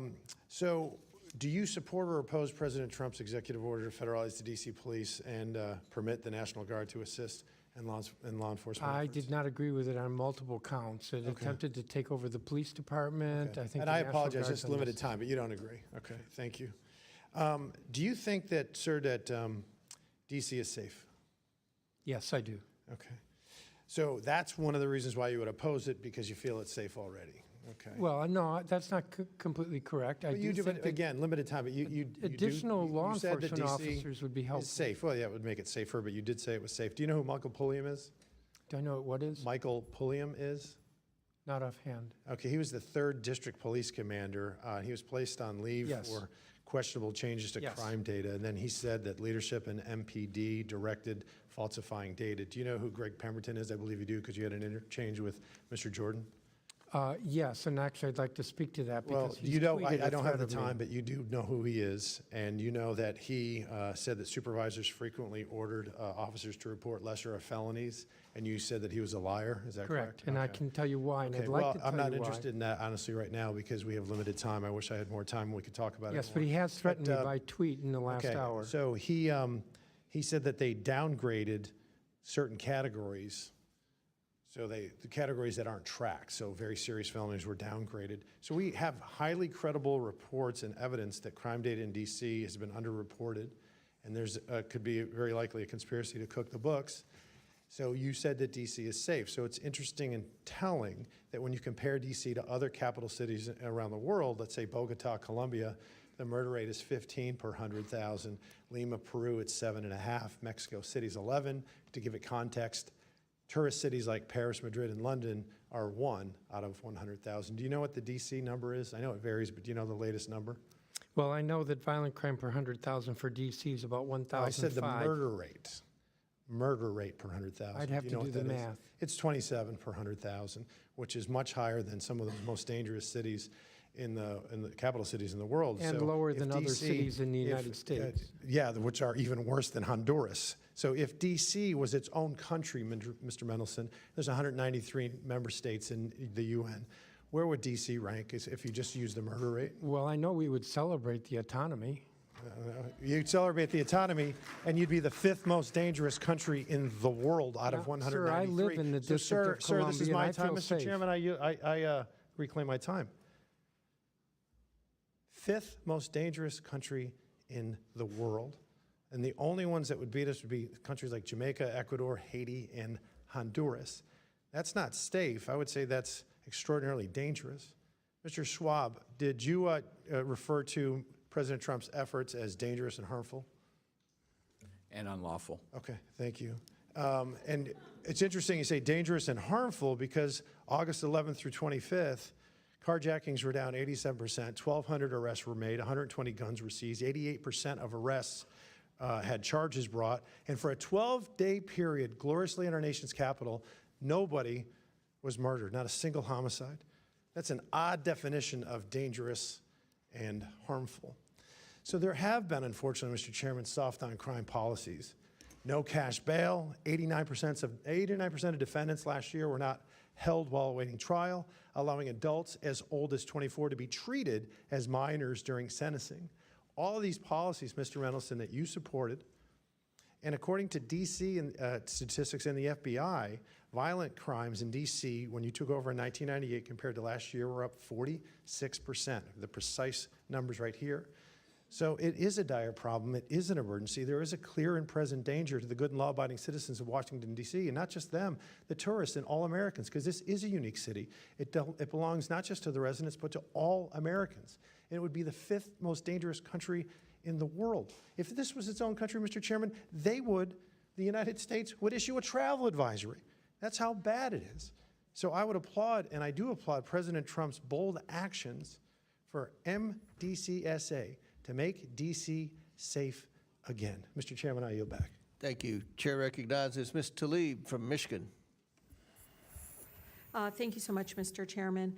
I think it's really important. I mean, we're talking about, 700,000 people that live here, and I feel like their voice gets completely just dismissed. And so, if I may, Mr. Chair, ask unanimous consent to enter the record the Washington Post poll of DC residents found 8 out of 8 in 10 opposed Trump's taking over of their local police and sending in federal troops. Without objections ordered.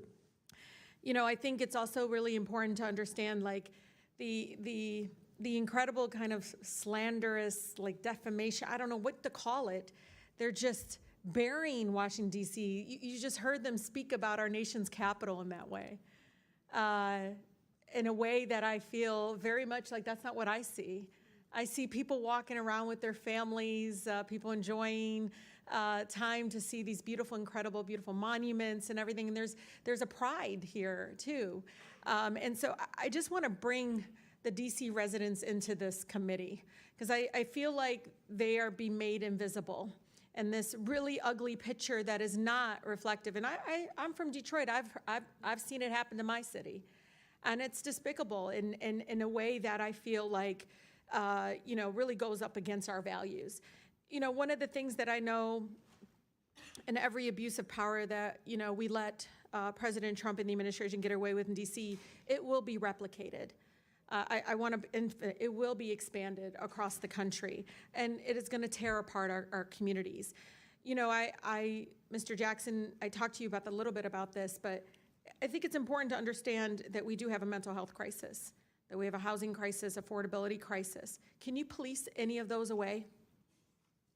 No. You can't police away homelessness. And the way they talk about our homeless neighbors is so, no wonder there's violence increasing towards homeless neighbors. I see it already, the brutality of it. When we see housing costs go up, when we see, again, the lack or dismissiveness of the mental health crisis that we continue to grow. And it's not just this administration, and the previous administrations as well. No one has moved with the urgency that is needed. Just last week, the committee approved over a dozen bills regarding Washington, D.C. And, I'm just curious. Criminalized children. My colleague from Boston talked about this. It basically interfered with legislation already passed by the local government. Was anyone on this panel consulted? Any of you? Raise your hand if you were consulted on any of these bills. Yeah. We were not. One of the things that, AG, I've been listening to you. One of the bills actually eliminates your position completely. What effect would that have? Completely eliminating your position in regards to be able to do the job that you do to protecting all the families in Washington, D.C. We'll start with the fact that more than 70% of the residents of the District of Columbia overwhelmingly voted for having an independent elected attorney general. That's right. And that's a recognition of the fact that when an attorney general is directly accountable to the people, directly responsive to the people, we are much better at doing our job in terms of addressing housing affordability and conditions in slumlords, seniors and consumers who are being scammed, addressing the issues that are most important to DC residents because I am accountable to them. I read wage theft is an issue, workplace discrimination. There's a number of issues that need to be addressed, and they're not going to address that. They want to paint you all as this ugly, dark, all just out in the street. The way, it's just unbelievable because they all live here. I don't see it. I don't see what they see. I don't understand why we're allowing that to happen because I actually think it's going to hurt our communities. People are going to look at Washington, D.C. folks in a way that I think is going to be very painful, but also, I don't know, Mr. Jackson, I heard the stories. People didn't leave their homes. They weren't leaving their homes. Businesses didn't see people coming into, that's what we want in our nation's capital. Stay in your house, don't move, don't go anywhere, stay fearful. It's unbelievable that my colleagues continue again to eject this narrative and this rhetoric in regards to it. But I think it's important, Mr. Chair, just like in DC, home rule was one out of Black freedom struggle in the fight for civil rights. We can't be passive right now. So nobody over there should take anything we say so personally as if we're attacking them. No, we're attacking a process, not attacking people here. And I think it's really important we need to stand up against this fascist takeover. That's not a bad word. It's a fact. And here in DC and across the country, it is so incredibly important, Mr. Chair, that this committee does not allow rhetoric that defames or paints Washington, D.C. in a way that you all haven't really truly seen. You're just reading it. No, you're just reading it or something off of some. Will the gentlelady yield to a question? Yeah, I think it's really important. Will the gentlelady yield? No, I don't yield. I don't even have time. I can Well, tell you. your time's expired. It is Mr. expired, but Lee. I've Mr. been Chair. nice.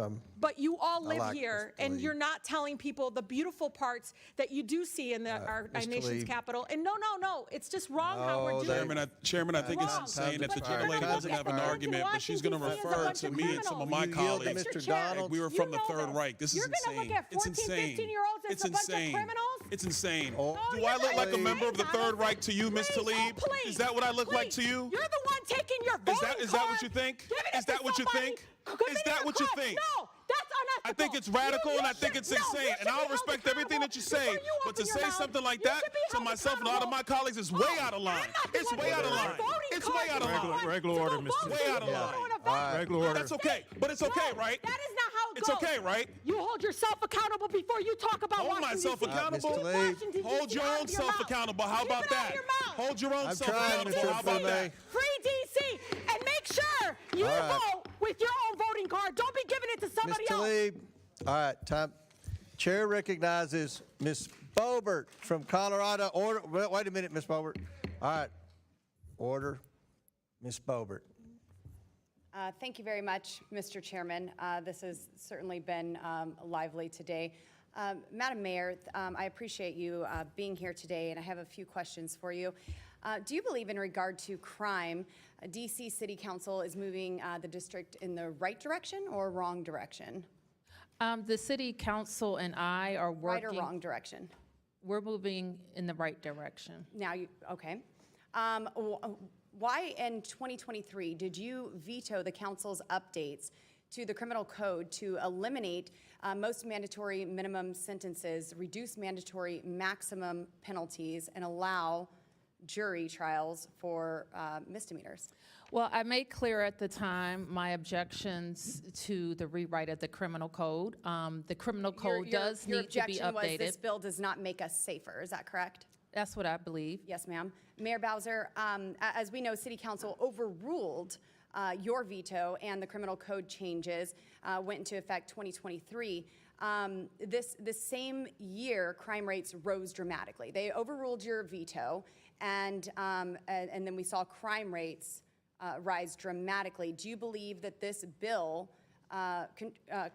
contributed to the dramatic rise in crime that we saw in 2023 that's been mentioned here today as well by the council? Well, the bill didn't go into effect, but I believe that it was necessary for us to look at our entire public safety ecosystem, not just that year, but previous years. So you had some foresight that this could help, and you said this bill does not make us safer. The council overruled your veto, and at multiple events this year, you opposed National Guard deployments in Washington, D.C.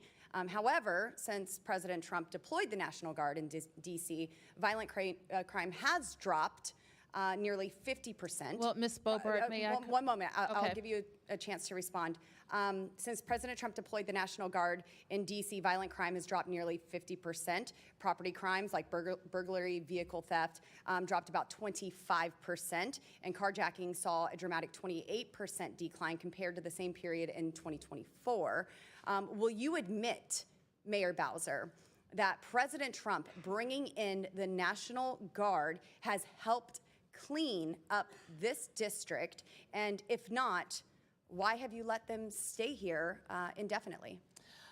What I have said is that the increase in federal law enforcement, National Guard is not law enforcement. You've allowed them to stay here indefinitely, though. The president controls the DC National Guard, and he purports to control the guards from other states. Have you asked him to remove them? Yes. And you would be in favor of that? Do you think that crime would increase once again? Ms. Boebert, I put in place a mayor's order that is a framework for how DC government will work with our federal partners. Yes, ma'am. And they include the FBI, the DEA, the ATF, Yes, ma'am. U.S. Sorry, my time Capitol is short. I don't mean to Police, step as over well you. as the United States I Secret do want to Service. keep this respectful with you, and I don't mean to Yes. step over you. One more question, Mayor Bowser. Is cracking down on crime racist, as many of your Democrat colleagues have suggested? Our police department Yes has or no, been is it racist, ma'am? not in DC. Thank you, ma'am. Chairman Mendelson, You believe that cracking down on crime is racist, correct?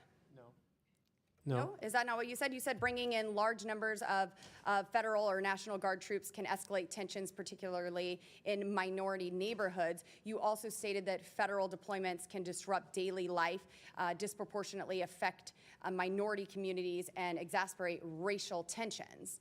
So, Are you asking about the National Guard or law enforcement? I said federal or National Guard troops. I do And think that- we've seen police presence decrease under this council, and funding be redirected. So I really don't care to hear That how is false. pro-police you are, because I've seen those numbers decrease over the years and funding be stripped. And so with the National We Guard, have not stripped funding in 4 years. it has happened, and Not crime in has 4 years. increased. What has happened in Chairman 4 years is Mendelson, that if I we've may, not been reimbursed so the $83 federal million by the deployments federal can government for disrupt these police. things, and you said that they can exacerbate racial tensions. So is it racist to bring in, Militarization is oppressive Is it to racist? neighborhoods. Chairman? No. No. Okay, so are you redacting your statement and your No. position? It's,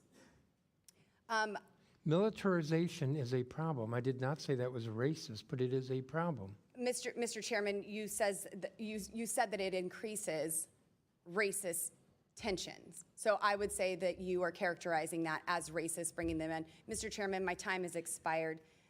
Thank the lady from Colorado. Chair recognizes Mr. Min from Chairman? California. Sorry, I have a unanimous consent request, if that's okay.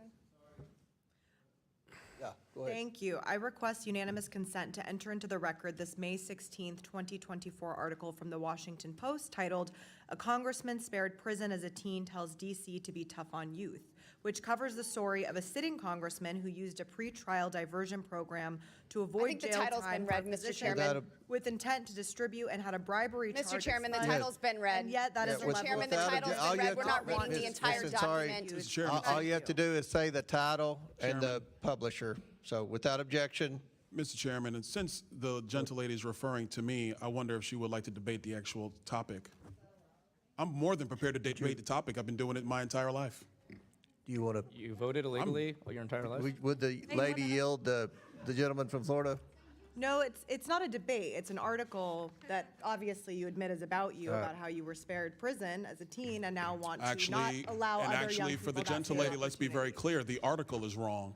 The article is wrong, and I'm on the record stating that repeatedly. I've never been proud of what happened when I was 18 years old or 20 years old. I was wrong, and under the laws of the state of Florida, I was held accountable for that as an adult. So let's be very clear about what was written in that article, which is wrong. That does not coincide with the language that I passed off the House floor the other day. If you want to read articles and put them in the record, let's be clear about what they are. And since I'm the only subject matter expert on that article, I would like to set the record straight right now. Thank you. All right, thank, I'm requesting equal time.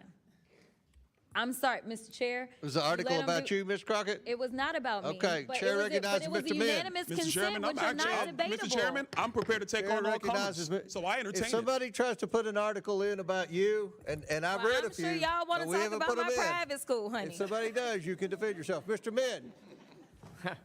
Thank you, Mr. Chair. Appreciate the opportunity to speak today. I want to be clear, though, this committee continues to fail to conduct oversight on the most important issues that my constituents care about, whether it's the allegations of chronic and extreme lawbreaking by ICE, the politicization of the DOJ, FCC, and other executive branch offices to go after Trump's critics, the repeated attacks on Congress's Article I authorities, including the illegal taxation of goods imported into the United States, tariffs, or the illegal withholding of funds appropriated by Congress, AKA impoundments, and on and on and on. And incredibly, virtually the entire Republican caucus has refused to sign the discharge petition to release the entire Epstein files. Earlier this year, GOP leadership recessed early, hoping that the Massey-Khanna discharge petition would fade away. But that is not going to happen. We're going to keep fighting. We're now one vote shy of the 218 Would the gentleman needed. yield to a question Four from the chairman? Republicans, including 3 on this committee, have been brave enough to sign that petition. Would the gentleman Meanwhile, yield the a rest of the question? conference continues to stay silent. Would you yield to a question from me? Absolutely.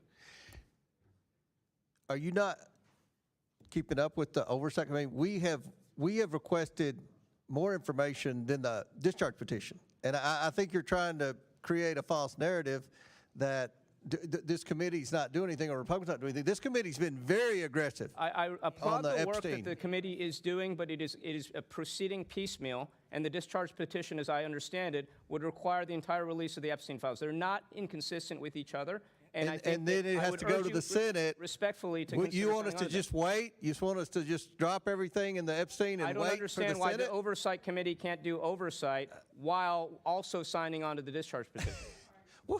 Because we are asking for piecemeal items from the FBI and DOJ. We are not asking, as I understand it, for the We've entire asked for Epstein files. everything. We've asked for everything. Now, I'll yield back to your Thank you. time. And if I could have a little more time, I'd appreciate it. I urge my colleagues to fulfill our constitutional responsibilities and to do right by the survivors and sign on to that. And respectfully, Mr. Chair, I would urge you to consider that as well. But I want to turn to today's hearing because I believe this is largely political theater meant to distract us from the fact that Donald Trump is illegally deploying thousands of military troops in the streets of Washington, D.C., following on his illegal deployment of military personnel in Los Angeles. And now he's threatening to deploy the military in cities like Chicago, New York, and Portland over the objections of the local mayors and governors. Now, as a reminder, state governors have broad latitude to call up their National Guard, but the president's authority is very limited, and it is limited under Title X authority, which is expressly limited to 3 circumstances. 1, when the United States is invaded or in danger of invasion by a foreign nation. 2, there's a rebellion or danger of a rebellion against the authority of the government of the United States. Or 3, the president is unable with regular forces to execute the laws of the United States. So I want to ask you all to raise your hands if you agree with the following question. Do you believe the United States is being invaded? I want to know for the record there are no hands raised. Do you believe there's a rebellion happening? No. Again, no hands raised. Do you believe the president is unable to execute the laws of the United States without the National Guard? No. No hands raised. That's right. Donald Trump, ironically, is using a trumped-up crisis over crime to break the law. Will the gentleman yield? No. In January didn't ask us 2024, a this group last called year. United to Protect Democracy published a report entitled The Authoritarian Playbook for 2025, which warned explicitly that if Trump were elected, he would likely follow the same playbook used by authoritarians like Vladimir Putin in Russia, Recep Erdogan in Turkey, Viktor Orban in Hungary, and others. It outlines a number of actions they expected President Trump to take during his second term. So I want you to raise your hand if you think the Trump administration is doing the following. Issuing pardons to licensed lawbreaking. Yes. Raise your hands if you agree with that. Directing investigations against critics and rivals. Yes. Regulatory retaliation. Yes. Federal law enforcement overreach. Yes. Domestic deployment of the military. Yes. It probably won't surprise you to know that as this is exactly what these authors predicted Trump would take as far as actions if he were elected to a second term. But one ironclad rule that is still potentially being forced is the Posse Comitatus Act, which clearly prohibits the use of military personnel, including the National Guard, for law enforcement activities unless specifically authorized by Congress, such as with the Insurrection Act. Now, I've actually asked a lot of the National Guardsmen here that I've run into on the streets whether they are allowed to assist with law enforcement, and they've consistently told me that the answer is no. I asked a guardsman just earlier today what would happen if he saw crime happening right in front of him. He said he could take pictures, videos, he could call the cops, but he's not allowed to engage. So I'm really appreciative of those who serve in our National Guard, and I'm really, really appreciative that unlike Donald Trump, they are following the law. But this is also just massively wasteful and disrespectful to our National Guardsmen who have been pulled from their families, their jobs, and their communities, all to essentially serve as human scarecrows, or even worse, to clean up our streets and do our landscaping. This is not what our Guardsmen were trained to do. It's not what they are signing up to do. It's also massively expensive. President Trump's deployment of the National Guard and Marines to Los Angeles cost over $120 million. The D.C. National Guard's deployment of 958 Guardsmen will cost over $200 million. And while we don't know yet what the deployment of the 1,300 plus other Guardsmen sent from other states will cost, it's likely to be much higher because we're paying for their lodging as well. So basically, we're looking at a deployment cost of over $500 million for this D.C. deployment, which is doing nothing to stop crime. You could hire thousands of cops with that money. So Mayor Bowser, I want to ask you a question. What would be more effective in deterring and preventing crime? Deploying over 2,000 National Guardsmen at a cost of hundreds of millions of dollars, or sending that money to D.C. for additional law enforcement and crime prevention programs? And the gentleman's time's expired, but the mayor can answer the question. I think you took up about a minute of my time, though, sir. No, we stopped the clock. I watched. No, you didn't, actually. We stopped it. It didn't stop. We stopped it. I would say sending the money to DC, restoring our 2025 approved budget as a start would also help. Additionally, we can do more than law enforcement. We can also assist the federal government with their parks. I appreciate that answer, and I would just close by saying this. If Trump were serious about stopping crime, he would send greater resources to local law enforcement and try to tackle the root causes. Instead, he's illegally sending troops into our cities, even as he's pardoning criminals, defunding the FBI, and reallocating our scarce federal resources to going after nonviolent offenders. This makes, like day laborers, children, this is making our communities more dangerous, not more safe. Chair I yield back. recognizes Florida's favorite son, Mr. Donalds. And I'd like to, with unanimous consent, introduce this article titled... I've already recognized Mr. Donalds. You can do it in a minute. Mr. Donalds. Thank you, Mr. Chairman. This has been a very interesting hearing for a myriad of reasons. Mayor Bowser, thanks for being here with us. I do appreciate you taking the time today. It was said earlier that in 1973, Congress did pass the D.C. Home Rule Act. It is known on Capitol Hill, is known, quite frankly, through our entire constitutional republic, that any Congress cannot bind a future Congress. Just like at the state level, a legislature cannot bind a future legislature. That something that is enacted can be modified or undone in the future. I was able to have a conversation with a lot of the people from the Free DC organization. Some of them might still be in the room today. And that was the constant point that we came back to. That yes, under the law passed in 1973, your position was created, the DC City Council's position was created, but the ultimate authority for the federal district is still the United States Congress, and with the signature of the President of the United States. Would you agree with that assessment? I would agree. I would agree, and I would also add it's within the power of this Congress to advance the DC statehood bill. By simple majority, this Congress can, like it has done for every state in the union outside of the first 13, admit DC as a state. I'm glad you actually brought that up, because one of the reasons why I opposed the DC statehood bill is because the Constitution and the framers were actually quite clear that they did not want the federal district per se to be leveraged by a state or any state. And I think I had conversations with several residents of DC who were walking through the halls of Capitol Hill when then Speaker Pelosi was bringing that up. And I asked them two very important questions. If you want to have representation, why don't we allow that property to be re-annexed by the state of Maryland, which actually provided the land for the federal district to be created? Or would the citizens of the District of Columbia prefer not to be subject to federal income taxes as a result of them not having, quote unquote, representation? What's your thought on that? I do think it's time to talk about what the district pays and what we get back. I do think it's time to have that conversation. And that's a fair conversation to have. I got a couple questions for you. Let's get to the business of the matter.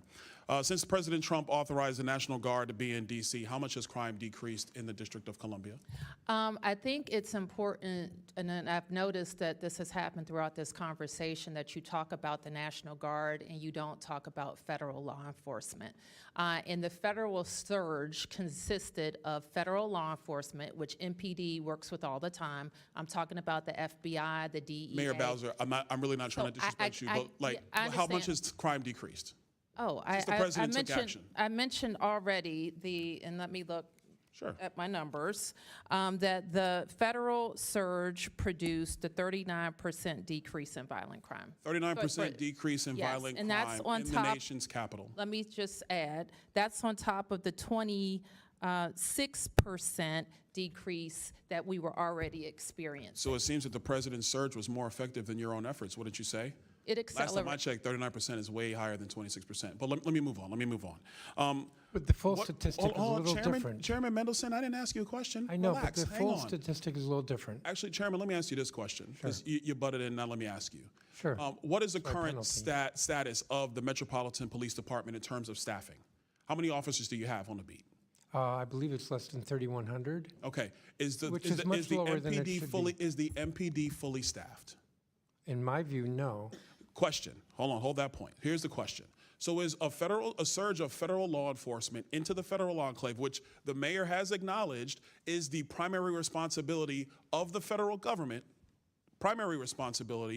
isn't it simple logic to say that the president's surge has been helpful to safety and security in the District of Columbia, Chairman? The additional law enforcement resources has been good. We work with those different agencies all the time. There was more of it, more of a good thing. National Guard is separate, ICE is separate. Question for you, Chairman. You just said you said something I want to expound. You've been working with the federal government during this surge And before. that was brought by President Trump and before. And before. So you've been working with him through this entire time. With the federal, like DEA, FBI, Okay. MPS Park Police. Mayor yes. Bowser, you would concur that you guys have been working with the President of the United States throughout this entire period, correct? Mr. Donalds, you know I work with every president. I know, but I'm including President trying to Trump, establish a in Trump baseline. 1 and in Trump 2. And I thank you for that, Mayor Yes, Bowser. that is our job. I'm trying to As do establish. all of we all stand ready to work with. We're unique. The District of Columbia is unique in Mayor that Bowser, we're always going to have Mayor a Bowser, I'm out of relationship time, so I got to reclaim. Sorry, I sorry. apologize. Yep. I agree, Mayor Bowser. Yes. The district is unique. The district is not like any other city in the United States. It is the federal enclave. I commend you and your team for working with the President of the United States to keep the district safe. I really do. I think it's important for a lot of people who are saying that they're upset with the President that your own mayor and your own chairman of the city council has acknowledged that crime has gone down while working with the President. Let's work together. Let's give peace a chance. I yield back. Mr. Chair, Thank you, Mr. Donald. Mr. Mann, I'll recognize you now for your. I ask unanimous consent to introduce into the record an article from the USA Today entitled DC National Guard Deployment to Cost $200 million, comma, as soldiers pick up trash, blow leaves. Without objection to ordered. Mr. Chairman, I actually have a point of personal privilege. Yes, state your point. It was raised earlier in an article about me, so let's just get to it. I thought we did this already. No, well, we're doing it again because your name was not raised, so now we get to do it twice. Thank you. No. He's being recognized for a point of privilege. It's a point of Okay, personal well, privilege. we gonna need Thank one you too. very much. I don't think it's really personal for you, madam. Let's be clear about a couple of things. Yes, when I was 18 and 20, I was arrested twice. I was. I made a lot of mistakes when I was young. I've admitted them. I've had to live with them my entire life. Every day since the age of 21, I've had to purpose myself to be a better man than I was the day before. That is something that was afforded to me by the laws of the state of Florida. And I'm grateful for that opportunity. And now I'm here in the nation's capital doing my job. In Florida, when I got into my trouble, I was not tried as a juvenile. I was tried as an adult because I was an adult. And since that point in time, I have worked, whether it's at the state level or here at the federal level, to make sure that our criminal justice policies and systems actually make sense and they are built to secure and protect the citizens that we all serve. That's a mission I've been on ever since. Will the gentleman I was 21. yield? I'm not going to yield because it's a personal point of privilege. It's not for you. I just Thank wanted you. to clarify something. So for the record, I wanted to make that point be clear. Yes, I'm the author of the DC Crimes Act. Yes, I believe that adults over the age of 18 Mr. should be Chairman, held this is accountable not as a adults. campaign ad And so for the gentleman's governorship. this is not a campaign ad. I'm stating it for the record because it was raised by the gentle lady. I'm sorry I didn't catch your name. I know you're a freshman member of the House, and I have never had a chance to meet you, but it was raised, so I wanted to provide a response because my name was brought up in an article submitted for the record. I think Point I'm of done now. information. I yield. Point of Yes, information.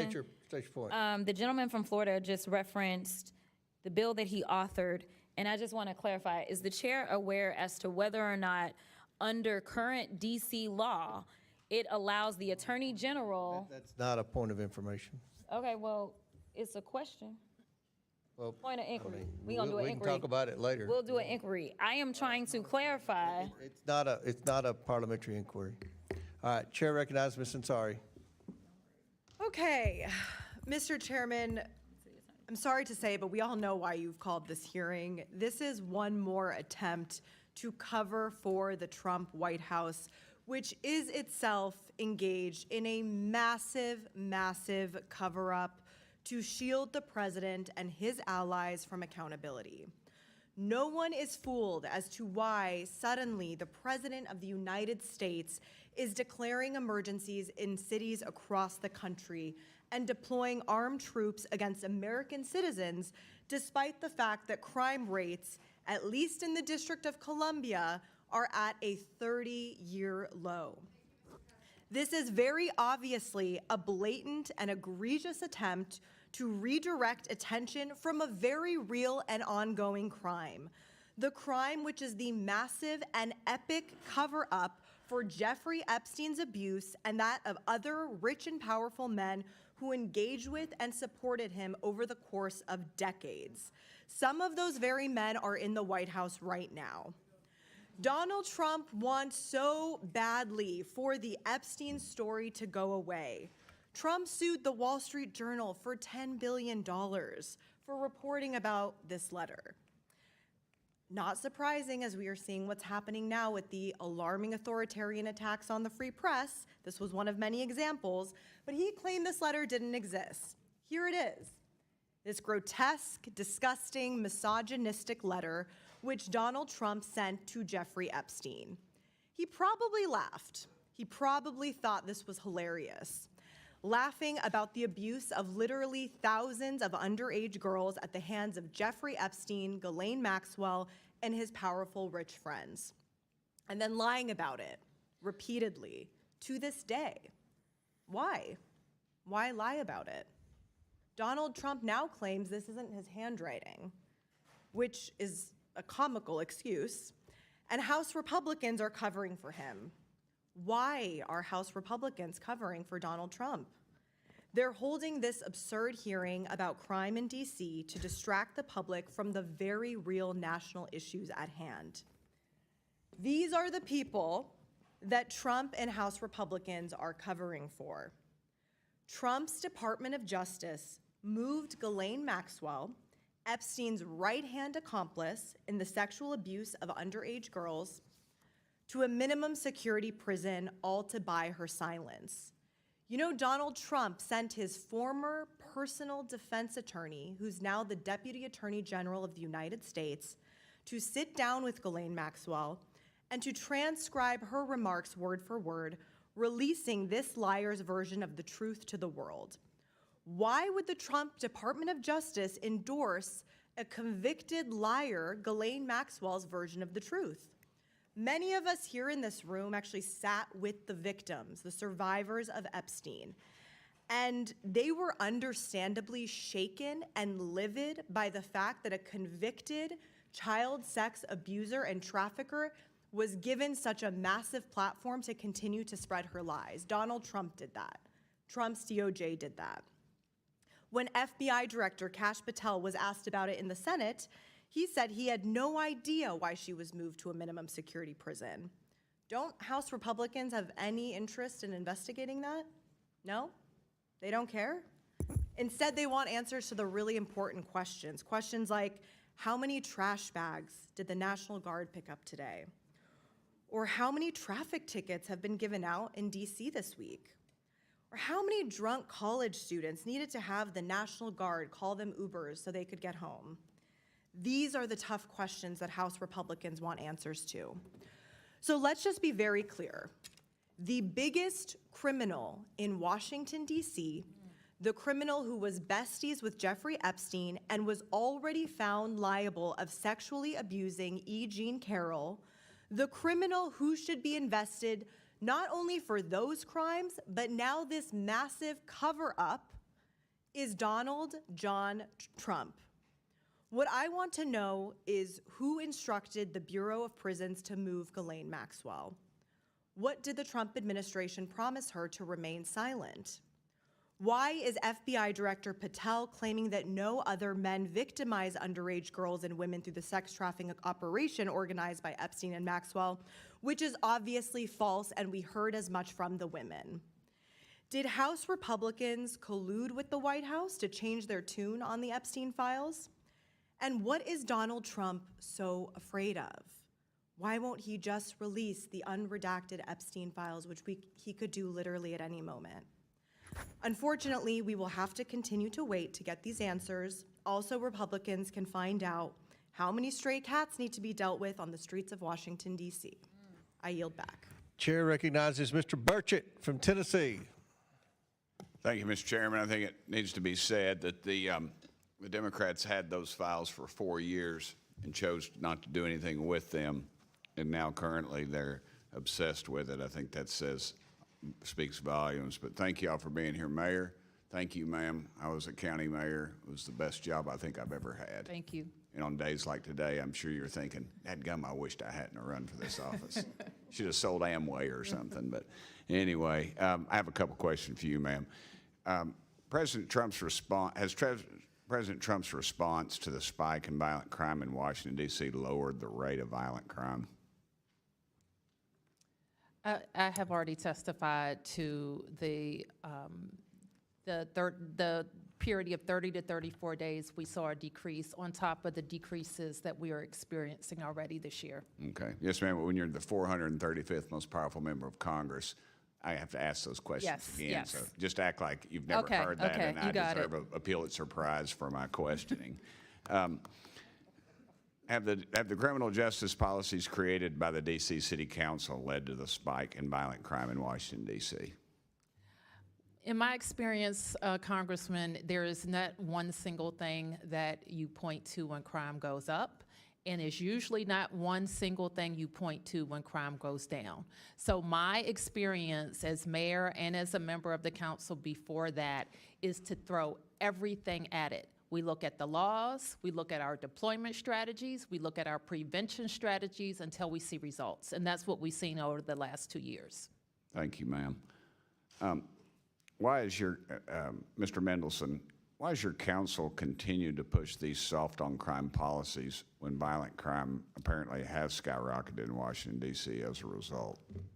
Well, I don't agree that we have done that. In fact, in my statement at the beginning, I noted a number of changes to the law that the Yes, council. sir. Well, yesterday, though, we stepped in and have changed a couple of those laws that we felt like proved that y'all were soft on crime. One of those was the age of 14. That actually was adopted by Congress in 1970. Okay. What about the one where they're not allowed to chase someone who has stolen a car? We revised that law, I believe it was last year. Yet we had to. When I say revised it, there were complaints we were hearing from the police chief, and we made changes to that law. Okay. In your statement regarding oversight efforts, you stated that these bills were a completely unnecessary intrusion on the district's ability to make and enforce our laws because of the recent work that council has been doing to combat crime. Are you aware that juvenile crime in Washington, D.C. has increased every year since 2020? I don't believe that's correct, but the data, the Attorney General would have the exact Okay. data. But I will say that juveniles should not be involved in crime.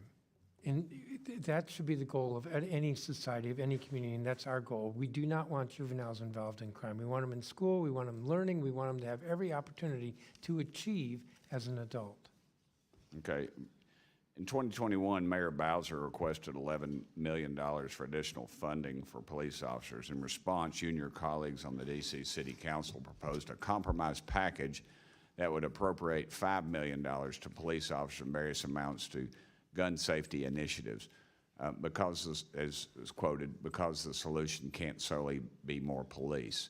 Why have you consistently tried to impede the work and support systems for police officers? Well, we haven't consistently. So that is true about 2020 for the FY21 budget. Every year since then, we have fully funded the request for MPD, for hiring officers, and for paying officers. Just yesterday, we adopted a 13% pay raise for police officers. So I don't agree that consistently. I would also note MPD has a budget of about $500 million. I think it's actually more than that now. So when you talk about $5 million, I don't think that's even 1%. That's 0.1%. But that was 5 years ago. But you would gladly turn that money back in then? Wouldn't? Well, in my testimony earlier, I noted that we've been asking the federal government every year for reimbursement through the appropriation process for the EPSF, and that the Congress has shorted us a total of $83 million over the last 4 years. So you can ask me about $5 million. Over the last, how many years? 4. 4 years, 83 okay, million. that'd be during the Biden administration. General Schwab, did I say that right, Schwab? You said kids You should did, not be thank you. treated as adults. At what age does a kid become an adult? Under our law, children are considered juveniles until they're 18. Okay, thank you. And I'm out of time. Again, thank y'all for being here, Mayor. Thank you. Pleasure, ma'am. Thank you. Thank you, gentlemen. Chair recognizes Ms. Crockett from Texas. Okay, I'm gonna try to go really fast because I got a lot to cover, so I'm starting with the AG. I want you to tell me whether or not it's lawful or lawless ignoring court orders, That's lawless. impounding congressional funds, Violates the law. invoking emergency powers when there is no emergency, Unlawful. sending troops without an invite, Violates the law. covering for pedophiles. I just threw that one in there. Okay, I'll move to the next one. What about revoking birthright citizenship? Violates the 14th Amendment of the Constitution. How about violating due process? Violates the 5th and 14th Amendment of the Constitution. How about what we see happening with redistricting that would in some way minimize, if not delete, the voices of people of color as they are going through and illegally going through this process? Is there a constitutional amendment that you can think of that is associated with that? Probably many, but it is Okay. unlawful and unconstitutional and un-American. Thank you. As well as, can you tell me if it is lawful or lawless to violate free speech? That's lawless. Okay, sounds about right, because, you know, we had to have a conversation about Jimmy Kimmel, so I'm gonna say free Jimmy Kimmel, for sure, and hopefully we will deal with the FCC chairman. But the reason that I wanted to go through that long list, and that was actually not even the half of it, is because since this administration has come in on January 20th, they have engaged in some form of every single thing that I said on that list, even the part about covering for pedophiles. So, my question is, why are we sitting here today? Number one, they already passed their bootleg laws, and it's clear that even the bill author is not well informed about what his bill does. Because as has already been stated, at the age of 18, you are an adult. So this idea that somehow 21-year-olds were now somehow juveniles under DC law, is that accurate or inaccurate? It was inaccurate, misunderstood the way the law works. Correct. Could not understand how to read the law and decided that they were going to rewrite the law and mess up the law. And to be clear, we were talking about judges being able to have enough discretion to decide whether or not they were going to give someone an opportunity maybe to clean their record, such as the bill author was given that opportunity under Florida law because his second felony was picked up when he was 21, to be clear. So he was older than 18. And under this law, if you were under, 25? So 24 or under, then the judges had discretion, correct? But only in certain kinds of cases, not the most serious cases. And in fact, that discretion was, as we know, exercised very rarely. And it would have been an opportunity had the Congress wanted to talk with the folks who are involved in applying that law and seeing how it works, to understand that this is not a law that's out of sync with other states, and it's working. Thank you so much. And the reason that it matters is because now the gentleman from Florida is trying to become a governor, and chances are maybe DC, once they get statehood, could have had a future governor that had a second chance. But since they don't want other people to have chances that they've been given, they want to just pretend like they are bigger and better and badder than. So I will move on because I am frustrated that we are having this hearing when we know that this administration can't take care of their own business. As we know, they recently illegally bombed yet another Venezuelan boat, and we may be headed for a war.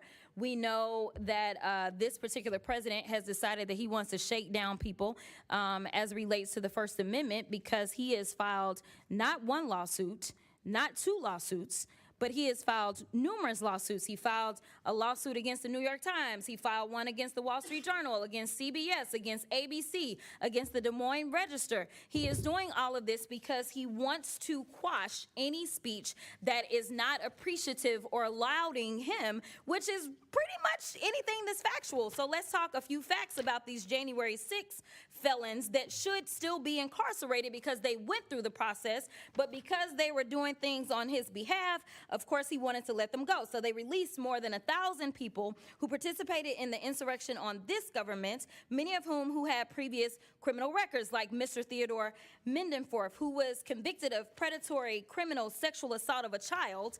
Or Mr. Peter Swartz, who had 38 prior convictions, including one where he beat his wife by repeatedly punching and biting her. Trump also pardoned Mr. David Daniel, who was convicted of production and possession of child pornography. Trump also pardoned Mr. Daniel Ball, who, quote, threw an explosive device that detonated upon at least 25 officers during the Capitol riot. He also had a record for, quote, domestic violence by strangulation. I'm not done. Trump also pardoned Mr. Andrew Taki, who sent nudes to an undercover law enforcement officer who was posing as a 15-year-old girl. Mr. Casey Hopkins also received a pardon from Trump, and Mr. Hopkins was convicted of forcible rape. According to court records, he, quote, had forcible intercourse with the victim, choked her to the point of impairing her vision, banged her head into a wall, and urinated into the victim's mouth as he humiliated her. These are the people that he decided to release in the streets of D.C. So if anybody does need to clean up D.C., I would agree it is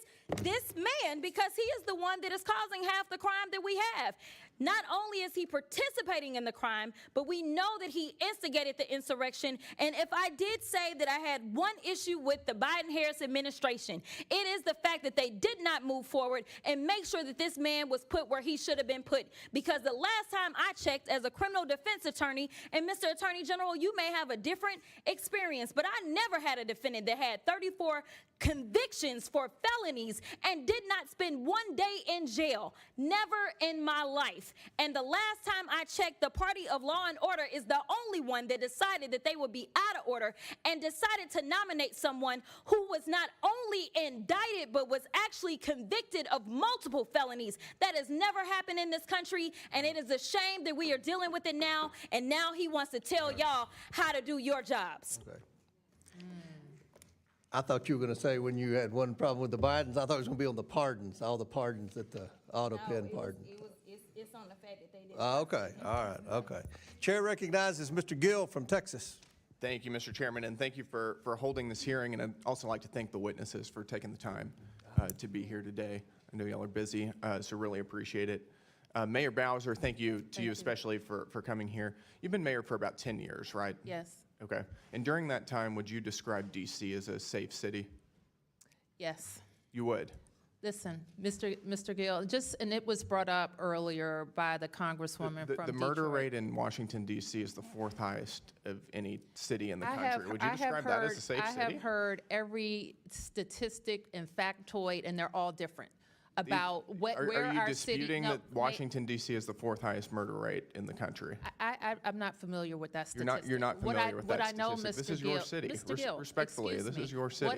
Respectfully, I know that we have driven our murder rate down. What was the over- homicide rate in 2014 before you were elected? I don't know. Do you know how much the homicide rate has changed during your 10 years as mayor? I do. How much? It has gone up. It's gone up and by it is about going 70%. down. It's gone up by about 70% from I don't think that's 2014 to correct. 2024. I don't think that's Those are from the Metropolitan Police Department. I That don't is think that correct. number is correct. You should know the crime Yeah, and statistics for your own city, I do know especially my whenever crime it's this statistics. dangerous.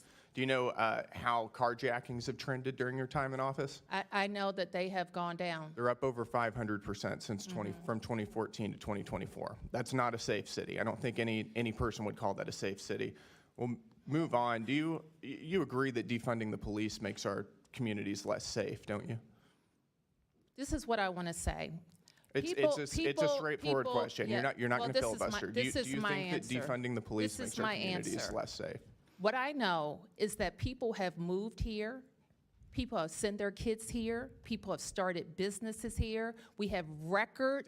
Does we have defunding the record police make our visitation, communities and more so or less those safe? are the indications defunding the police of make a our city communities where more people or want less to safe? live, work, and You visit. won't even back your own police department You- right now. you- I'm asking you, does defunding the police make our communities more or less safe? And you won't give me a straight answer. I've already answered that today. And why don't you tell me again, do you think that defunding the police makes our communities more or less safe? I've never defunded the police, nor would I. So you think it makes our communities less safe, is that correct? I just told you, I've never defunded the police, and I never would. I understand that.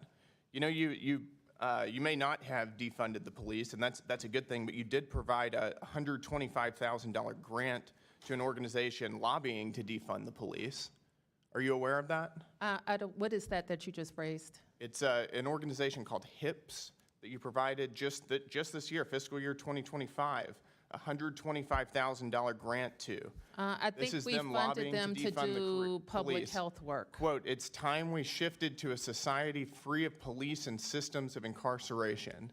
We fund them for public health work. For public health? Yes. Does this make our communities more healthful? By defunding our police? We fund them for public Do you health. think defunding our police and lobbying to defund our police and undermine local I've law answered that enforcement question. makes our communities more safe? I've answered More that question. helpful? Do you think that providing tax dollars to an organization who wants to defund our police is good for the residents of Washington, D.C.? We wouldn't fund them for that purpose. We would But you fund them. funded them, and you chose to give them money. You gave them hard-working tax dollars to an organization that wants to defund the police. We fund them for public health. Do you think that giving housing, free housing to illegal aliens is an appropriate use of tax dollars? We think if it keeps people off the streets, then we have to keep people off the streets. You agree with giving your residents tax dollars and using them to give subsidized housing for illegal aliens? But Mr. Gill, we also didn't agree with the governor of Texas or Arizona busing people, tricking them to come to our city. And it's we not, didn't agree not with that surprising either. to me because you're also funding NGOs that support free housing for illegal aliens. And I hope you And would they're lobbying agree for that You're other using tax governors dollars shouldn't to provide- send people on provide buses NGOs that don't that are have any lobbying to housing give to our free- city. Free housing for illegal aliens in your city. That makes your city less safe. I want to move on. In May of 2024, and this was referenced earlier, there were some major pro-Palestinian protests and sit-ins at George Washington University. This was during final exam season. They were terrorizing Jewish students. They were doing it for weeks. It was a major problem. The police were called in, and you stopped them from doing their job. Why is that? I didn't stop the police from doing anything. It is illegal for them to block a roadway. We've got the law right here. It's unlawful for a person, alone or in concert with others, to obstruct or incommode any street avenue. That's exactly what they were doing, and you refused to allow police to clear them out. Why is that? That's incorrect. Why would you stop? Clear the record then. I never stopped the You didn't police. stop them. No, I did not. You didn't stop them. Would you like to explain what happened? Why police never cleared out this roadway? Police did clear roadways. They were there for weeks. Police cleared roadways. They were there for weeks, Actually, terrorizing Jewish they were students, and this was probably in on your city. private property, not on the roadway. No, they were on public roadways. No, they weren't. Terrorizing Jewish students, they and you weren't. allowed it to happen. No, I they yield weren't. my time back. No, they weren't. Gentlemen's time's expired. Yeah, we're good. Yeah, I'm gonna give you time.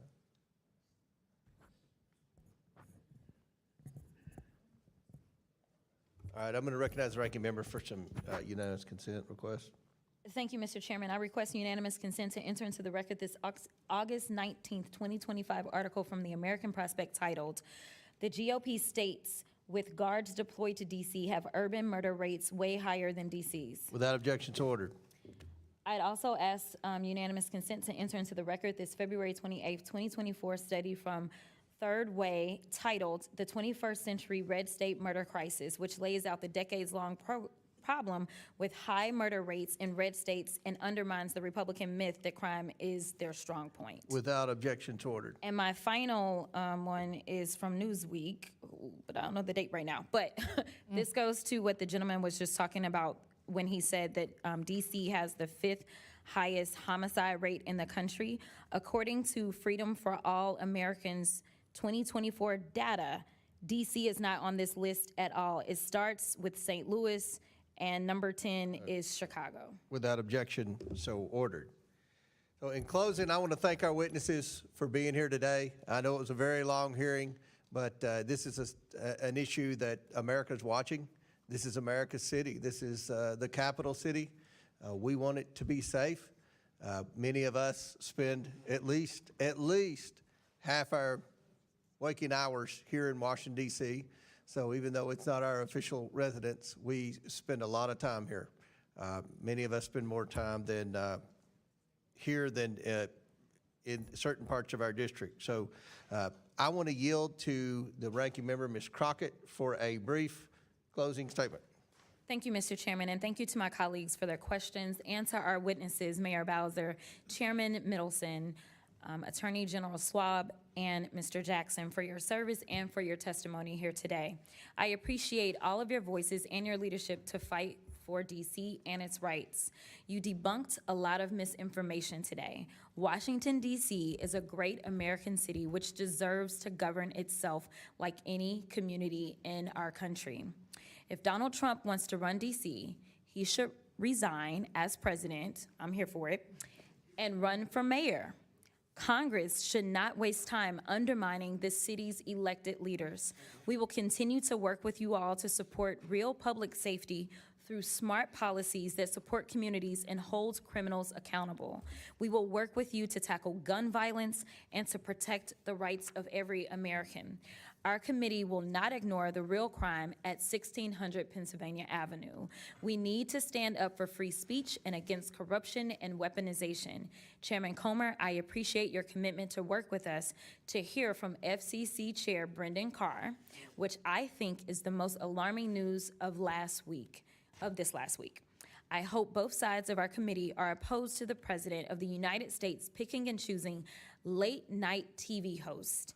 It is ridiculous and dangerous. I'd like to thank our witnesses once again for your testimony today, and thank you for your service. I look forward to working with you throughout my time on this committee. Thank you. And let me say, DC crime reached new levels over the last several years.